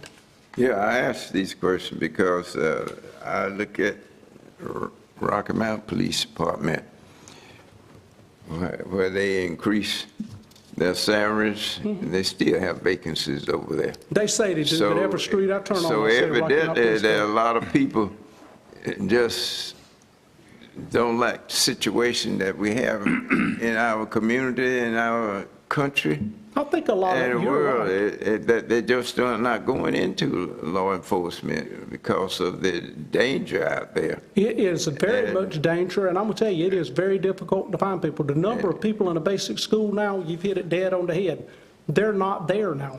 You do not see the number of people going in everywhere across America. North Carolina Highway Patrol's 300 short, and it's all over everywhere. And that's why, man, we've got to keep the ones we got, and we've got to do the best job we can at recruiting so that we can get good ones in, because every law enforcement officer right now, and y'all see the large bonuses that are going out where they're doing these hiring bonuses, if y'all keep up with social media and everything, But I think that's a bad idea, because the minute hiring bonus is over, if the pay's not up there, what are they going to do? They're going to end up leaving. But this world is very different than it was. There is a lot of dangers out there. We've got a lot of stuff going on, and it's a lot more requirement for a law enforcement officer now than ever before. And that's one of the reasons that we're behind and other places behind, but why we've got to get there. But that's why it's so important about this $58, so that I can have my majors and my captains and everybody else that's under me, not me, but all my other people, so that they're getting at least funded for coming out, and that we can hold the line until we get some recruitment. I know you've got a pay study in front of you, and hopefully that'll be fulfilled and that'll bring better, but we got to remember, when we do that pay study, we've got to be competitive. Well, now I'm going to compare the situation going back when I was working. I really enjoyed my job. I wasn't always happy with the pay I was getting, and I didn't raise a whole lot of sand about it. One thing, I loved what I was doing. I liked it. And I stayed with it for 36 years, and it paid off. And I have people, just had one last Friday, who's now living in Georgia, doing well. Saw me standing out there in the yard. He had been up the street to visit his sister. He came back and stopped and said, I just want you to know that you really put me on the right track when I was in 4-H. And I'm doing well. My family doing well. And I get it all the time. I run into some of them. I have forgotten them and didn't remember, because I had so many in 4-H. But the key is love your job. If you love it, you're going to stick with it. Yeah, we want good pay. I did too. But what I got, I live with it. I learned to live with it. And did well. And I believe that can happen even in law enforcement. We just got to work at it. And have people to love their job, love what they're doing, not just there. I just have a job to make a little money to live off of. And I'm not saying that some don't need more pay, but I'm just saying love your job and stick with it. Things will work out. It worked out for me. I enjoyed what I was doing, and I'm still happy about what contributions I made to a lot of young people here in Nash County, and how many of them are coming back telling me what influence I had on their life that led them down the path to where they are now, being successful. And I think we can do that in law enforcement too, or any profession. And those things, people love to do what they are doing. It helps with morale and everything. And those within the system can help those who may have a few issues, and that you can help them solve those issues. I'm talking about staff members. I'm not saying all of that burden should be on you, but staff working with one another can be a tremendous influence on those that have issues. Coaching. And I recommend that, along with whatever this board decides to do as it relates to pay. Consider those suggestions too. Thank you, sir. Yes, sir. Thank you, Commissioner. Other comments? Just quick, just as kind of a benchmark, Sheriff, just to understand. I'd heard that same number about the highway patrol, which has nothing to do with us, but how many total highway patrol do they have out there right now? If they're 300 short, how many total do they have that 300 is out of? Well, like here, just for instance, here in this district here, I think they're like 4 to 7 troopers short. That's work in this county. But I mean, how many do they have across the state? I'm not sure how many. Is it 1,000 or Well, 1,200 or? You've got to look at, I don't know how many of them are in non-essential trooper positions, because they've got so many now that are in federal positions doing trucks and all this type of stuff, and I'm not familiar with the exact number of it, but I speak to the colonel often. He said, man, it's hurting. Are they doing anything like what you're talking about in order to try to handle that shortage of people that they've got? What are they doing to handle that shortage? The biggest thing I saw was at the legislature last week, and one of the big things they're putting together is they give a very significant pay raise last year, and their bill's going up again, trying to enhance that pay to get it up, because you've got to have these troopers. If y'all riding up and down the road now, these people don't drive like they did. But in the short term, because, I mean, the legislature's going to do what they do in their own time, but how are they handling that shortage that they've got right now? Partnerships, the Is it same thing we overtime, are. or is it overtime pay, something like what we're talking about? Or They're doing Hawks projects and things of that nature. I'm not too familiar with what else that they're doing on those fronts, but, you know, the governor's highway safety teams and things of that nature take a lot of burden off of it that they gave to the counties, like they were fortunate enough to give to us, where they're out doing enforcement and things of that nature. And the other thing is, sometimes they might have to wait an hour or two to have a trooper to get there. I talked to a trooper last week, and working Wilson County, there was a tree down across the road, and called it in, was trying to move it out of the road, and he says, look, I'm the only one working green in Wilson right now. There's shortages, it's critical times, it's a lot going on. Yes, ma'am. Mr. Leggett. Sheriff, in our agenda packet, the recommendation is to approve a flat rate and overtime during critical vacancy period. Can you provide some more details on that? Sure. Because, you know, unfortunately, we just don't have an unlimited pot of funds to work with. And if we were to consider something like this, we would either need something time-specific or budget-specific, whether it be X amount of dollars we'll use up, or, you know, for 6 weeks, 8 weeks, whatever the time period that you see fit. Right. Can you provide a little more information?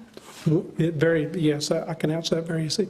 One of the things we're doing is waiting for the pay study and for the commissioners to say, hey, where's the pay at, what our pay is going to be, so that we can start a true recruitment campaign.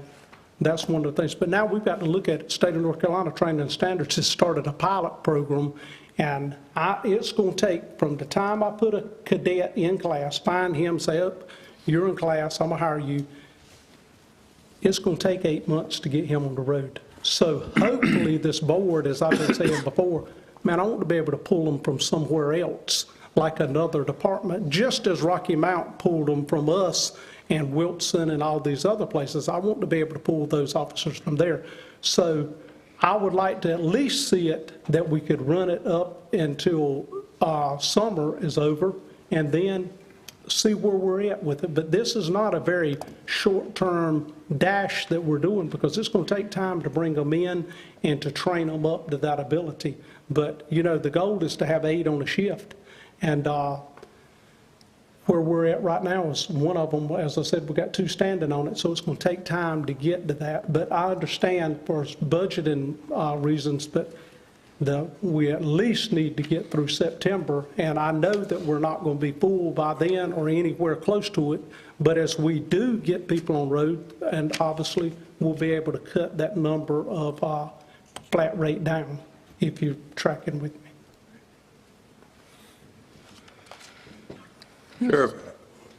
Mr. Chairman. I think Mr. Ashley got first, then I'll get you second, and as usual, I will go last again. I do have some comments to make. Go ahead, Mr. Arrington. All right. Sheriff, when those deputies go off to, you said those other companies that make $60 an hour, are they on a county vehicle? They are. And, you know, we've looked at that before, but here's the thing. If we do not handle the crime situation that may pop up. It's called visible patrol. Then we're going to probably be called out there with something more than that, to handle something a whole lot more chaotic than what it is. So they are utilizing the car and uniform and things of that nature. Mr. Wilkins. I was just going to say, do you know how many counties pay over the standard Fair Labor Standards Act, which says time and a half? One of the counties that I really think a lot of and that has their stuff right is New Hanover County. That was the one that we have marketed looking at how they're doing it. They were at a shortage at that time until they now are making more than Wilmington Police Department. But before, they were having members leave and going other places. But the commissioners voted, and now they're making more than them. But they're the ones that have really set the standard for that. When I was talking to the association, they said, hey, you might want to reach out to the sheriff there. And I did, and that's how we come up with the language and things that we did there. Because I checked Durham, Wake County, and I believe the other one was Forsyth. All the counties that I know of follow the Fair Labor Standards Act of time and a half. But my point is, Nash County has so many other employees, what, 500 and something, I believe? I see it'll be about 530. I just can't see, and I know there's a distinction between law enforcement and protecting those citizens and even the employees. But how do we, I just can't see us telling other employees, no, you're staying at time and a half, but yet we're going to pay a $58 flat rate to deputies in the sheriff's department to work overtime. They get that time and a half if they have to go to court, on whatever, if they have to be in court one day and they've already met their time, that's time and a half. But and I would like to think, just as Commissioner Belfield said, that our deputies, our sworn law enforcement, came to the sheriff's department to protect the citizens because they wanted to make a difference. And I would hope that pay isn't the only reason they're going to stay or that they're going to work overtime. I would like to think their heart is in it, and that was what made them first come to be a law enforcement officer. But $58 an hour for them, and then we have all these other employees that are working and basically put their lives on the line too. You never know who's going to walk into a place and we lose their life. So to end that, I say there's no amount of money we can pay a deputy or any employee that would replace them if their life was snuffed out by someone. There's just no amount of money. And so with that said, I don't think, those who are looking for the money, I hate to say, will they ever be happy? Because, like I said, you can't replace them. Okay. Here's the thing. Well, I guess the market drives the way it is today. If they can go out and make that type of money, if they're working overtime, and they can go out and they can make $60 an hour, they're going to go do that. As far as what you're asking about the other, I think we need to go back to look at, I talked to Scotty Parker about it. I think they're paying like double time at the jail in Wake County because they're so short. There's other places that they're doing innovative things to do that because of the shortages that they're in. And though I understand that there is other government employees and stuff, but the market has pushed it to where it is now. I guess these big construction companies found out that, hey, they can go over here and they can make $60 an hour or whatever they have to, and then they don't have to work the 161 hours to make sure that there's not a break in service to make the 40 hours with the work week. If they took a vacation last week, it has no bearing on that. And that's the reason where it is. But some of these other places are paying double time. Look at Iredell County. I think that they had a very lucrative thing that they were doing. And that's just a few of them that I've looked at. But I do know that some places do double time. And a lot of businesses, y'all are in these businesses, private business, they pay double time to do things. And that's probably less, it is less than what we're asking for here. Other commissioners with comments? I just, another recommendation came to my mind. I didn't want to monopolize all the time, but the Firemen Association here in Nash County, they had this program, Junior Firemen. Right. Where they, and that might be something that sheriff or maybe all the way across the state could do, and have these young boys and girls in a program showing what sheriff do and responsibilities and all that. Could probably help with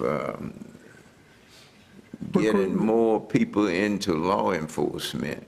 But we got to have people working to be able to get those things done. And I want to do a lot more than what we do. But obviously, when you got manpower shortages, there's a limited amount of things that you can do. But the cadet programs have seemed to work well in places. Yeah, one of the things that I found out in any workforce is morale. And if morale is good, I think people would do just like I did. Stick with the job, they love it. Nice workplace, nice place to work, and they'll stick there. And so I just think that those points that I brought out would be a big help in the success in any profession. Thank you, Mr. Belfield. Thank you. I think everyone has spoke. Sheriff, I'll just be frank with you. This is a request that I will not be able to support. Okay. I want you to understand why I won't be able to support it. First thing is the cost to the taxpayers. If we pay your deputy $58 an hour, it's costing taxpayers $82.07 per hour to put a deputy on the road when you put the benefits with it. $82.07 per hour. That's been documented by our finance department. Sir, that's $58, and it don't have anything to do else with the other part of it. It was just a $58 flat fee and not insurance and things of that nature attached to it. $58 flat fee, sir, is our payroll. It goes on our payroll, and we have a lot of other things that is tied to our payroll. Processing and things like that. Process it equals 41.38% on top of that, so you're down to $82.07 is what the cost to that deputy is to the taxpayers. My biggest other problem, or one of the other problems that I have is I think Commissioner Combs brought it up, or maybe Commissioner Wilkins, maybe, but we have 530 other employees in Nash County. If we were to approve this, I would expect them, just like they did in Rocky Mount, to line up at the door to get the same thing. And if I were an employee, I probably would do the same thing myself. I probably would not, honestly, but I would expect 90% of the people to do that. They had them line up from the sanitation people to the firemen and everybody else. It's just a precedent that we don't need to set by paying that rate, a flat rate. And that rate is equal to 2.6 times their regular rate for your standard deputy, 2.6 times. And instead of the time and a half that we're used to paying for overtime. But you understand that these other places are paying it, and that's the reason they're going to go to those other places. I just didn't pull that out. It's the standard that was set by these other places. I will take your word for that. I don't know either. I'm not sure you know, but it doesn't change the facts that we are affecting all of our employees when we do this. The other thing that bothers me most, or a couple of other things, a lot of it bothers me, but one of the key things is we've lost a lot of people, but I try to talk to these people if I know them, and I would dare say 25% of them in your department left for a pay reason. Most of the time, it's either partly pay and many other things, but it's certainly not all tied to pay. So we got other things we need to work on other than just to pay, to keep our people here. Most of them's going to tell you that, but most of them leave for pay, and Major has those numbers. How many of them that have left and wanted to come back in just the last few months and went to other departments? several of them, majority of them do, and I'm like, I understand you and got all I know people will tell circumstances. you anything, but they Well- wouldn't want to come back if it was that bad. I'm not saying it's bad, Sheriff. Mm-hmm. You are an excellent sheriff. I've said that every time anybody asks me. A team player, no, but an excellent sheriff, yes. But we got to work together as this board as a team. Well, I understand. And that's what we do. And the team includes everybody that works at Nash County. My other issue is, you got the ability to go over there tomorrow morning and fire everybody that works for you. That's something unusual that every sheriff in the state of North Carolina has. You can dismiss them all and stay there by yourself if you wish to. I find it hard to believe that you don't have a way to require these people to work these shifts. You're saying they won't work because they're gonna go make $60 an hour sitting in a car on the side of the road that taxpayers are paying for. They're paying for the gas and everything else. But if they're willing to do that, can you not require a person to work an extra shift if they need to? Okay, and here's what's going to exactly happen with that. You're talking about morale. When you do that, morale's going to go out the window. And you can make them go do that, and you can make them do it, but as soon as they can find something greener to go to, that they don't have to do that. And let's look at being away from their families. Let's look at the benefit of fitness and image, and y'all all know that means something to me. If they're working 12 hours and then have to come back out here another 4 hours and don't have to go time to go to the gym and work out or have dinner or go town home and be with their family, man, that's a detriment. Let's look at EMS right now. I got a thing this weekend saying that the EMS station in Westmount was closed and the one out in Mount Pleasant's closed. We have got to pay for public service. I did not make the $58 rule, the $60 rule. That's what these large places said, hey, this is what we're going to pay, and this is where we're at. Rocky Mount, when they leave here, they get unlimited overtime over there, and at some point, I don't know all the laws with. Another thing, we don't have insurance after you retire here in Nash County. No insurance, but I can go to Rocky Mount, I can go to Edgecombe County, you got insurance when you retire. That's making it very difficult. And as I said in this right here, the standard was set by $58 an hour. I did that because these other places is paying $60 for them sitting out here on the side of the road. You know, I understand I'm not doing it. I can make them go do that, but man, you're going to have a morale issue. You're going to have officers that are not spending time with their family, because if it's laid out, and my major did a very good job of having a schedule laid out, making sure these guys had rest time before they did that, it's a way to do it. But you know, you got summer here, you've got kids with their families, and now wanting to demand them to go do something to work over. You've seen what's happening with the exit of EMS. I would rather pay a little bit of money, try to get us up where we're at, and then go from there. But I just didn't say, well, let's break the bank going to do this. The standard was set by these larger companies saying, hey, we'll pay this to come out here. Some of these places on short staff and lower thing, they pay a whole lot more than that, you know, when they call us at the last minute to go do something. And a lot of it goes down to the money. No matter how much passion you got for it, you got to feed the family and do things. And, you know, you hear the wife or the husband or the boyfriend or the girlfriend, whatever it is, oh, you're working again. Well, at least let them get paid for it. But I understand where you're at, saying, hey, could you make them? Absolutely. But I have never exercised the authority of the sheriff as far as firing anybody. When I walked in that office the first time, even people that didn't support me, I give them an opportunity. I don't play those games. I treat people the way I want to be treated. I agree with you that you didn't do that we talked about that, and I've told you many times I appreciate you not doing that. I would just use that as an example of the authority you have. And I don't mean make them work. You should have the relationship with your people to fill those positions without having to ask the taxpayers of Nash County to pay $82.07 an hour to do that. That's my request to you, is find a way to make that work without having to do that. And I don't know where this thing ends, where this board to approve it, and they may choose to approve it. I get one vote, and I've told you how I'm going to vote, but it's just starting something that I don't know where the end of it would be. Well, that's the reason I think she asked, hey, when can you do it till? And ask where it is with a budget. You know, we're trying to get that Same one. thing. It's a lot easier not to start something than to have to stop. Well, it was already started. Well, I agree with that, and I meant to explain that when I first started talking, and it indeed was approved by staff. I found out about it through a statement that was made when I was riding with some staff members, and I asked the question, do you have the right to do that? That was my question to the manager.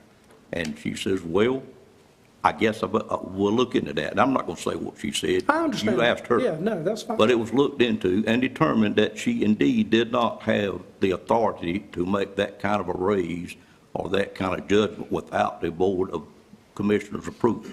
So that's why it's before the board, is But because we we're the did the ones that same have to do thing that. with the jail back when Z Lamb was there. We didn't go before the board to do it. He approved that, and that's what we went through.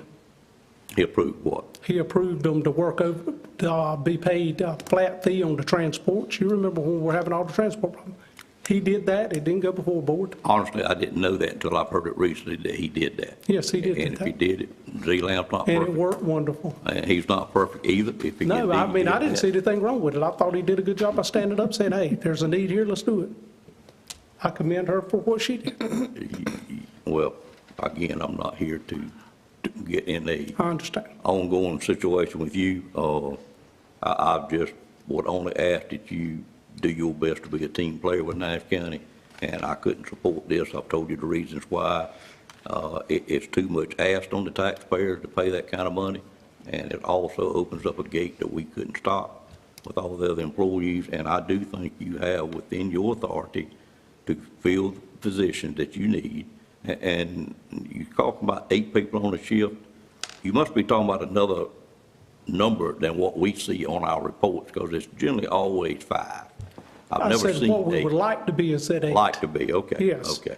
And rarely is it under 5. It is occasionally down to 4. I've never seen 3 Well, the numbers. reason you don't see it is because we're putting those other people on those shifts. Sure. How often are you down below 5?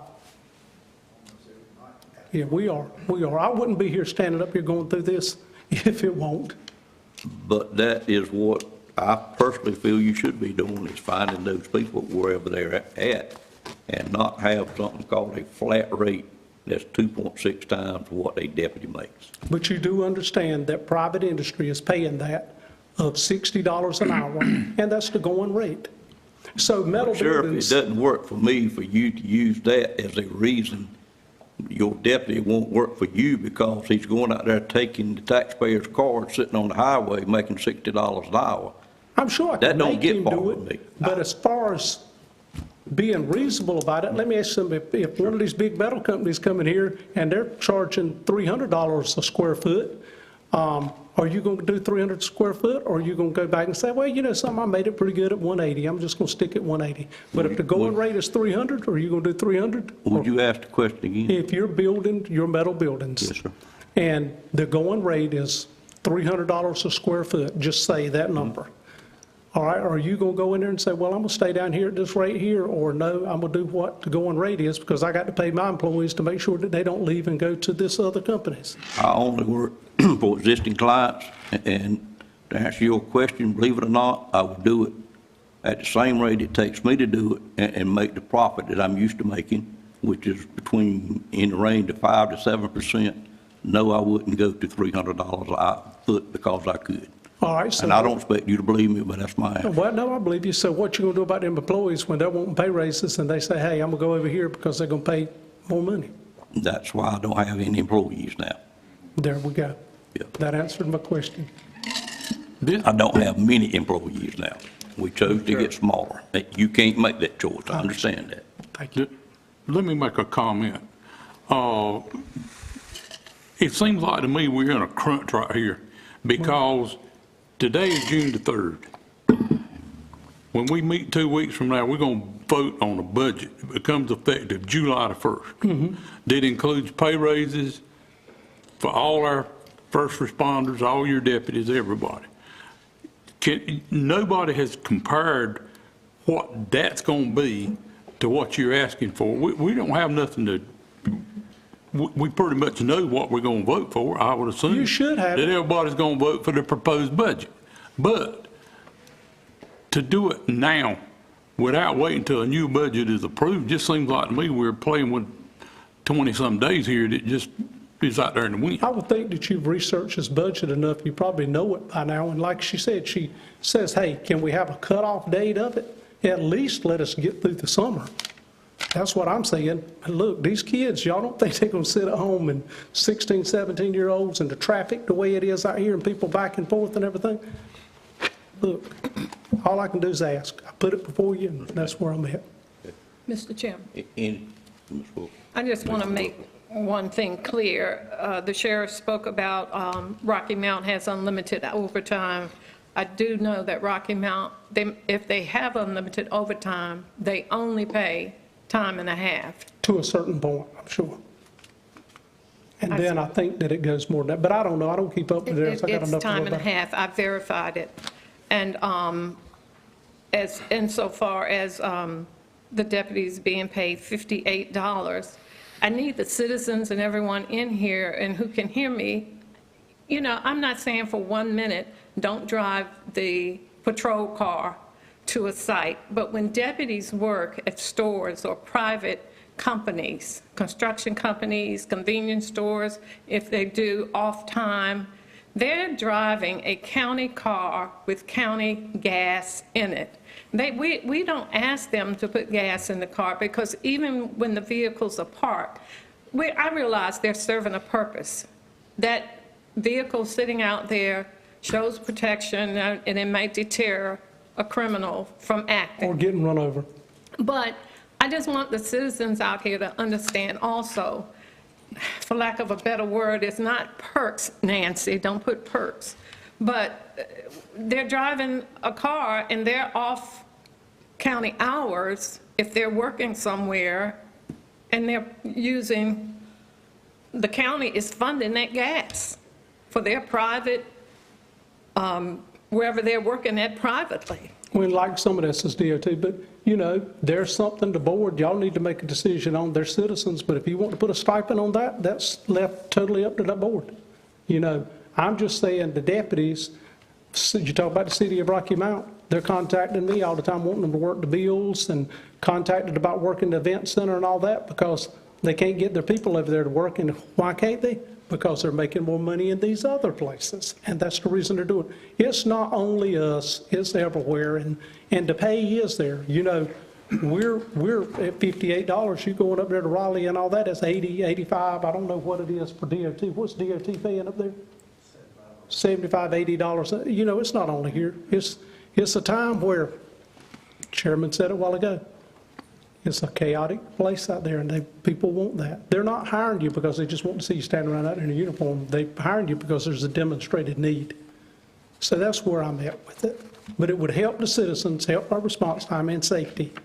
I mean, we already see right now, and I'm not up here talking for EMS, but man, that's something we're going to have to look at with that.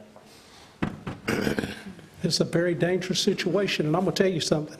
We have fined EMS people, paramedics, and things of that nature. Man, you're losing them to other places.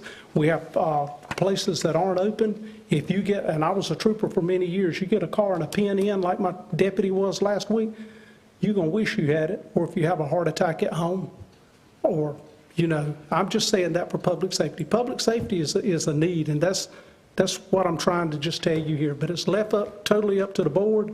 I presented it, and that's it. You've got the full fact. I didn't hold nothing back from it. Thank you, Sheriff. Thank you. All right, you've heard all the comments. I would entertain a motion whether to approve this $58 rate or not to approve the $58 rate at this time. Mr. Chairman, Commissioner Wilkins. I have to make a motion to not approve the flat rate of overtime for the concerns and reasons I stated and other commissioners. I have a motion on the floor. Is there a second to that motion?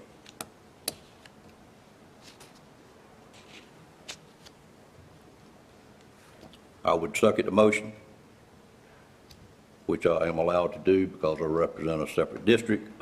Any questions on the motion? All in favor of the motion, let it be known by saying aye. Aye.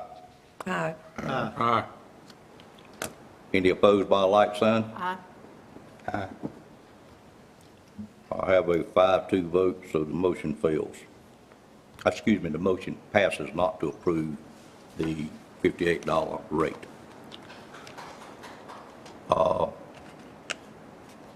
I would ask that we not have any clapping or shouting and so forth and so on in our meetings. We've always conducted them that way, and it's always been appreciated by our citizens as well as our board. Sheriff, you have the next item as well, which is item number 14. If you'll come back forward.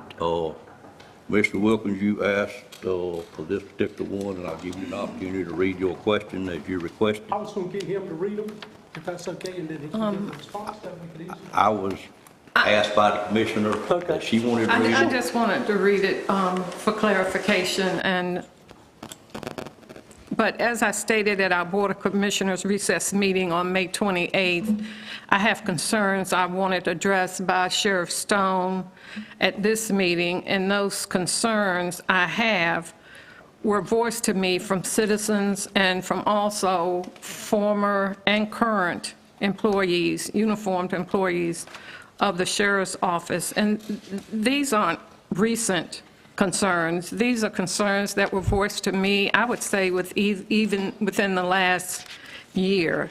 And the concerns stem particularly from black and brown employees of the Sheriff's Department who felt they were not being treated fairly and that the environment was less than welcoming. And I wanted those concerns addressed. But the questions I had, are any of the higher-ranked employees well, let me go back. I asked for a report from the HR department on May 24th about the Sheriff's Office, and it stated there were 6 deputies employed with 11 vacancies. It also read that there are 11 senior deputies as well as 5 master deputies, 14 investigators, 12 lieutenants, and 5 captains, as well as a few others who serve civil papers. And one question was, are any of the higher-ranked employees from lieutenant up to captain and even major being used to assist in making up the shortage of deputies you have stated is affecting our county? And if they're not being used, why? Another question was Can we do one of them at a time and kind of go through?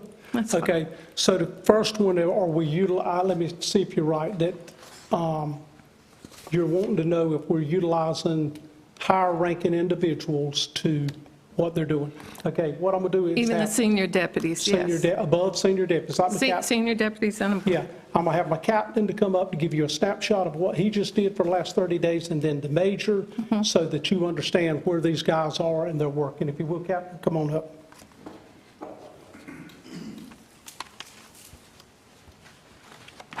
I'm just going to reiterate what I said previously, that yes, everybody's on board, everybody's working, lieutenants and sergeants are working, captains are working, myself am working, just to have 5 on a shift.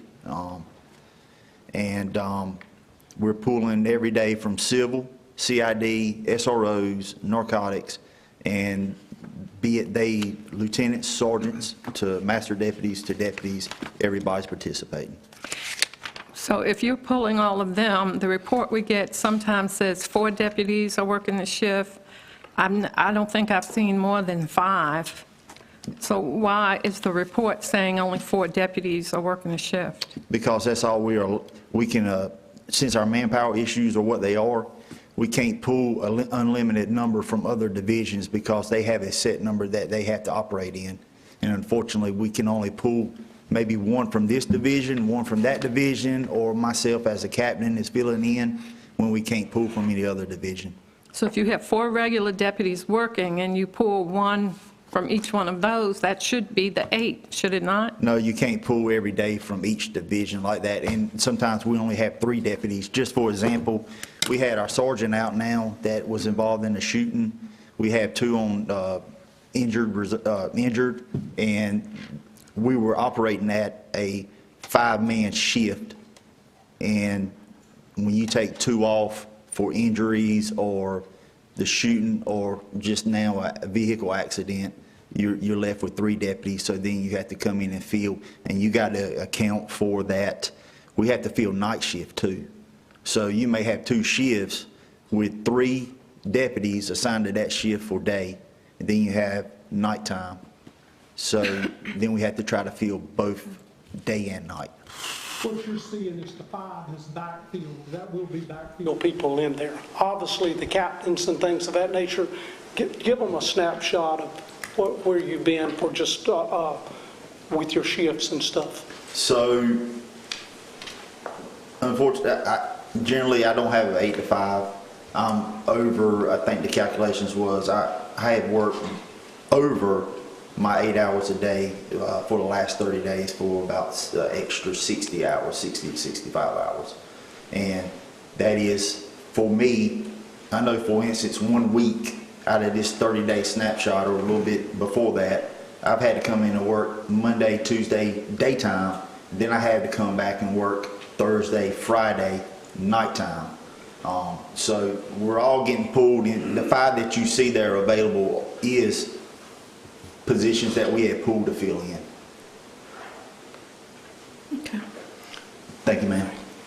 Major, if you would come up and give a snapshot. This is the ranking guys here in the office, so obviously you got to remember, if I'm out there working and my guys is out there working, we're having other people to come in and work. Yeah, just to reiterate what Captain Hardy said, I mean, every member of this agency is pulling their weight the best that we can. And just like he said, what you were asking, we're pulling from other divisions, civil, CID, but we can only pull so many because they have a job they have to do as well. So we can only pull so many at a time. We have to have so many to operate in the court system. We have to have so many, investigate cases. Our patrol deputies go out here and answer the calls, but then we have to have detectives to follow up on these cases, just like our homicide we had the other week. So we can't pull but so many at the time from these other divisions. We've got SROs coming in on the weekends. Obviously school's getting ready to get out, but during the week they're working at the school, and then we've had them coming in on the weekends. So we're pulling from everywhere that we can. And to ask about other people, just for clarification, you asked about senior deputies and master deputies. Deputies, senior deputies, and master deputies. Master deputies and senior deputies have no supervisory rank. That is just part of the career ladder. Okay, that just means they have more experience. A senior deputy and a master deputy means they have 3 years and at least 6 years. So they're all considered deputies, even though they're considered senior or master deputies. Okay, so they don't hold any supervisory rank.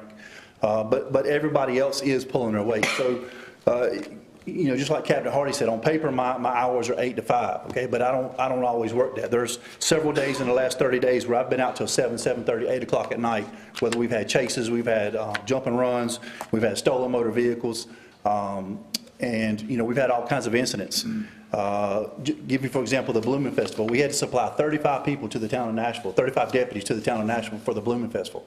I worked at the Blooming Festival, Captain Hardy worked at the Blooming Festival, Captain Jenkins worked at the Blooming Festival, Captain Bryant worked at the Blooming Festival, Captain Sherrod worked at the Blooming Festival. So all of our command staff are going out here doing what they need to do to try to fill these spots. We worked at Blooming Festival from 5 to 11, and then when we left there at 11 o'clock, myself and Captain Jenkins answered calls till 1 o'clock in the morning, assistant patrol. So we're out here doing everything we can to backfill this. And I don't know who said it, but someone told the sheriff that command staff was just sitting around the office, and I can tell you that's a lie, okay? Because we're out here every day. Just like he said, we had an officer-involved shooting the other week. The same day we had a homicide. The next day we had one of our deputies injured in a wreck. Last week we had a shooting that came out. It occurred at the Cheesecake Factory. It turned out it occurred in the city of Rocky Mount. But at every one of those calls, the sheriff was there, I was there, Major Moore, the other Major Moore was there.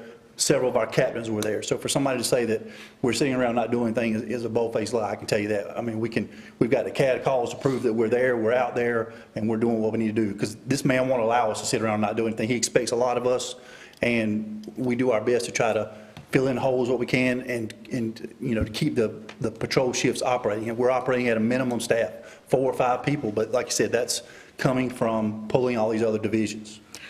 Just one more thing. So I said there were 6 deputies employed and 11 senior deputies. Shouldn't that be 17 deputies employed? Why make it seem like there aren't any? To me, that's 17 deputies employed, not 6. You're saying you only have 6 on staff. That's what HR said. 6 deputies, but you have, like, that's what I'm saying, you have deputies, senior deputies, and master deputies. They're all basically deputies. But you're saying those senior deputies do go out and do Yes, what the yes. regular The only deputies do? differentiation between, like I said, a deputy, a senior deputy, and a master deputy is their level of experience and training. So they have to have so many years to be moved up to senior deputy, and then so many other years to move up to master deputy. What you're asking is why aren't they all on patrol? Because we have civil, we have transport, we have all these other. I saw the breakdown. And that's where they're kind of at. It's not all 17's on patrol. I saw this breakdown of the civil. There were only 2, I believe it was 2 civil deputies,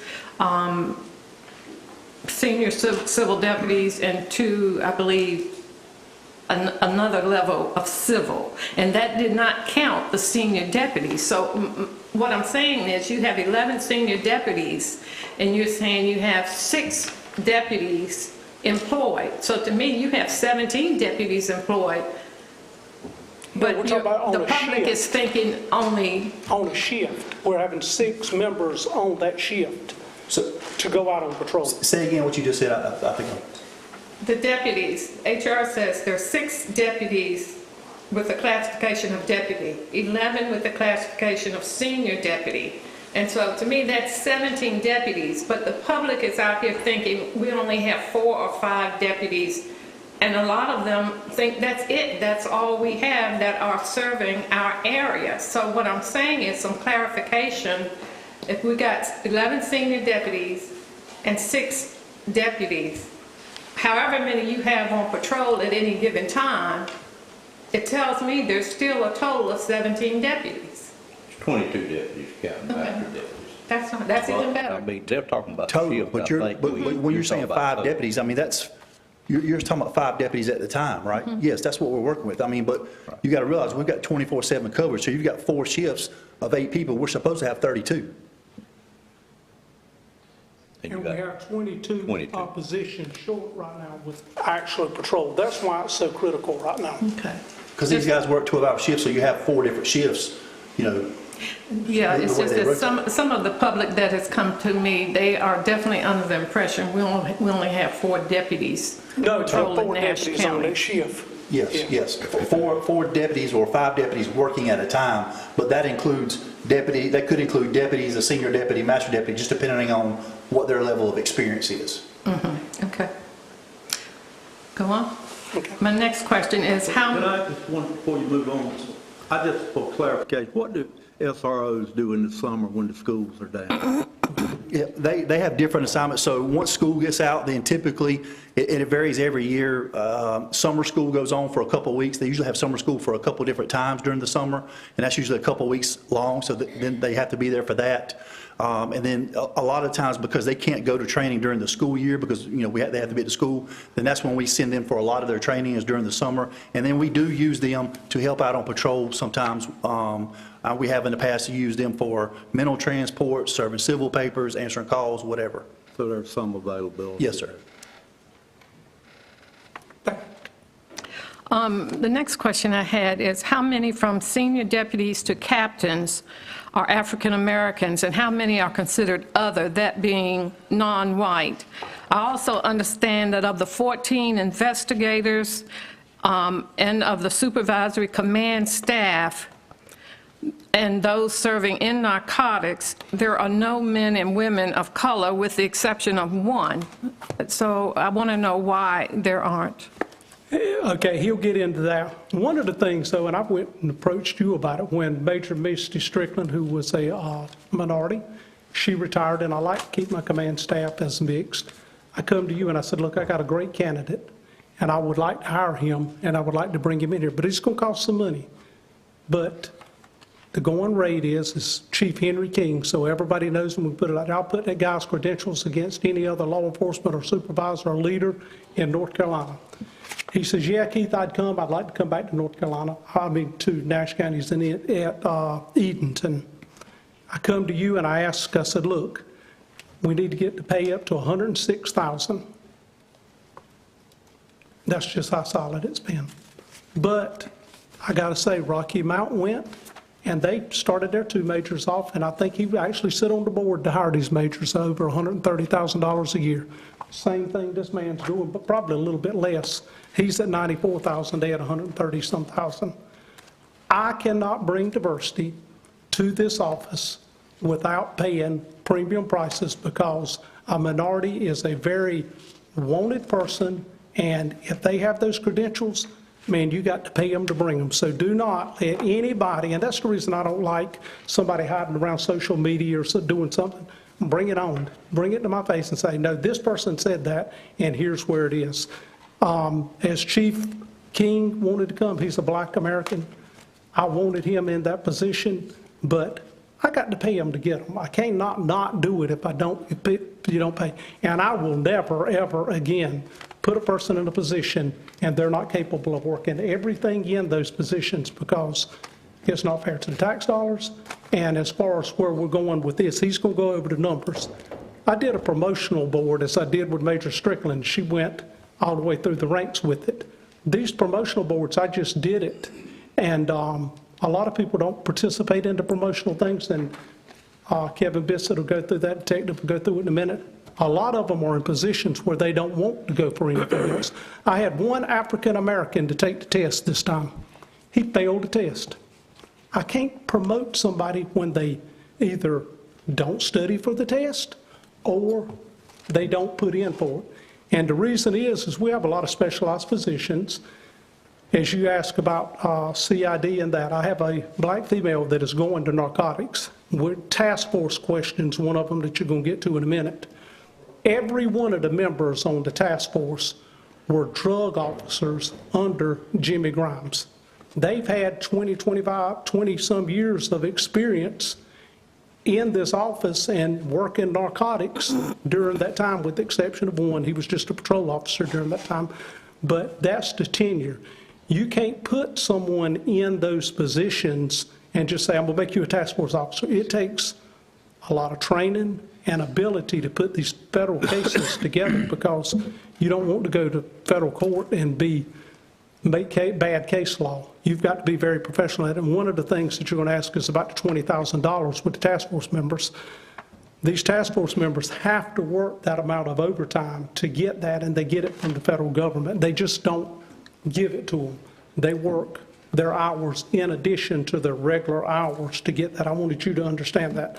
As far as CID, one of the things I just did, I sent out a thing for the interdiction team. We talked about that one time. Any member interested in having a K-9, not one member, existing member, put in to have a K-9. You've got to want to get. My daddy told me a long time ago, you got to do a little bit more than the next person to be a good candidate to get something. You're not going to get anything with just being you.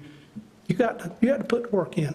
So with the K-9, nobody puts in for it, and then when we do stand up this unit again, when I get manpower to stand it back up, you got to have a person with a K-9 out there. But I want the detective to come up to give you the numbers of where we're at. But understand, a lot of these guys are in specialized positions, and they don't want to be moved. Yeah, I could move them out of them if I wanted to, but we're going to go back to morale. If they're happy and doing a good job, man, we're going to keep them there. In that courtroom over there, I've got two minorities over there, or sergeants over there in the courtroom. If I moved those guys out, it would be chaos, not only with those two guys, the district attorney, the Superior Court judge, the district court judge, and everybody else would be upset about it. But I would never want you to move someone just for the sake of having a certain person in a position. But what are you also, you're saying basically none of them wanted it or were qualified, but are you mentoring, is your department mentoring blacks and black and brown people that come into your office? Is there a performance plan or a rating? Are they put on a plan? Say, if they say, hey, I'd like to be in investigations one day, I'd like to be in narcotics one day, what are you doing to advance that, particularly for those that are feeling marginalized? Brandy Burton's a black female, African-American female. She was on our traffic team, and I come to her, I said, what else you want to do? She says, I want to go into detectives, or I want to go into narcotics. Okay, that girl has proven herself. She's professional. She writes a phenomenal report. So she is slotted to go over there, I think in August, to the narcotics office. I was going to say, but you're just moving her No, over there she's already now, been is that notified right? of it for several months, that she knows. She's been it. where? She's been notified for several months that she's going over there. She knows that, I know that. She's already been told that, yes, she's going over there. The big thing is not African Americans right now, but man, we have a large influx of Hispanics. My number one thing is trying to get more Spanish-speaking people. We're having a very tough time with that in Hispanics, finding those guys that speak Spanish and Hispanics coming in, because that's a growing number here. But I want him to come up to explain the numbers so that you kind of see them, and then I'll answer anything you got with it. Board, I'm Kevin Bisset with the Nash County Sheriff's Office. I'm one of the detectives in the Special Victims Unit in CID.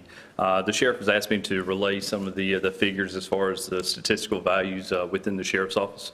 So Nash County Sheriff's Office's demographic breakdown consists of 119 field positions that encompasses duties of sworn and specialized personnel, specifically in the field as well as in the detention center. This is 119 of a potential 153 positions, which is the equivalent of 34 vacant positions, or 22%, which is the number that the sheriff has continued to reiterate as far as our vacancies. This number does not reflect the 3 personnel that are currently holding a position, but while also being out on worker comp, extended leave, or other medical conditions. This would decrease our total operating workforce and is a true number of 76% of our working capacity, which is 116 of 153 positions. However, to accurately calculate and capture the data points that's been requested by the Sheriff's Office, those individuals were included in these statistics. Of these 119 positions, 72% are male, with 28% being female. The ethnicity breakdown is African Americans make up 24% of the population, while whites make up 68% of the population. Hispanics makes up approximately 8% of the populations.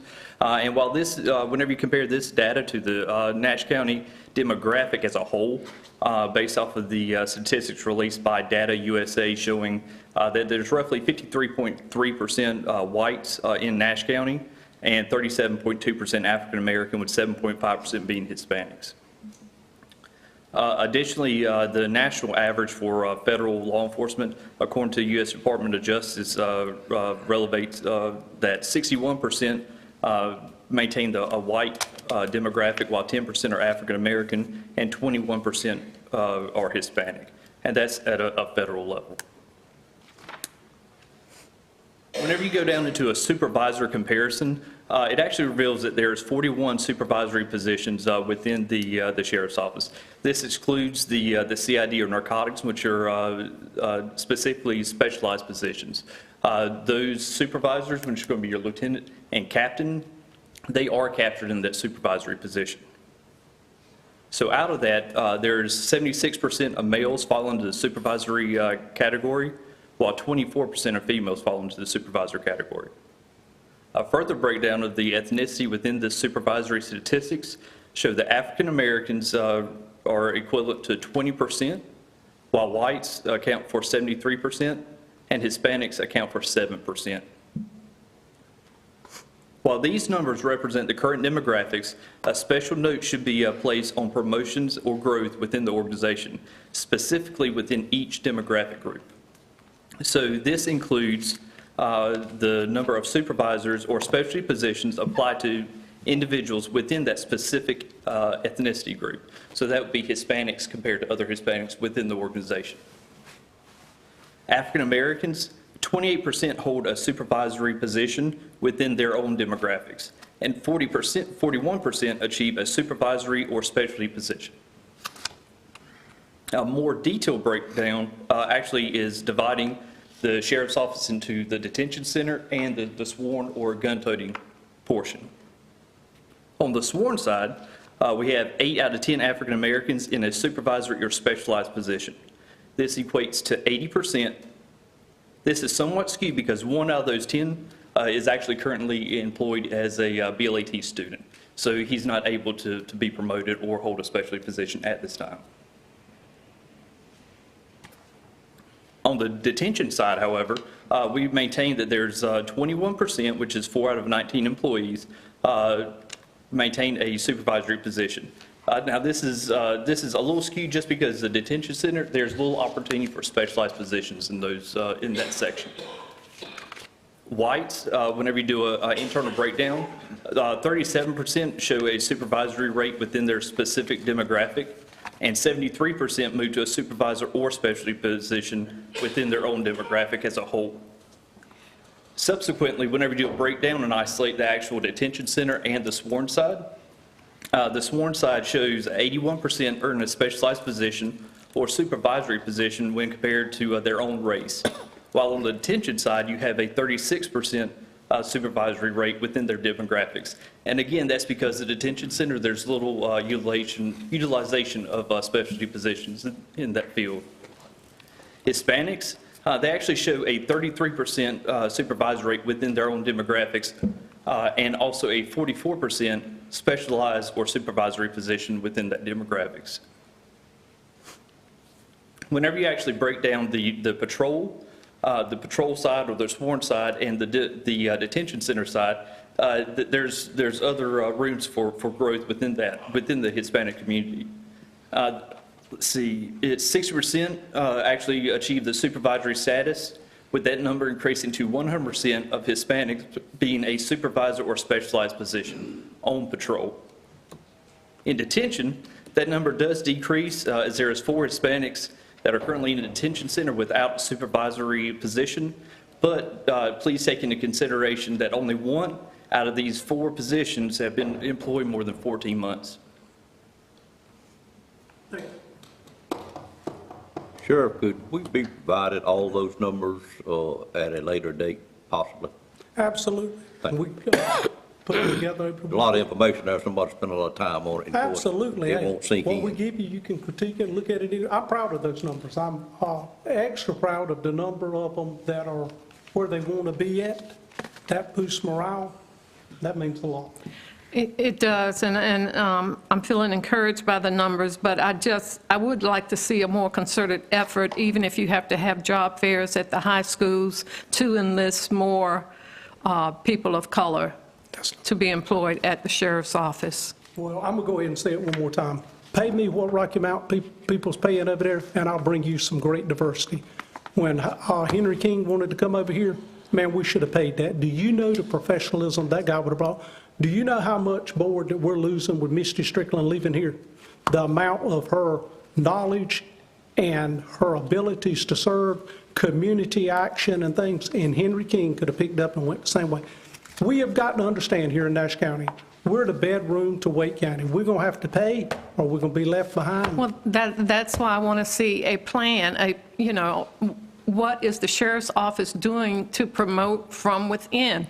And that leads into that next question, because you answered the one about the $20,000 a year, and for the federal task force for members who serve on that, and I really brought that up so that the public would know there are there's other income that deputies get, but there may be only 4, but $20,000 a year. That's working overtime, and that's only 4 positions. And look, them guys has been there 20, 25 years. Yeah, I mean, it takes time to get there. We just don't go give it out. But the public needs to know that, and that's why I asked that question. And as you answered, I mean, we do need to promote through the ranks. I've had so many complaints about highway patrolmen. I love highway patrol, but them being brought in and promoted or given a position over someone who's already there, whether they're black or white. All right, let me explain that. I looked at that, and Kevin Bisset, thank you for what you just said. He's a highway patrolman. Do you see the expertise this guy brought here? He came from an expertise job with the highway patrol, benefits, statistics, and things. I don't have too many people that's in those other ranks that want to come up here and do what he just did, or the capability. I just went back and I looked at the hours. When I bring some of these highway patrolmen in, they've got 3,000 and 4,000 hours of training, leadership training, and all these extremities. Thank goodness that they're wanting to come here. Most of them's retiring and coming here. But no, there's not many of them that can compete with a guy that walks up with 3,000 hours of training. I do have a promotional process, and I'm thinking about taking it back so that now when Gwen says, man, I sure want somebody promoted over here, and I'll say, okay, does he meet the qualifications to do this here? I don't have to come back and say, well, I've got a promotional process that I go through. I did that to take the politics out of it. And today I'm standing up here getting beat up over it. Well, you're not promoting enough minorities. Okay, I put a test out, had out-of-county assessors to come in to do this thing, totally took myself out of it, and then my one black guy, he fails to test. Okay, I can't go back and promote him for that. What he can do is study and then the next year come along. If there's a specialized job, and I think he did want a specialized one. I think he's going to some special SRO. I think that's where he wanted to go to. He's going there. I try to do those things for people, to anything I can do to help. Like I said, I want to do what's right, but I have an existing policy right now that you've got to take a written test, you've got to go through this, and if you don't make the cut, but I'm going to do like the old-time sheriffs do, just promote, hey, here's what it is, but I don't want to do that. And I'm not asking you to do that. I want you to follow procedure. I want you to go through a promotional process, but prepare young recruits that are coming in from day one to move up the ladder. And what I heard from previous deputies that were there, they just did not feel that their opinion mattered, that they were going to move up, and it was an environment that was not friendly, they said. Okay, well, evidently I never heard of that, but because I can tell you, I want you to go back and say, okay, let's go look at the training requests that you put in. And whoever this naysayers are, I don't know who they are, let's look at their training requests. Well, if all of us know that if you want to be promoted, you got to go get an education, you got to go get training, and you got to study for a test, and you got to pass that test. Okay, I want to go back and look and see how much training they asked for and got denied, because I promise you, I allow my deputies to go through any training that there is at any time. I send them all over America to be the most well-trained people. I don't look there and say, well, this is African-American, he's not going there, this one's female, or this is Hispanic. I encourage them to do that, and I wish me and you could just go ahead and call them out, tell me who they are, and then I get their file and go back and say, no, they denied this, this, and this, because the way you get promoted in law enforcement is performance, training, obviously them's the two main ones, and education. But there's nobody being held back now. They might be negative in their own mind with some things. I have no idea. I didn't know what was going on, but training is open up to every one of them. They've got to ask for it, and I can guarantee you nobody in my office has held them back from doing any of that. And if whoever told you about going to narcotics, they're not knocking down the door to go over there. That's a lot of hours and a whole lot. Major Curtis Moore, who's an African-American, he's a major here. He's recruiting too, but these guys don't want to go put in them extra hours doing that. They like these jobs where it's 8 to 5, Saturday, Sunday off, and things of that nature where they've got it. And then they go make that part-time money of $60 an hour. One last question I had. Many have seen deputies, and you kind of alluded to that earlier, on sometimes 4 at a time, on I-95, assisting, it appears, the Highway Patrol with arrests. And I'm sure at some point you all have to go there.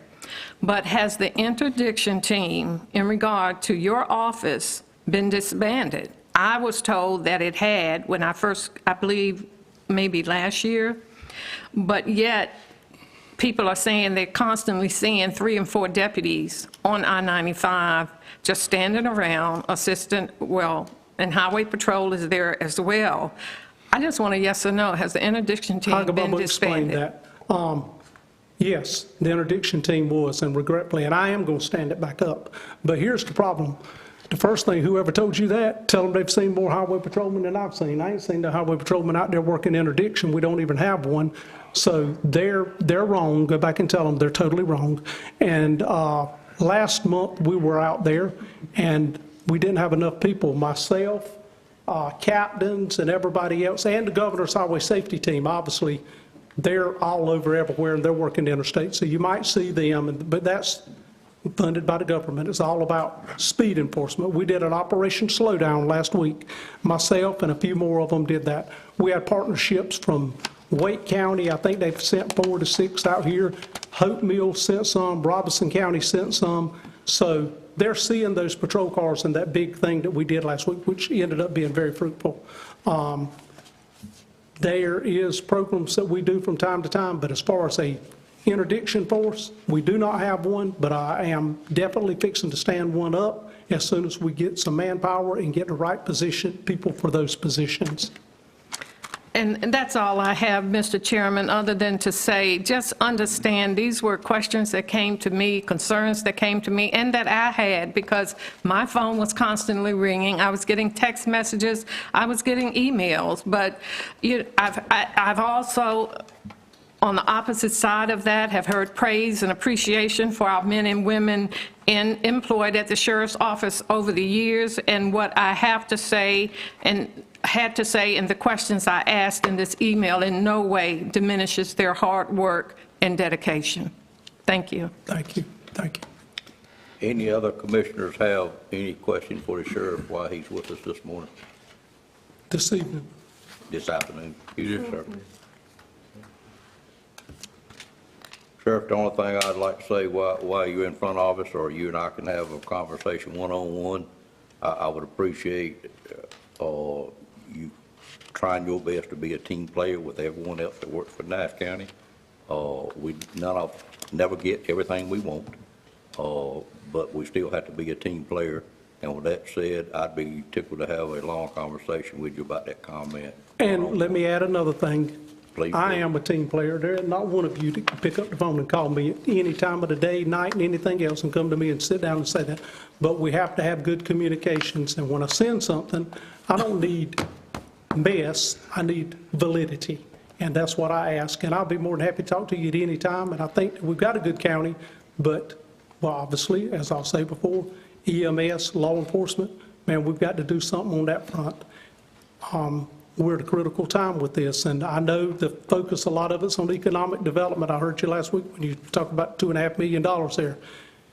Unless we got a good, strong school system and public safety, economic development, that don't work.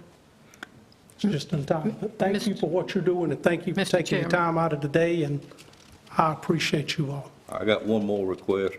I would appreciate it if you would, in the future, remove yourself from the election of county commissioners and not get involved in that. And with that said, you and I can discuss that later, too. Commissioner Wilkes, you have another comment? I was just going to say, with everything I said, the questions I asked, please know that I'm at the point, and I have already gone back to those people and said, if you are not willing to come forward, if you are not willing to present some evidence, I'm going to do what I have to do. I ask the questions and whatnot, but from here forward, if they are not willing to come forward, if they are not willing to show proof, I will not be calling you back in front of here. They call me anytime, but as my friend Clee Atkinson says in Edgecombe County, some people just need to go sit down. And that's what they need to do when they're too big of a coward to come up here and stand up here and talk about it. Thank you for doing it. I appreciate each one of you. Thank you. Thank you, sir. Thank you. God bless you. We're now on item 25. If the board doesn't object to it, I'm going, everything else that's involved is county employees. If I read the agenda right, I'd like to call a recess to have lunch at this time, and then we will reconvene in regular session, finish up these items, and then we would go into closed session for those items that are called for under closed session. Any objection to that? Seeing none, we stand recess for about 20, 25, 30 minutes at this time. Thank you.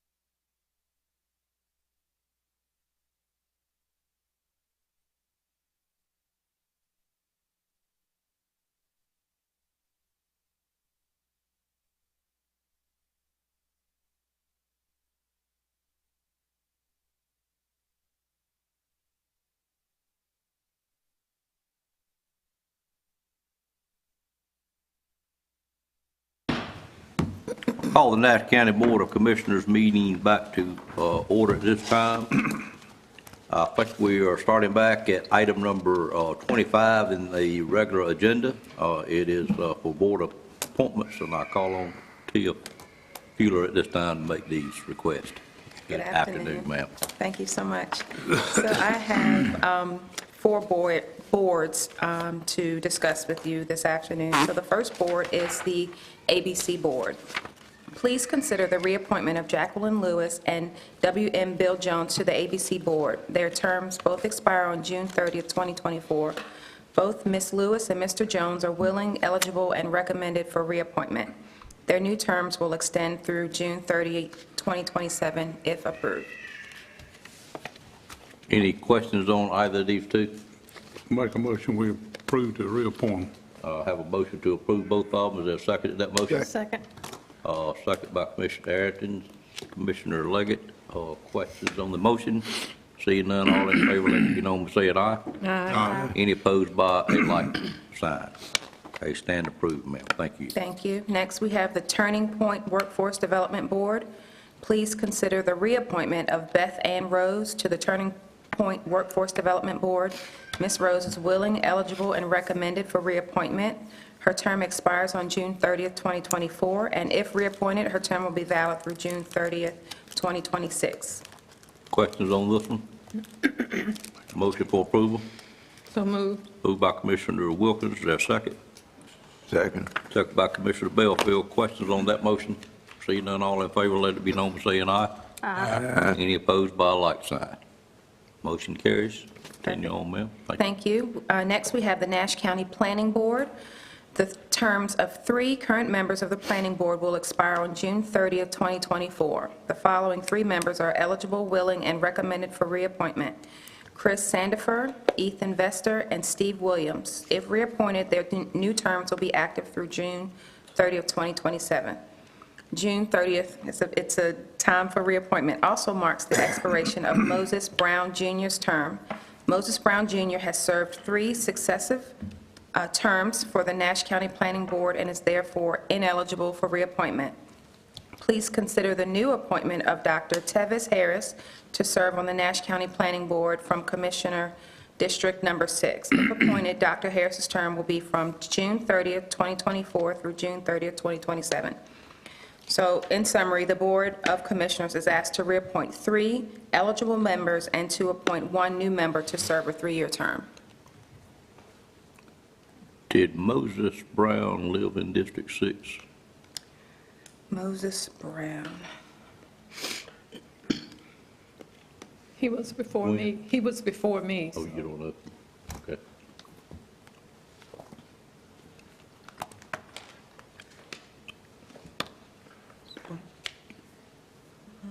Highway 97, District 5. Do you have another member in District 6? I never appointed someone. Okay. I can't. I know Mr. Outlaw has another member in his district, so we're probably okay anyway, because you got 9 members. We should be fine. All right, entertain a motion for approval of the 3 reappointments and the new member. So moved. Moved by Commissioner Outlaw. Is there a second? Second. Second by Commissioner Combs. Questions on the motion? All in favor, let it be known by saying aye. Aye. Any opposed by a like sign? Motion carries as well. Thank you. And I brought this for Nash County Board of Adjustment, was brought to the commissioners last month. Yep. But the request continues. So the Board of Commissioners is asked to appoint 2 new members to the Nash County Board of Adjustment to serve as alternate member number 2 and alternate member number 3. Although not a requirement, the board typically seeks to appoint at least 1 member to represent each of the 7 commissioner districts. The Board of Adjustment currently holds 1 member appointed from each district, with the exception of Commissioner District Number 7, as represented by Chairman Davis. Since the Board of Adjustment includes a total of 8 members, it is recommended that the board appoint 1 new member from each commissioner, from Commissioner District 7, and a 2nd new member from any of the commissioner districts. I think I told the board I'd have somebody at this meeting. It didn't happen, but I'll do my best to have someone at July meeting from District 7 if somebody will work on the 8th member. Anybody that wishes to. Thank you, ma'am. Thank you. And just a clarification, Moses Brown Jr., he was District 6. I apologize. I said District 1. He was District 6 He was in District 6. from the planning board. Yes, sir. Okay. On Highway 97. I read the name wrong altogether. Right. So he is on Hawthorne Road, Okay. and he is District 6. Okay. That was my error. I apologize. Well, we're in good shape anyway. All right. Thank you, ma'am. Thank you. Appreciate it. Next item on the agenda is item number 26, which is the election of a voting delegate for the 2024 NACO annual meeting, which is held in Florida, if I remember correctly. Maybe I don't remember correctly. No, I don't remember correctly. That was last year. I'm sorry, 'cause I was just looking at our agenda. I was going to do you want me to do the NACO one or the NCACC? Well, NACO is my next item. 26. 26. Of course, I got shuffled a couple of agendas, but I think that's correct. We're good. Okay. So the 117th Annual Conference of the North Carolina Association of County Commissioners will be held August 8th through 10th, 2024 in Forsyth County. The board will need to elect a voting delegate to represent Nash County. Okay, she has moved to item number 27 is what she's on. Did I do it wrong? Oh, that's okay. We're good. We're good. Item number 27 is for NACO, the one in Winston-Salem. We need a person that has agreed to go to pick for a voting delegate. First of all, how many of you plan to go to Winston-Salem? There's 4. 4, okay. All right, from those 4, we need a voting delegate. I previously said I I nominate couldn't go. Sue Leggett. I don't recall, I think it would be good for Sue to be the voting delegate. It's been a while since she's had an opportunity to go, I think, so. I nominate. Have I a make motion on the floor to nominate Sue. Is there a second to that motion? Second. Second by Commissioner Combs. Questions on the motion? All in favor, let it be known by saying aye. Aye. Any opposed by a like sign? That motion carries, and now we'll move back up to item number 26, or NACO. My apologies. No issue. The National Association of Counties, NACO, will hold the 2024 annual business meeting on Monday, July 15th at 9:30 a.m. at the Tampa Convention Center in Tampa, Florida. The board will need to elect a voting delegate to represent Nash County. All right, and how many of you plan to go there? 2. 2, okay. But there's, the only thing, that meeting, that voting meeting, is that Monday morning, Janet, is that correct? Yes, yes, At ma'am. 9:30, and I leave that Monday. I'm going for the other conferences in the Rural Action Caucus that I sit on, and I'll be leaving that Monday morning. So I can change my schedule if needed, if Commissioner Belfield does not want to do it. But he would be the only other one. Okay. Mr. Belfield, is you in a position you could do it, sir? Well, I plan to stay for the full conference, so I can be the voting delegate. All right, entertain a motion to appoint Mr. Belfield as the voting member for NACO. So move. Moved by Commissioner Wilkins, is there a second? Second. Second by Commissioner Ayrton. Questions on the motion? All in favor of the motion, let it be known by saying aye. Aye. Any opposed by a like sign? Motion carries, and thank both of you for agreeing to serve in that position.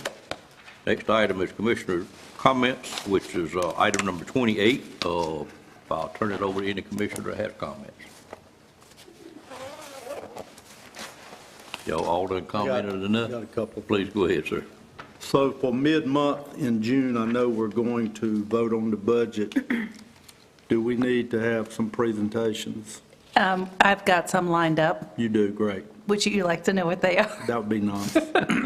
We're going to have Dr. Isley from the hospital give an update on their capital plan and operations. And I also plan to reach out to Ms. Nichelle Cole with new, I don't know if you all saw in the paper, they received a $3 million grant to help our citizens and Wilson and Edgecombe citizens. So I wanted to invite her to come and share with the board Okay, great. what they would be doing. Great. Yeah, I saw that somewhere, I read it somewhere. Last thing I've got is I reached out to DOT with some questions related to the project up here around the community college, as well as one out on 97. I just want to share that with everybody. I asked her 3 questions. The first question was timing for the lighting on the roundabouts, Eastern Avenue and Old Carriage Road. She replied, Duke Energy has submitted their encroachment and plans for the first roundabout on Eastern Avenue this week, and this was May 16th when I sent her this information. I'm hoping this means the work will take place in the next 4 weeks. The others should follow soon after. So May 16th, mid-June or end of June, you should start seeing lighting at these roundabouts. The second question was the status of the estimated start completion date for the Morning Glory roundabout. If you recall, coming from Nash Community College on Old Carriage, you go through the stoplight. Morning Glory is the first turn to the left after you pass Hardee's. There's supposed to be a roundabout constructed there because of the no left turn situation. She says the design is complete and the right-of-way is purchased to the best of her knowledge. They haven't given her a hard date yet, but it should start in the fall. So if that happens by the end of the year, it should be completed. Third thing is out on Highway 58, where it intersects with Bend of the River. I've had numerous requests for a flashing signal at that intersection. I have passed that to the DOT, and I'm waiting for response on that. We did get markings in the parking lot at the Reservoir store, which improved the visibility for people trying to make a left turn there. So, I get calls frequently on DOT issues that don't go to the TAC meeting, but there are things that I deal with Kim or Bobby Liverman and some of those people on. I appreciate what they do. That's it for me. Other commissioner comments? I've got a comment. Commissioner Leggett. 2 comments. On our agenda today, we dealt with 2 different rezoning requests. They had to do with rezoning what was previously farmland. I've said this, and I'm just saying it again. Most of the time, these rezonings are occurring when farmland is sold or transferred to control of someone else. These landowners, a lot of them are absentee landowners, or the ones that are selling the land. What we're looking at doing in Nash County, hopefully, is a farmland preservation program, which will give these people selling land more options for selling and possibly keeping that land in production.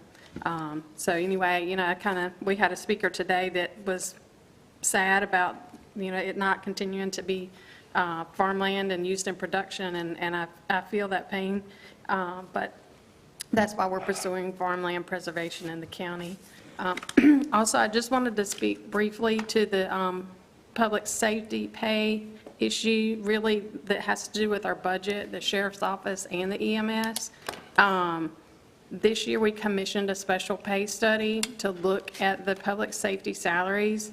It is our goal as commissioners to be good stewards of the tax dollar and also to be competitive when it comes to pay.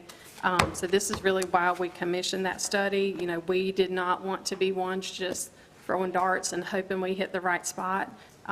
We really set it as a goal to try to be sure that we're being competitive and land in a good spot on these salaries for sheriff and emergency services. In addition to the pay study, we really leaned hard on our paid county leadership, which includes our sheriff and our emergency services director to provide us with good information on what they need. So I just, wanted to put that out there, that it's not the commissioners saying, hey, we're not going to do this. It is us relying on good data that's being provided to us, so that it's not just us throwing darts. It is us relying on data. And that's all I have. Thank you. Thank you, ma'am. Points well made. Other commissioners with comments? I'll give a very quick housing update. And kind of reluctant to give it, but I will give it. It was another good month as it relates to houses in Nash County. We had 64 new home permits issued. There were 55 stick-built and 9 modular permits that were issued. They were issued to 25 different builders, which always pleased to see. We have a lot of different builders working in Nash County on those 64 permits. The commercial permits were down, lowest I've seen them in quite a while. They were 475 permits, $475,000 worth of value commercial permits that were issued, and there were 6 different permits, and one of them had the significant amount of that 475,000. So that's what we look like. I do like the new format in which we get those. Apparently we finished up because the last program that we had it issued an update, but it didn't have anything on it, so I'm assuming we have taken care of all those permits. But when you get the permit report now, you'll see the single families are listed in order, all of them together, very easy to review, so you see what we got there. But that's all I had, and if any other commissioner has a comment, this will be the time to make it. If not, we'll move to item number 29, which is the report from Stacy Sackler, our county manager. Thank you. Just a reminder, we've got several board members and staff that will be attending the Small Business Celebration sponsored by the Rocky Mount Area Chamber of Commerce tomorrow evening at 5:30. We do still have room at the table if anybody would like to join us. And as you know, we're actively recruiting for our Human Resources Director, Tax Assessor, and Finance Director. I'm pleased to say that Nash County is attracting some very qualified candidates. Many of our management team members will be called upon to help us with the assessment process for these 3 important roles. And I appreciate everyone's participation in that, and I thank Ms. Tia Fula for heading up those processes. It's quite a bit of work, and they're very important, as we know, and I appreciate her help with that. Extremely important. Pardon me? Extremely important. Extremely important, yes. They really are. Yes, very much. So the second meeting, we just talked about that in June 17th at 1:30. We will hopefully have the adoption of our budget at that meeting, as well as a presentation from Dr. Isley on operations and capital improvements at the hospital. And again, hopefully Ms. Cole will be able to join us as well to update on the new grant that NEW has received to serve our community. Please make sure you have the GXP ribbon cutting on your calendars for Monday, June the 24th at 11 a.m. At their location at Middlesex Corporate Park. Our second opioid community conversation will be held at the Drake Community Center on Thursday, June the 27th at 6 p.m. I was able to attend the first one, and Tia did a fantastic job with the folks that showed up that evening for the conversation. So, and then also, what is it, Tia, the voice of Nashville? She was able to present to that group as well and had another good conversation with a good group of folks. So I know she's collecting some good data to help Nash County create that action plan moving forward.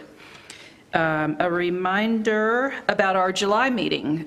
This year, we're actually going to be able to have our meeting the first Monday in July, July 1st. We generally push that past the July 4th week holiday, but just make sure you know we were going to have that meeting on Monday, July the 1st.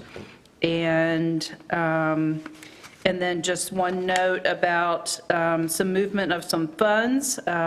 Just like last month, I'm required to report to the board when we transfer funds from departments or contingency to cover expenses. In May, we transferred $5,000 from the sheriff's budget and $4,300 from the jail budget to the highway safety grant budget to cover costs of salaries and benefits above what the original budget was set for through June 2024. So that transfer was made this last month. Anything else, ma'am? Nope. Questions of the matter?